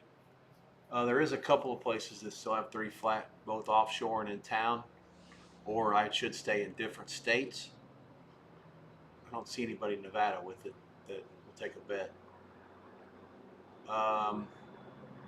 30.5 the total. There's some 31 starting to pop up. And I can't say that I disagree with that. Again, the yardage would dictate that over is probably right. Just as what I saw in the Nebraska-Minnesota game is a dead under. I mean, this Nebraska, when they're playing from behind, they don't have a fucking chance. I mean, this Minnesota defense is just eating their lunch. I mean, every play it's the same thing. All right, we're underway in Berkeley, and we got an interception by North Carolina as this game starts. Let's say the second play from regulation. They called it an incompletion on the field, and it was overturned.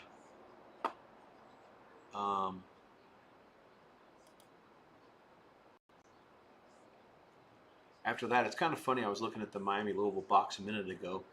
Cardinals win the game 24-21, of course. Beck throws 4 interceptions for Miami. The last one happened when Louisville took a knee. But even during the first 3, Louisville got 0 points off those interceptions.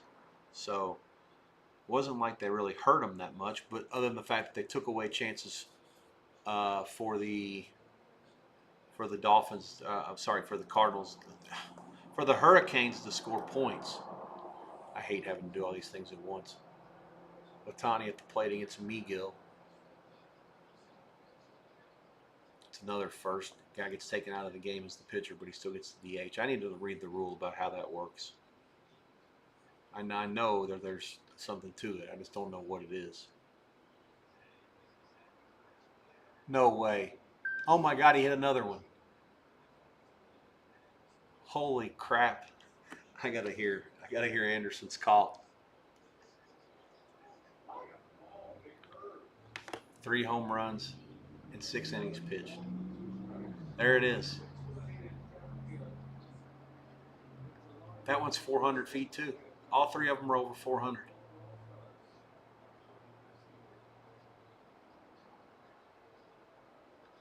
.427.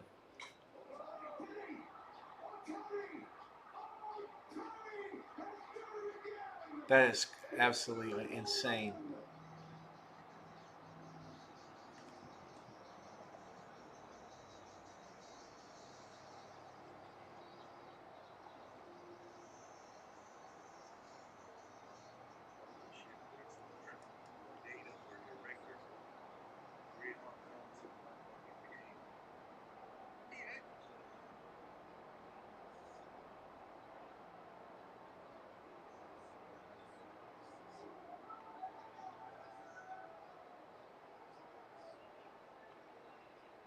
I'm not sure there have been 3 home runs in a game ever hit 4. All 3 of them hit 427 in the history of baseball.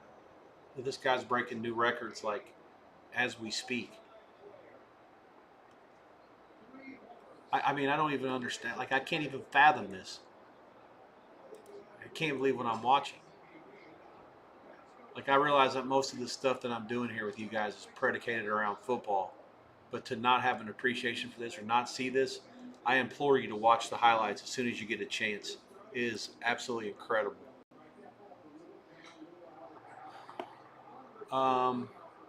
Yeah, I'll never forget this. I mean, for as long as I live, I'll I'll never forget the Otani 3 home run playoff game.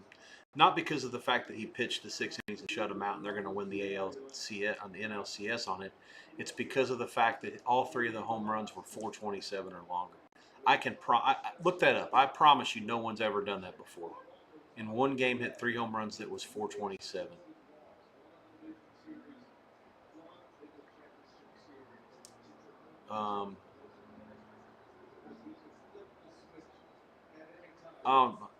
It's Sagapolutele ran for the touchdown for Cal after the turnover. It didn't take long. They ran it in 4 plays, 25 yards, all on the ground. Rafael, the first 22. Sagapolutele runs it in from 3. 4 plays, 25 yards, 150 off the clock. 12:48 to go in the first. Cal 7, Carolina nothing. I got news for you, boys and girls. I have a long day tomorrow that starts at the Premier League game in less than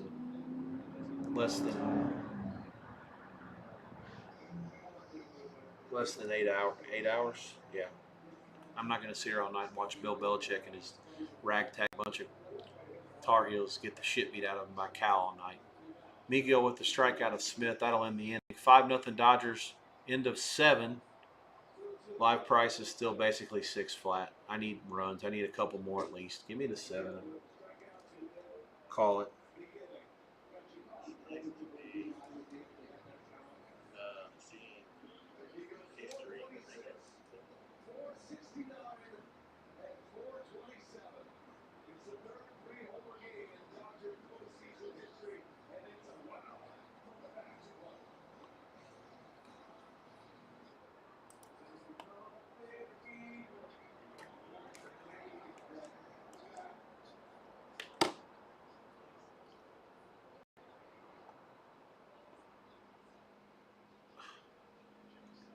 Lopez's completion was for 1. So let me see what happened here again. I got to get back to what exactly happened here. So Lopez's pass was complete, caught, fumbled, overturned, fumble, complete, fumble. So Lopez is the quarterback in tonight.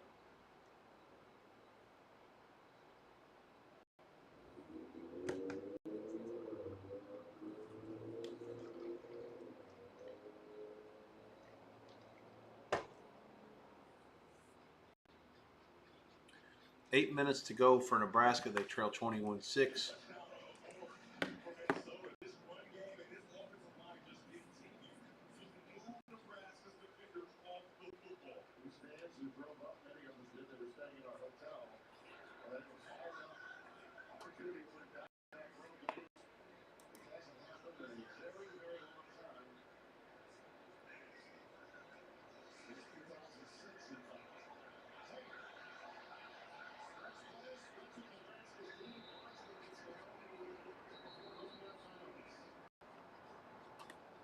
See, this is the Minnesota that I thought I was going to get going into the season. I don't understand what happened here tonight.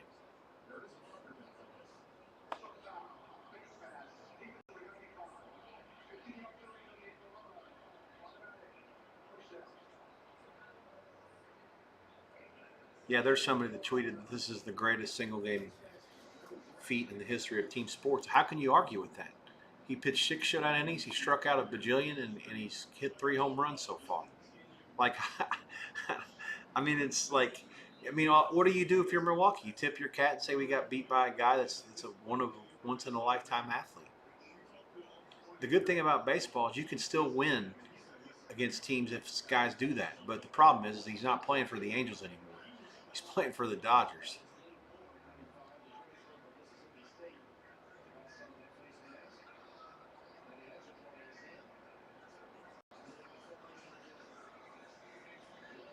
Minnesota just sucking the life out of this game.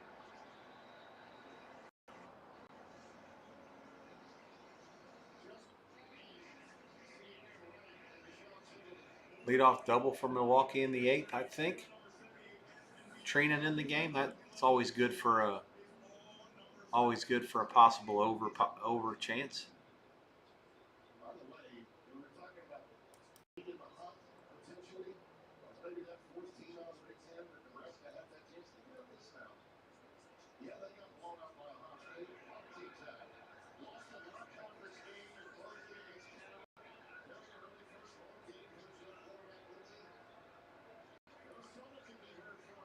Raiola has been sacked 8 times tonight. That's 25 on the year. That leads the country in sacks.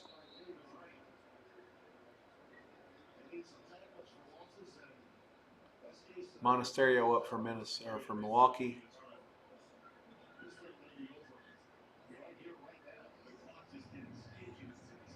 3-0, and they steal a base. Man on third, nobody out.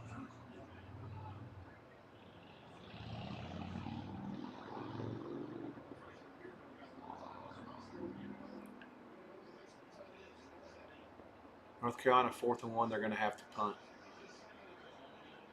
I don't think I can take much of this, guys. I'm sorry.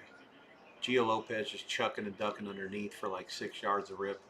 Who wants to watch that?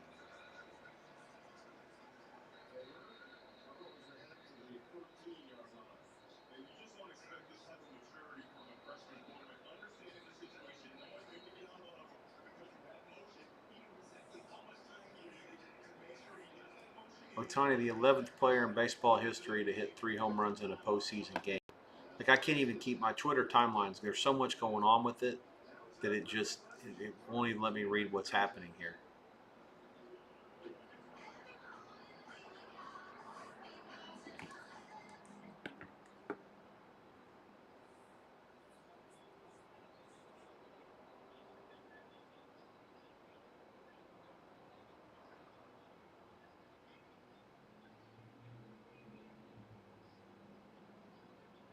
First and third for Milwaukee. Trainin has to face at least one more batter.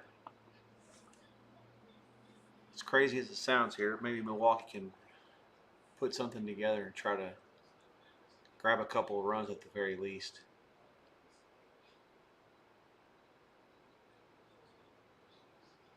Ten strikeouts, 6 scoreless innings, 3 home runs.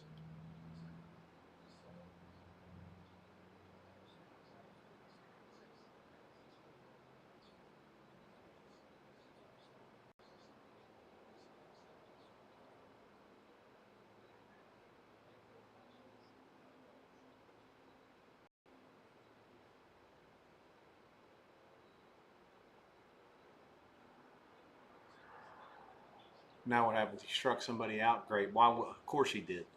This is just the typical Milwaukee the entire series. Anytime they have a sniff, which has been happening few and far between.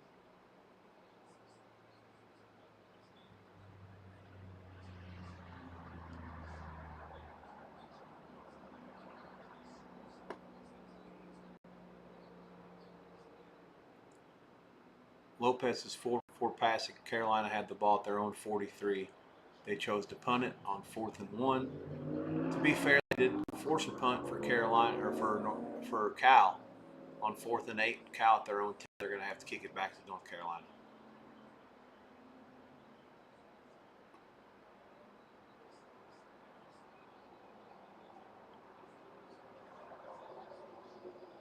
The punt was 49 yards net. Started at the 8. Cal only got 2, so the Carolina gets it back right around 10 minutes to go in the first. I'll let you know what the result of the punt is.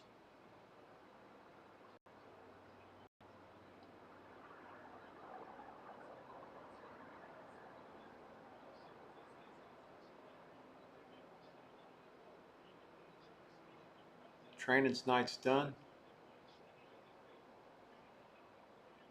First and third, 1 out. He faced his minimum 3, or max, whatever you want to call it. He had to face 3. That's all they gave him.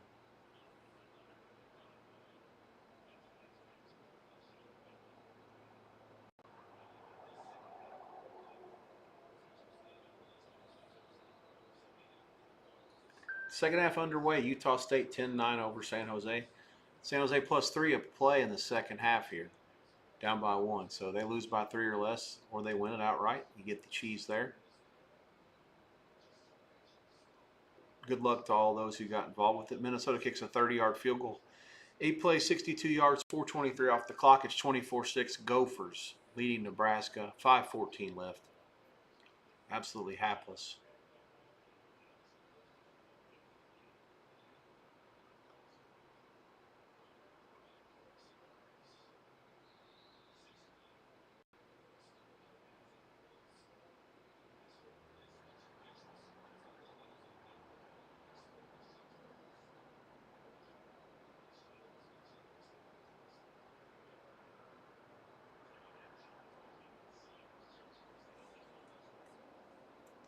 1342.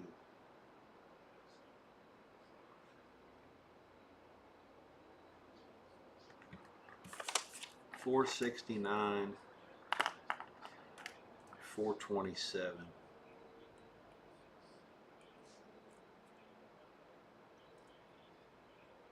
$896, $1342.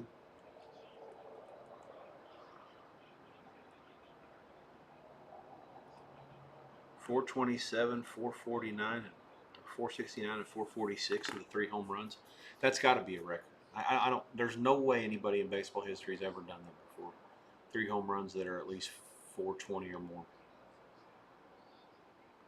You'd probably be hard pressed to find it. Oh my God, this Utah State guy's wide open on 3rd and 9. Jailbreak coverage, touchdown Utah State. Fuck off. Is that 3rd and 1 or 3rd and 9? Man, that sucks. 3rd and 9. Garcia from Barnes, 3 plays, 75 yards, 116 it was. It was 3rd and 9. I have no clue what happened there. He's running by himself. Oh, that's just a bust, coverage bust. Guys running like a late post, and San Jose's entire defense bailed out to the first down sticks. Oh man, that sucks. All right, early. No complaints. Banda in now for the Doyers. Sack fly.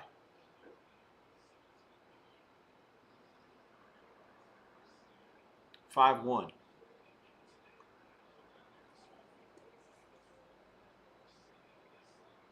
Creeping towards the total. Just get me to 8. Come on.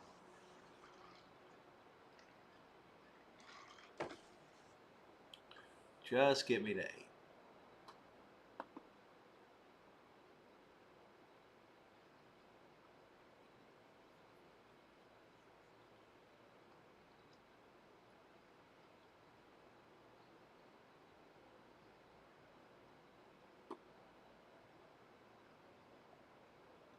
They almost got a double play again to get out of it. That would have been like the absolute horse cripple of the night. Brewers would have definitely quit. That would have been the 2nd inning in a row. They had 2 on, nobody out, and got nothing. All right, let's see what Nebraska can do down by 18 here. I'm guessing the answer is going to be the same as it's been this whole half. Nothing.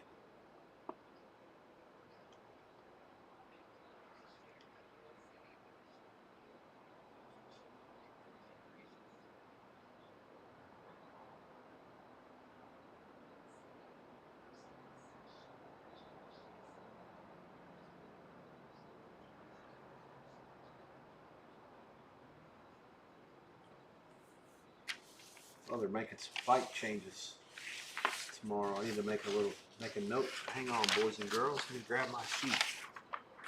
Charles Jourdain versus Davy Grant has been moved to the main card.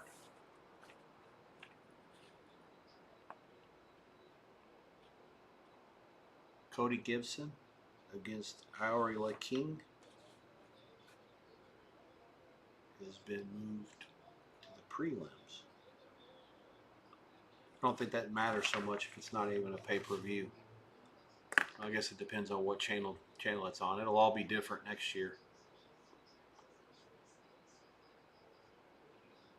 Nebraska runs a screen, 1st down out to the into Minnesota territory. The only thing they're sweating now is possible 2nd half total.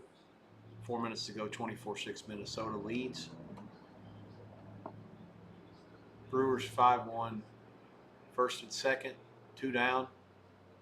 Yelich at the plate against Banda.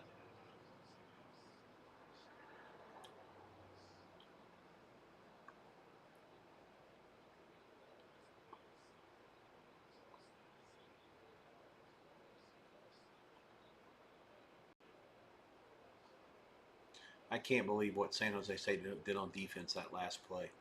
I'm not joking. It could have been me at receiver. If the quarterback throws it anywhere out there, I'm running for a touchdown. I'm talking to me that weighs 255 now, yes.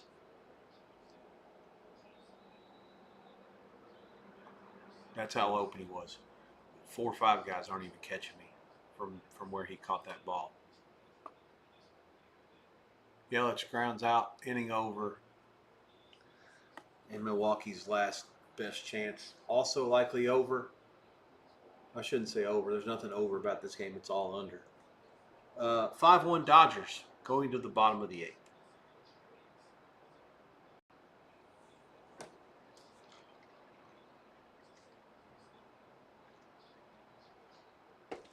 Live price, no money line anywhere. 6.5 under a quarter on the total. Oh, San Jose chimes in. That didn't take long. Excellent. That's right, boys. Our hands, man. That's what when you have these totals that are in the 60s, and they get kind of bet up, and EGET's playing, and then they get 200 and something each in the first half, 500 combined, and the total was nowhere near it. Just like sitting, 19 at halftime. Like it's a cinch for them to score 40 in the second half. Like it may even go over for the game still.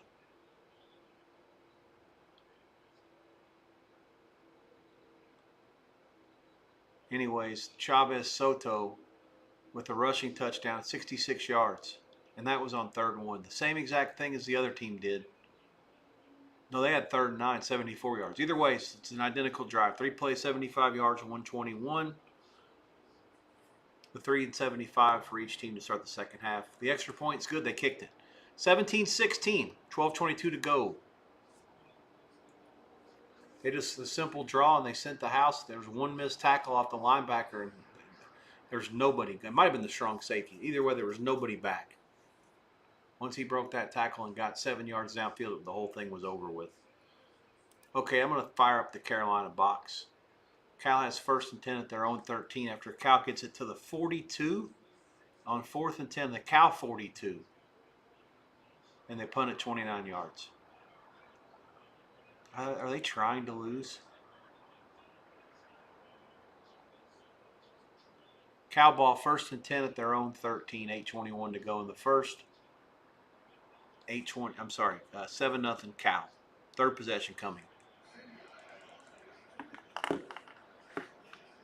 The big story tonight, besides Ohtani's home runs and his 6 shutout innings, the 3 home runs, by the way, for those of you who are uninitiated, and perhaps the best playoff game in the history of baseball.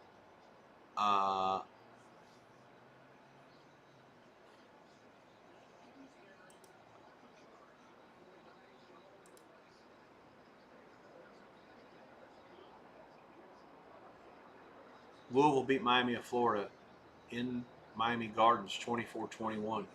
They were a 13, 13.5, 14, then back to 13 all weak point dog before it crashed today, went all the way down to 10.5. At post, Louisville wins it outright by 3, 24-21. Miami never led. Beck 4 interceptions.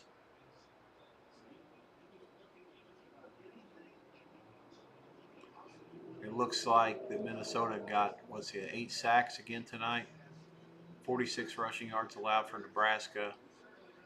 And they got the ball back, I think. So that'll be that.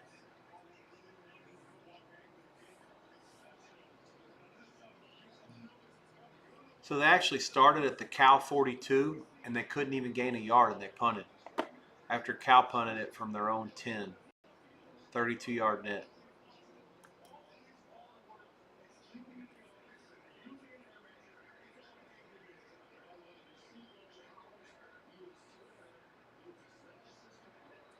Miami does not control its path to the ACC title game right now. Virginia and Georgia Tech are undefeated and don't play each other or Miami. Interesting. Long way to go. Keep it in mind.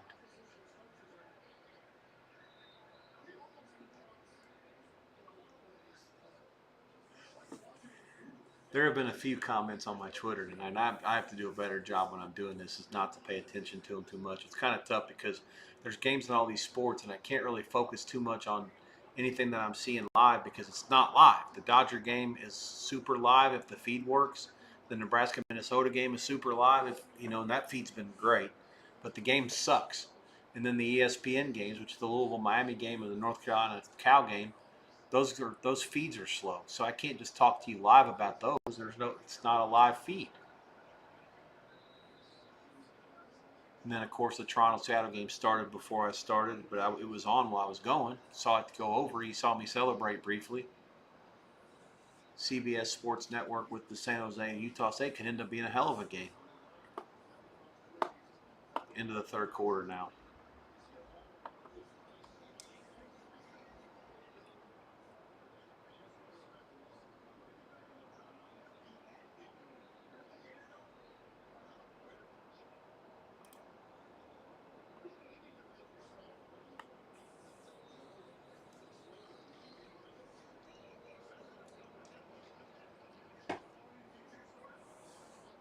Hockey scores. Why not? Washington 5-1 over Minnesota. Detroit 2-1 over Tampa in overtime and final.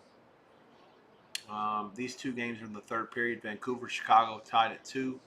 5 minutes to go. Utah pouring it on San Jose 5-2. 13 minutes to go.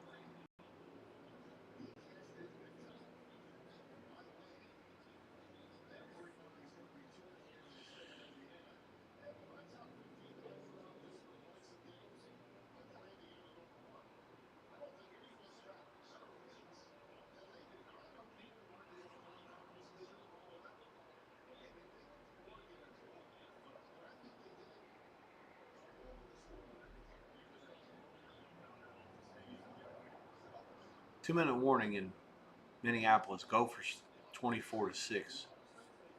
I have to assume that'll be the final there, but let's not do that just yet.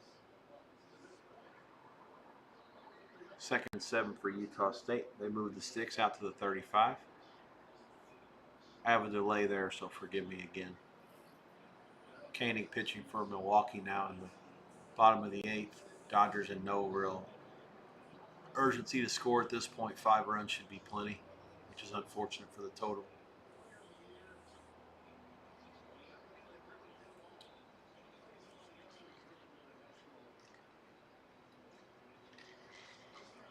My friend Stuckey brought up an interesting point. Ohtani does nothing for 9 games, which doesn't really matter the first 4.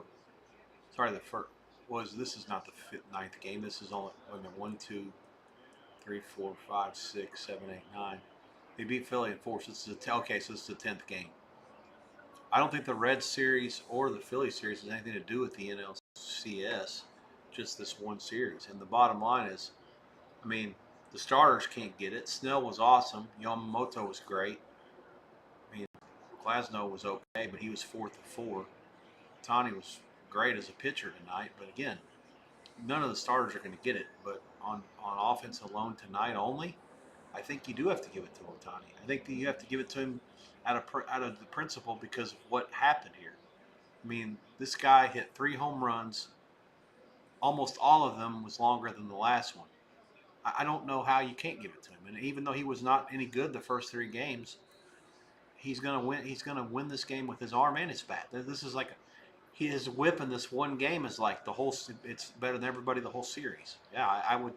If I'm a voter, I give it to Ohtani. And even if he wasn't any good, I mean, who else can you say is argumentative? Did anybody for the Dodgers help them, like firsthand, win 2 games? I don't think so. I mean, how did anybody else do anything to help? Like Blake Snell was directly responsible without any help at all, basically, in Game 1 to help the Dodgers win. He won the game. The Dodgers gave him a little bit of support, and they took him out of the game. They almost blew it. So he mattered the most. And then, of course, Yamamoto was great.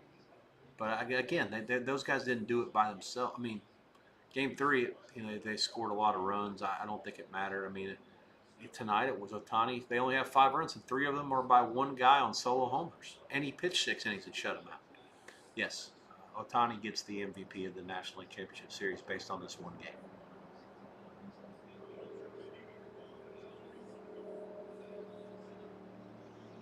Gio Lopez rolling left, fires across the middle. He's got a man wide open.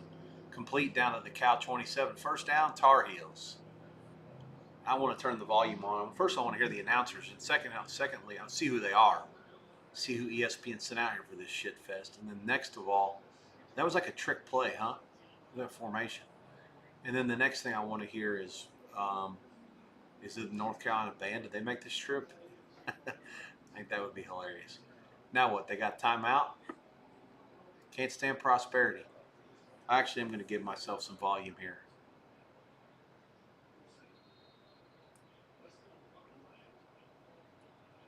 Dodgers right here stealing bases. I like that. Why not? Teoscar done for the night. 5-1. Try to tack on one. Sure. Never have too much. It's a playoff game. Minnesota punts. Nebraska gets it back. Decent return. Gets a couple of blocks out to the 45. 56 seconds left. They're down 18. Nothing can be done here. At 16, I would say, okay, let's hold all mutuals. First and second for the Dodgers now. 2 down. And not quite to Ohtani. He's not going to get to bat again. I shouldn't say that. It's the 8th inning. Get 2 more guys on base, and then we'll see.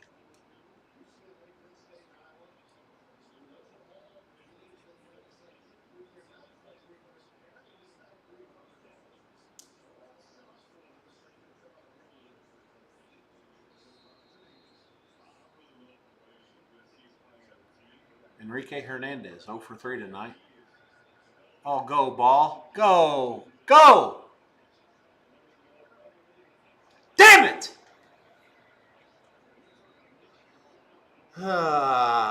Warning track power. That would have got all the cash. It would have turned all the frowns upside down. Damn it. About 7 feet from 8-1. 1-4-0 for Milwaukee, 5-9-0 for the Dodgers. Sasaki coming in for the top of the ninth. Touchdown Barnes, Utah State is in, and they extend their lead again. This drive, 10 plays, 75 yards, 405. And let's see if San Jose State can get the ball back and continue to hold serve. God, I thought he hit that. The outfielders were drifting back, and I've seen balls at Dodger Stadium do that before where you're like, go, go, go, go, go. Oh, Kike, I thought you got it, man. No, the left fielder was going to back him up. I saw the replay. The one thing about this, the Toronto station I still got on, so it's on like a delay from the Unimas, the Mexican station, and then after that, it's the TBS feed, which is on a super delay. Like I'm a full minute behind, maybe even a little more. Minnesota, they really rushing the field. At the conclusion of the game, please remain in your seats. Yeah, that ain't happening. Both teams are 5-2 now. Minnesota 24, Nebraska 6 is the final. Extra point is good for Utah State. They lead 24-16. San Jose State down by 8. They did miss an extra point, which is the difference if they get another touchdown. They have to figure out whether they want to go for 2 or not.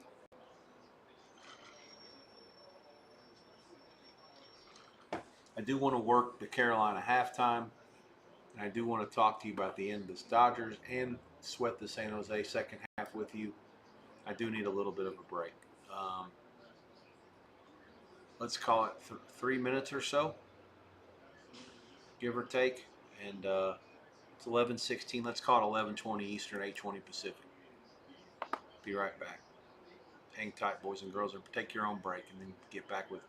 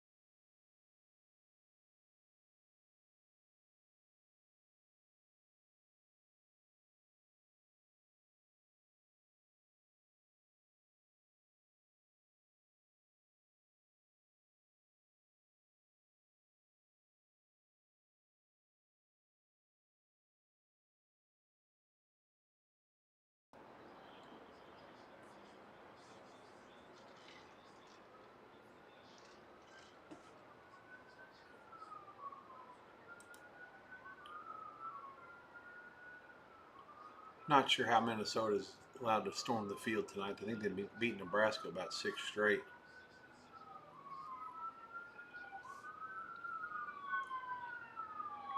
I think somebody did something bad here kind of close to my condo. All kinds of sirens. And let's see if I can see what we got here.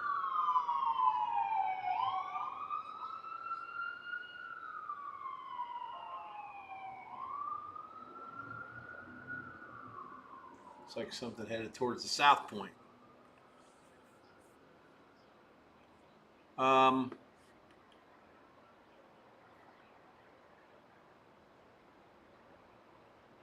Sasaki forces a ground ball to second.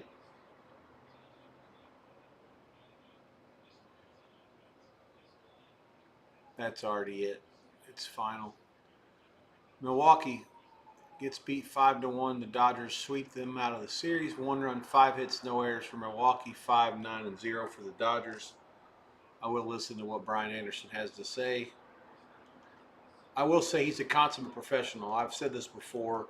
Like, it's kind of an awkward spot for him to do these games, just like Joe Davis is covering the American League Championship Series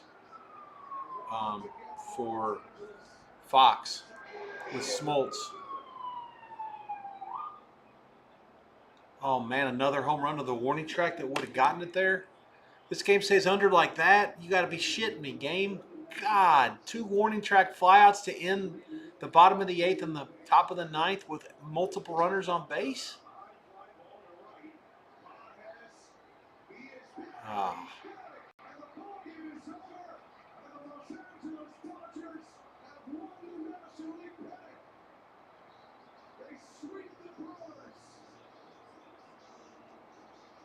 I'll say one thing. As much as these Cubs can't stand that, I can't stand that Cubs song when they win games. I can see how everybody hates this. I love LA. I mean, I personally think it's a great song. The video is ridiculous. If you have not seen it before, just Google I Love LA. I think the song was invented back in around 1982. And the guy that wrote it, I couldn't pick him out of a lineup. I think maybe I would remember it out of default if you gave me multiple choice. But if I had to for my life list his name, no chance. This is when I can't wait when I'm going to have like bigger chats and a lot of people around, and they can come in here and tell me how stupid I am, and then they'll get it right, and then it'll be funny.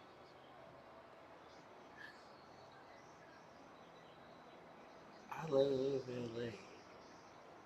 Bill Belichick seems clearly irritated about something.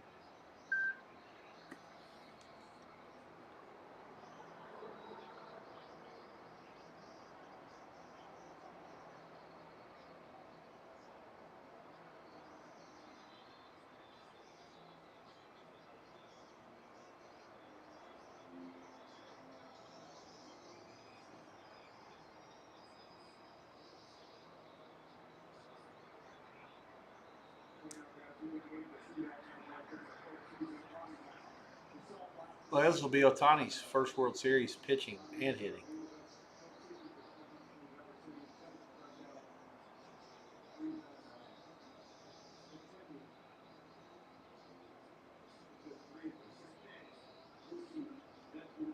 This Minnesota Nebraska game actually somehow lasted more than 3 hours. I don't know how Fox made that happen with all the commercials. I guess it's kind of crazy. I mean, the game just dead nut under. All right, so Cal trying to move it against Carolina here. It's 2nd and 1. Quarterback rolls left, and they get him in the backfield, but they don't get him down. Incomplete. Be 3rd and 1. San Jose State trying to hold serve here with their second touchdown in the second half to match the 2 that Utah State has scored. And what's going to probably end up being a wildly entertaining game in Logan when it's all said and done. Cal and Carolina 4th and 1 now. My feet's still behind him. Jerron, Keawe, Sagapolotele. At one point here in the not too distant future, I'm going to have this dude's name memorized. He is that good, everybody says.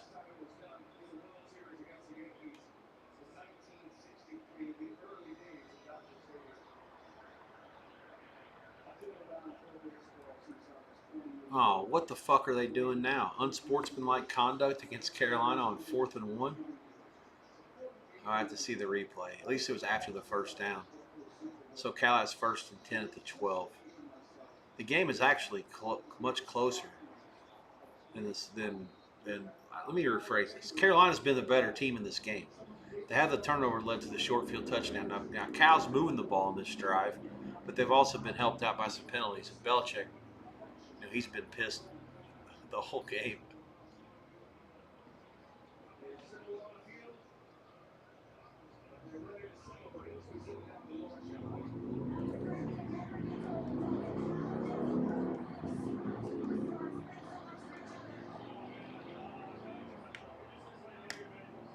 What's the unsportsmanlike?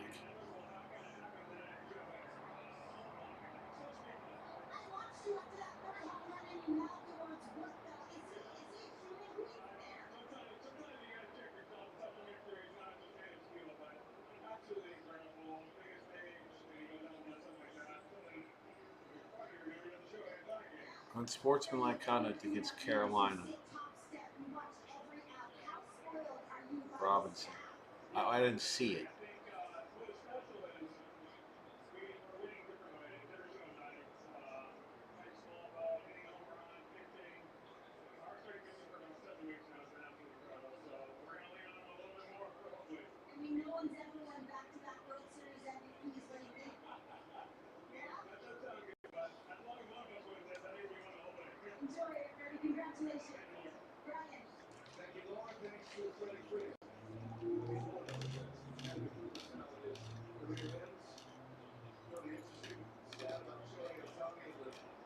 Cal scores again. Sagapolotele completes it to DeJesus first, and then he completes another one to DeJesus. 7 yards on this touchdown pass. 12 plays, 75 yards. On the drive, 4:06 off the clock. 14-7 Cal leads it with 42 seconds left to go in the first.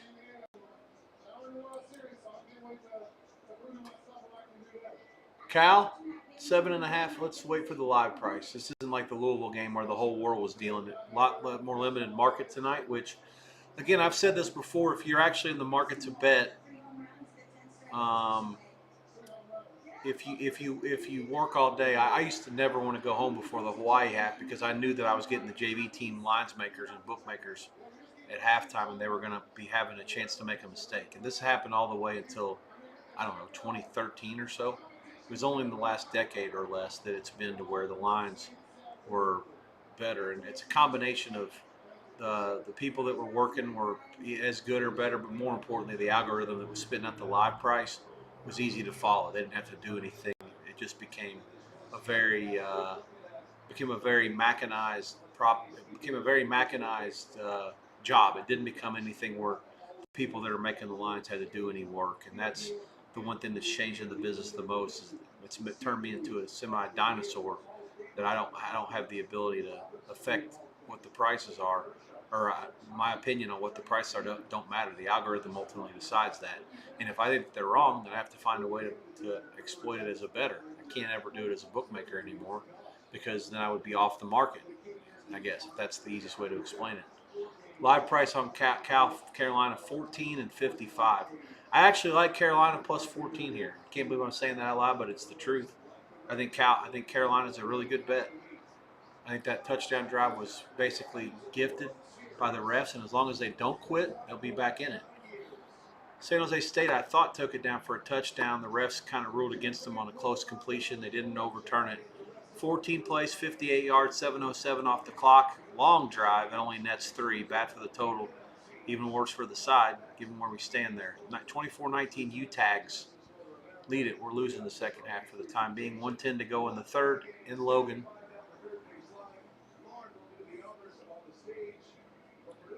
42 seconds to go in the first in Berkeley.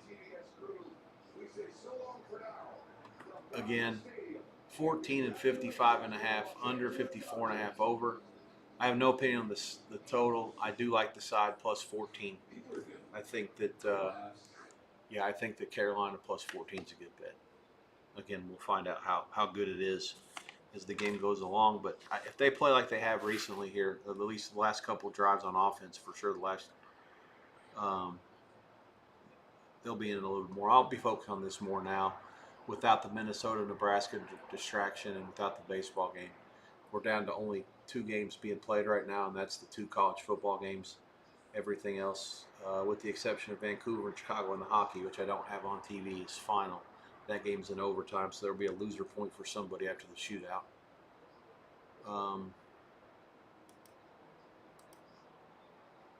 Let's see, what was I going to say here? I had something to comment about. Oh yeah, okay. But I promise you guys this. I'm not gonna turn it down. We have to get to this. Now is the time.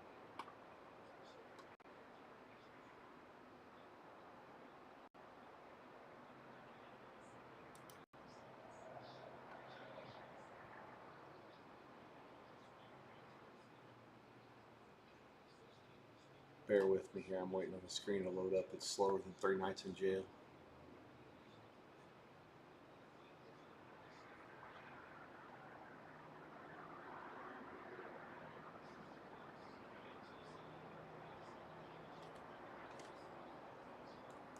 They're going to show the Otani highlights here. I have to watch this.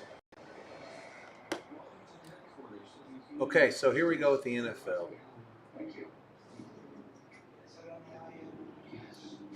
Tomorrow, Rams Jacksonville. Sorry, Sunday.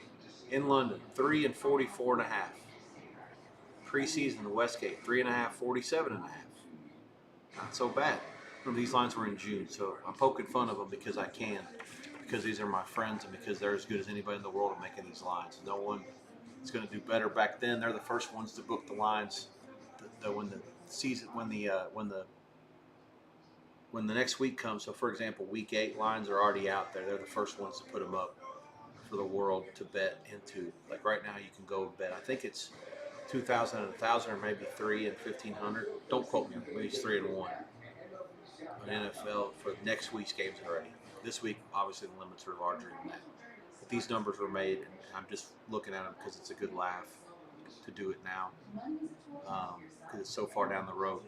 Bears 7.5, 43.5 was the number this summer against the Saints. That line 5 and 46.5, not bad. Dolphins 1.5, 43.5 in Cleveland. That's Cleveland 2.5, and it was 41.5 before the weather. There's a weather game, so now it's down to 36. It might close lower than that. There's a ton of wind there, so they didn't get that one too bad. Patriots 2.5, 43.5. At Tennessee, it's 6.5 now and 42.5. Titans just fired their coach too. The one I was laughing about earlier was the Thursday night Bengals were 4.5, and instead it was Pittsburgh 5, 5.5. Chiefs 9.5, 46.5. Chiefs are 12, 45.5. Not bad. Eagles 3, 45.5 at Vikings. Current line. Eagles 1.5, 44 at Vikings. Jets 1.5, 43.5 at home against Panthers. Panthers 1, 41.5 against Jets. Not bad. Broncos 7, 42.5 against G-Men. Broncos 7, 40.5 against G-Men. I actually like over. I like their line better. The line in July or whatever the hell it was. Chargers 6.5, 45.5 against Colts. That obviously the Colt rating's not right. 1.5 or 2 and 48.5. Chargers are the current line. Redskins 2.5, 49.5 at Dallas. Dallas is now a 1-point favorite, but it was 2 Redskins before the start of the week. Total 54, 54.5. Some injuries are on defenses both ways. Packers 1.5, 47.5. 7, 45.5 against Arizona. That's no Murray. That game opened 4, 4.5. That also was before Green Bay made the trade for Parsons, so their line's probably off every weekend here. Niners 6.5, 47.5. 1.5, 1, 47. Niners tons of injuries. Lions 4.5, 50.5 against Tampa. 6, 52.5. And that's interesting. That went up given how good Bucks have started. Seahawks 1.5. The Bucks have a bunch of injuries. Seahawks 1.5, 44.5. They're 3-41, 3 minus money against Houston. The under, obviously, with the Houston games has been pretty good, so no shock there. Into the third quarter, San Jose, Utah State. Live price there. Let's see how it correlates to our second half. +3, and which means it's +4 for the game. You got Utah State has 2nd and 9 at their own 31. They had the ball twice that quarter and scored touchdowns on both of them. Vancouver beats the Blackhawks 3-2 in overtime. Come from 2-0 down in the first.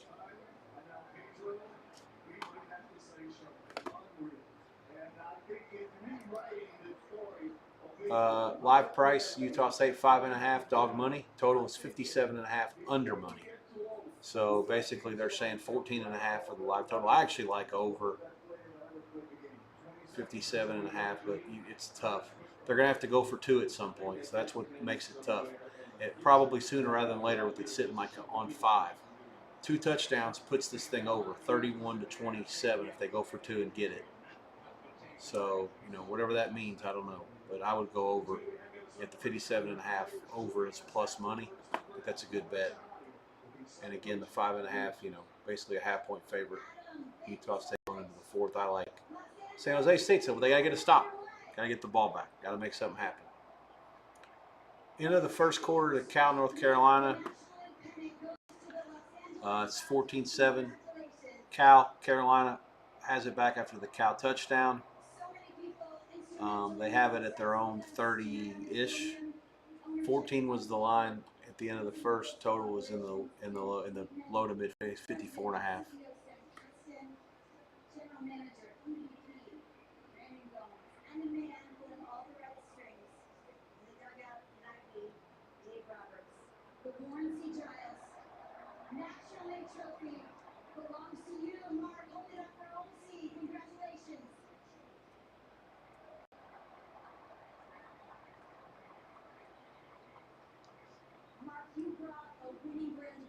Dodgers have a bunch of bajillion-dollar robots. Like the guy holds up the trophy and everybody claps like robots. It's comical. Carolina goes 3 and out. Dismissing my thoughts at +14 being a good bet, I guess. I'm not sure.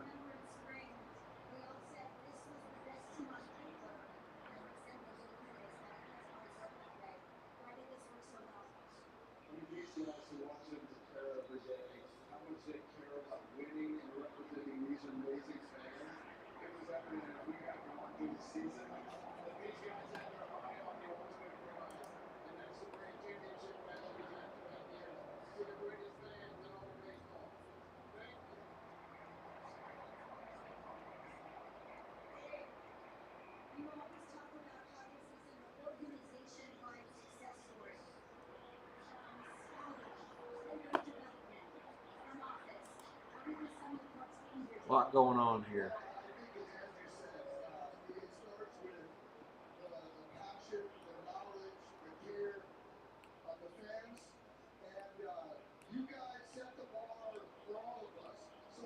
Carolina punts it again. This is a 41-yarder to the Cal 24.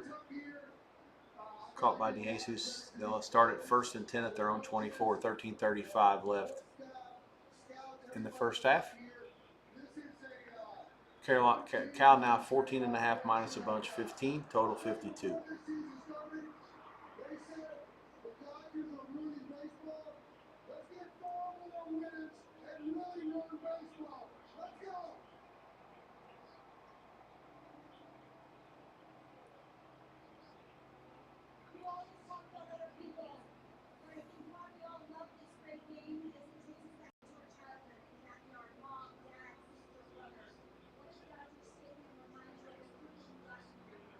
Lawrence has all day to throw here.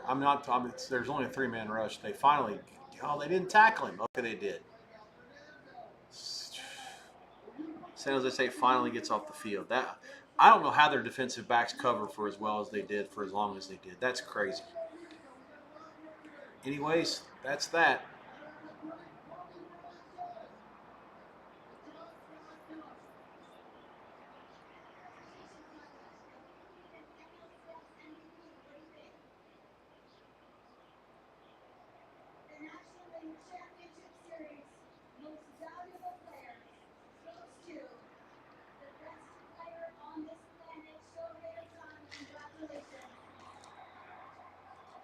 I want to know what Otani's odds to win the NLCS MVP were tonight. I mean, it couldn't have been as high as like 100 to 1 because something like this he can do it, even though it's a 1,000,000 to 1 game or it's a 500 to 1 game or whatever. I don't even know what the right price is to hit 3 home runs and pitch 6 shutout and strike out 10. But he didn't just hit 3 home runs. He hit 3 home runs that were all like 427 or beyond. It's like I can't even describe. It's one thing to hit 3 home runs. I just think that the way that he hit them and what happened to the game after he did, they were all just so massive. I mean, the Dodgers did basically nothing without him tonight.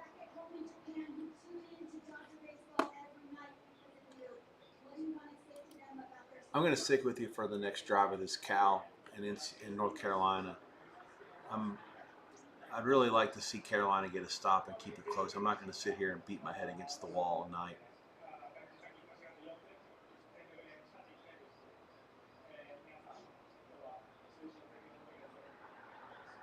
We won it as a team, and this is really a team effort. So I hope everybody in LA and Japan and all over the world can enjoy a really good sake. I'm sure they will. I'm sure they will. I wasn't expecting that. And to the kids, there are kids everywhere who dream of cleaning your shoes. What can you tell them about the fragrance on your shoe?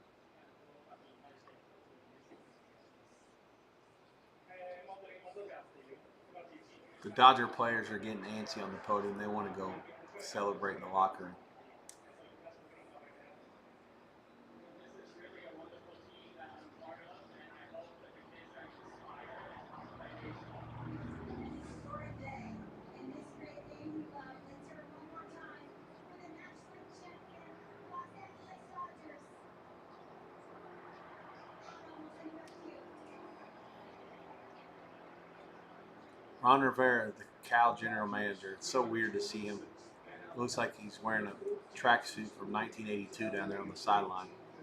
No, you guys are ahead of me.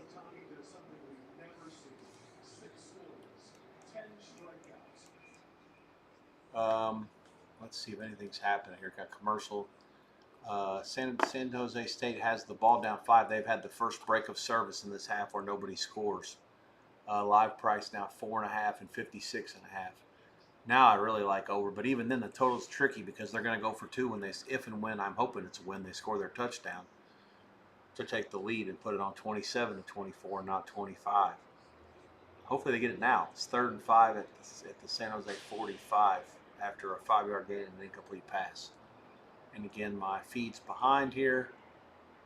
My box score's ahead of the TV feed, just what you get.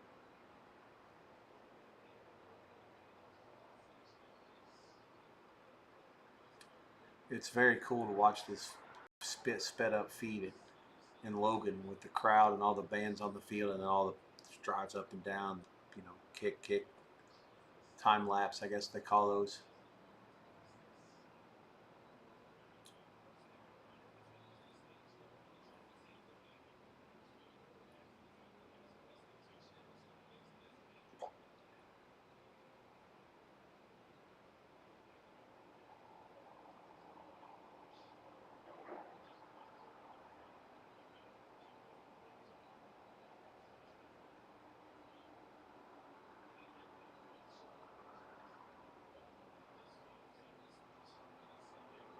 StatCast started in 2015. Otani, first player with 2 116 plus mile home runs, regular season or postseason. This is the 11th year of StatCast.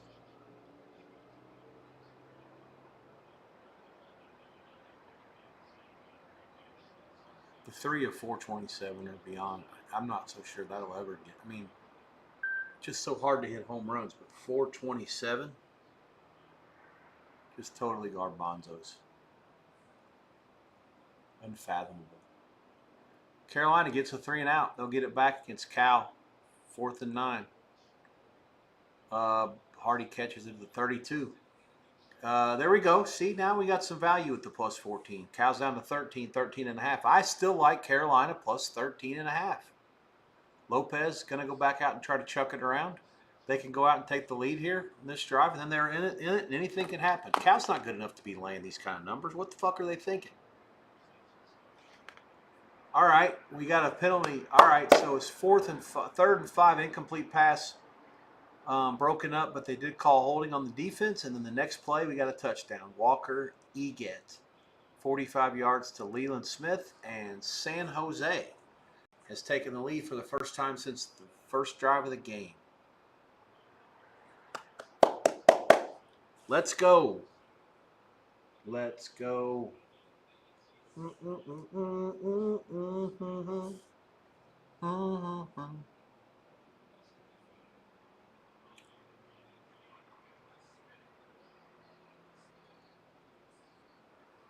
Gosh, what a great pass by Eget, right in there. That's the thing that they can't do. Smith's a good receiver, but San Jose State doesn't have a quarterback that can get him the ball if Eget's not playing. That's just such a difference maker. It's not the same team without him. It's hard to quantify what a point spread's supposed to be when you don't have your starting quarterback. I mean, he just dropped that in the bucket.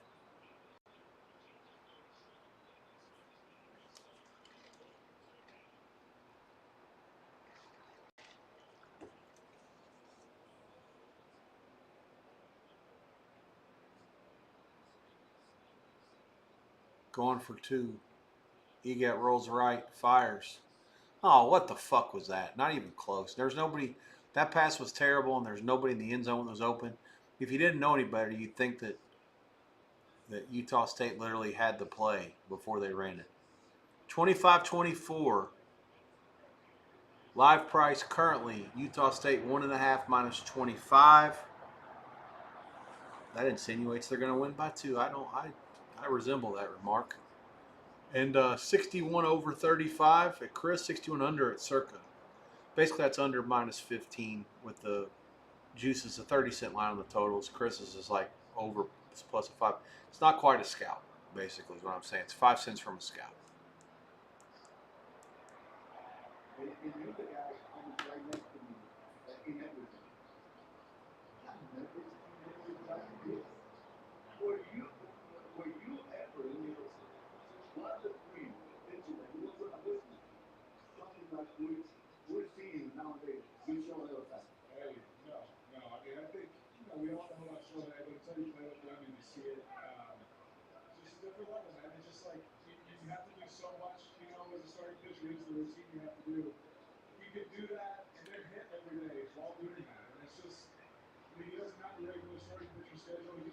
What happened here? We have this guy Lindbergh for Carolina, graduate transfer from Rice. He's played at every position on the offensive line and has only allowed 4 career pressures. I don't know what they gave him, but that's a smart move by Michael Lombardi and his staff.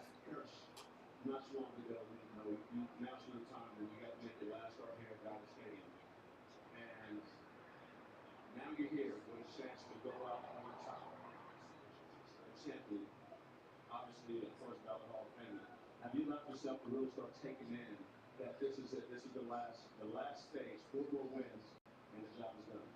I'm just so grateful, man. It's been an unbelievable ride this last few weeks, and just to be a part of this team, like, yes, it's. All right, Carolina, big drive here. Let's go. Bang this thing down the field, get it in.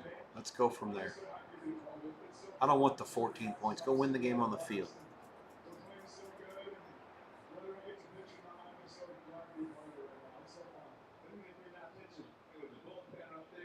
The funnest thing will be if this game stays close and it goes until like 2 in the morning Eastern time, and all these people are going to be bitching and crying, knowing that they got to start tomorrow, wrap it up, whatever, go.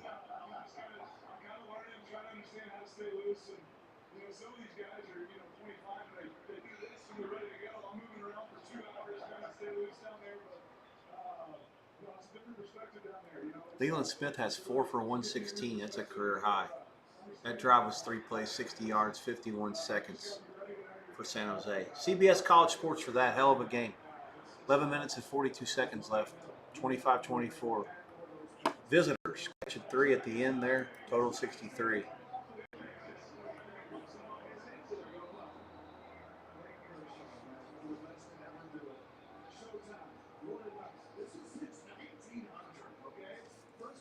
two-week leadoff home run in regular or postseason. First starting pitcher did multiple.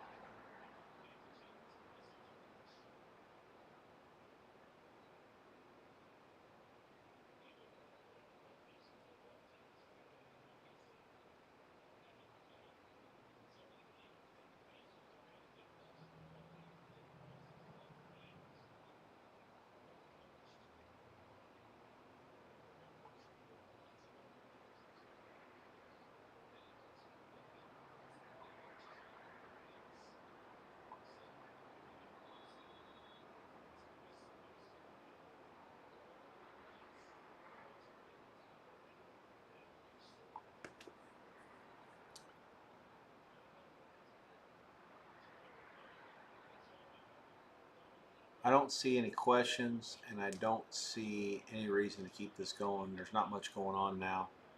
I don't need to practice to sit here and talk to myself or talk to you guys when there's nothing else to do besides a halftime of one game that you guys don't need my help with. I've given you my thoughts. Carolina, I think, is the right side of this game.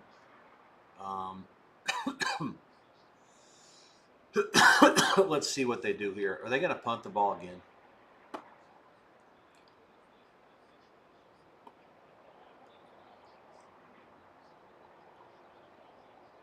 Okay, so on 4th and 2, they did finally fucking go for it. Yeah, Carolina's going to win. Carolina's the better team in this game. I can't believe I'm saying this, but they are. Cyclopolatele is only 7 for 16 for 77. Their one touchdown, their first touchdown drive was a layup. It came after the first play. Now the other one was 12 plays, 75 yards, and it was aided by the refs. Carolina actually has more yards now. I love the call there. They play fake. They had all kinds of time. They dumped it out, broke a tackle. I mean, these are plays that you think Carolina is a Division I program. I don't care if they have Appalachian State type players or Georgia State type players.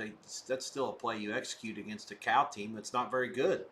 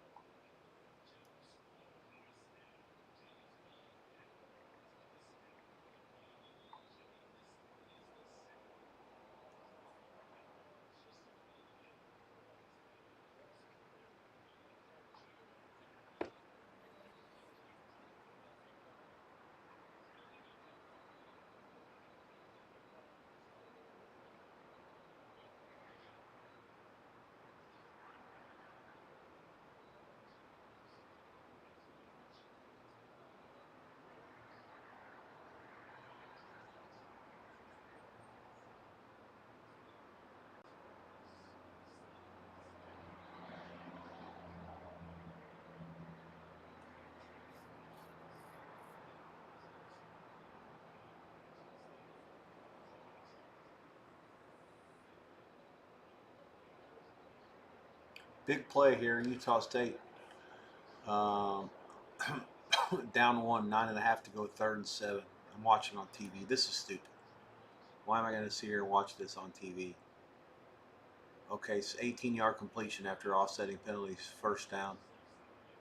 I can watch it on TV and not watch the box and sweat it by myself. Carolina kicks a field goal, 11 play, 45 yards, 5:37 off the clock. Cal 14, Carolina 10. Live 10.5, 51. I still like Carolina live. I like Carolina in all aspects. If they do not turn the ball over, they will be in this game with a chance to win it. They will cover. They will cover not the 14 that I give you live. They will cover the 7.5 that was pregame. And they will have a chance to win it. They will cover all numbers with a chance to win the game. Just no more mistakes. Got to stop fucking around with all the mistakes. All right. We're close to 5 hours, and I'm not going to make it to the half. too much going on tomorrow first thing. I still have to do a lot of stuff on the back end. I want to get a little bit of rest. Tomorrow's a long day, so is Sunday, and I'm ready to hype this up to the world. We're not quite there yet, so bear with me. Thanks a lot for the time. Appreciate y'all hanging out for a bit tonight, both on YouTube and on Twitch. Take care. Be well. God bless. Good night. I guess go Heels. We'll talk in the AM.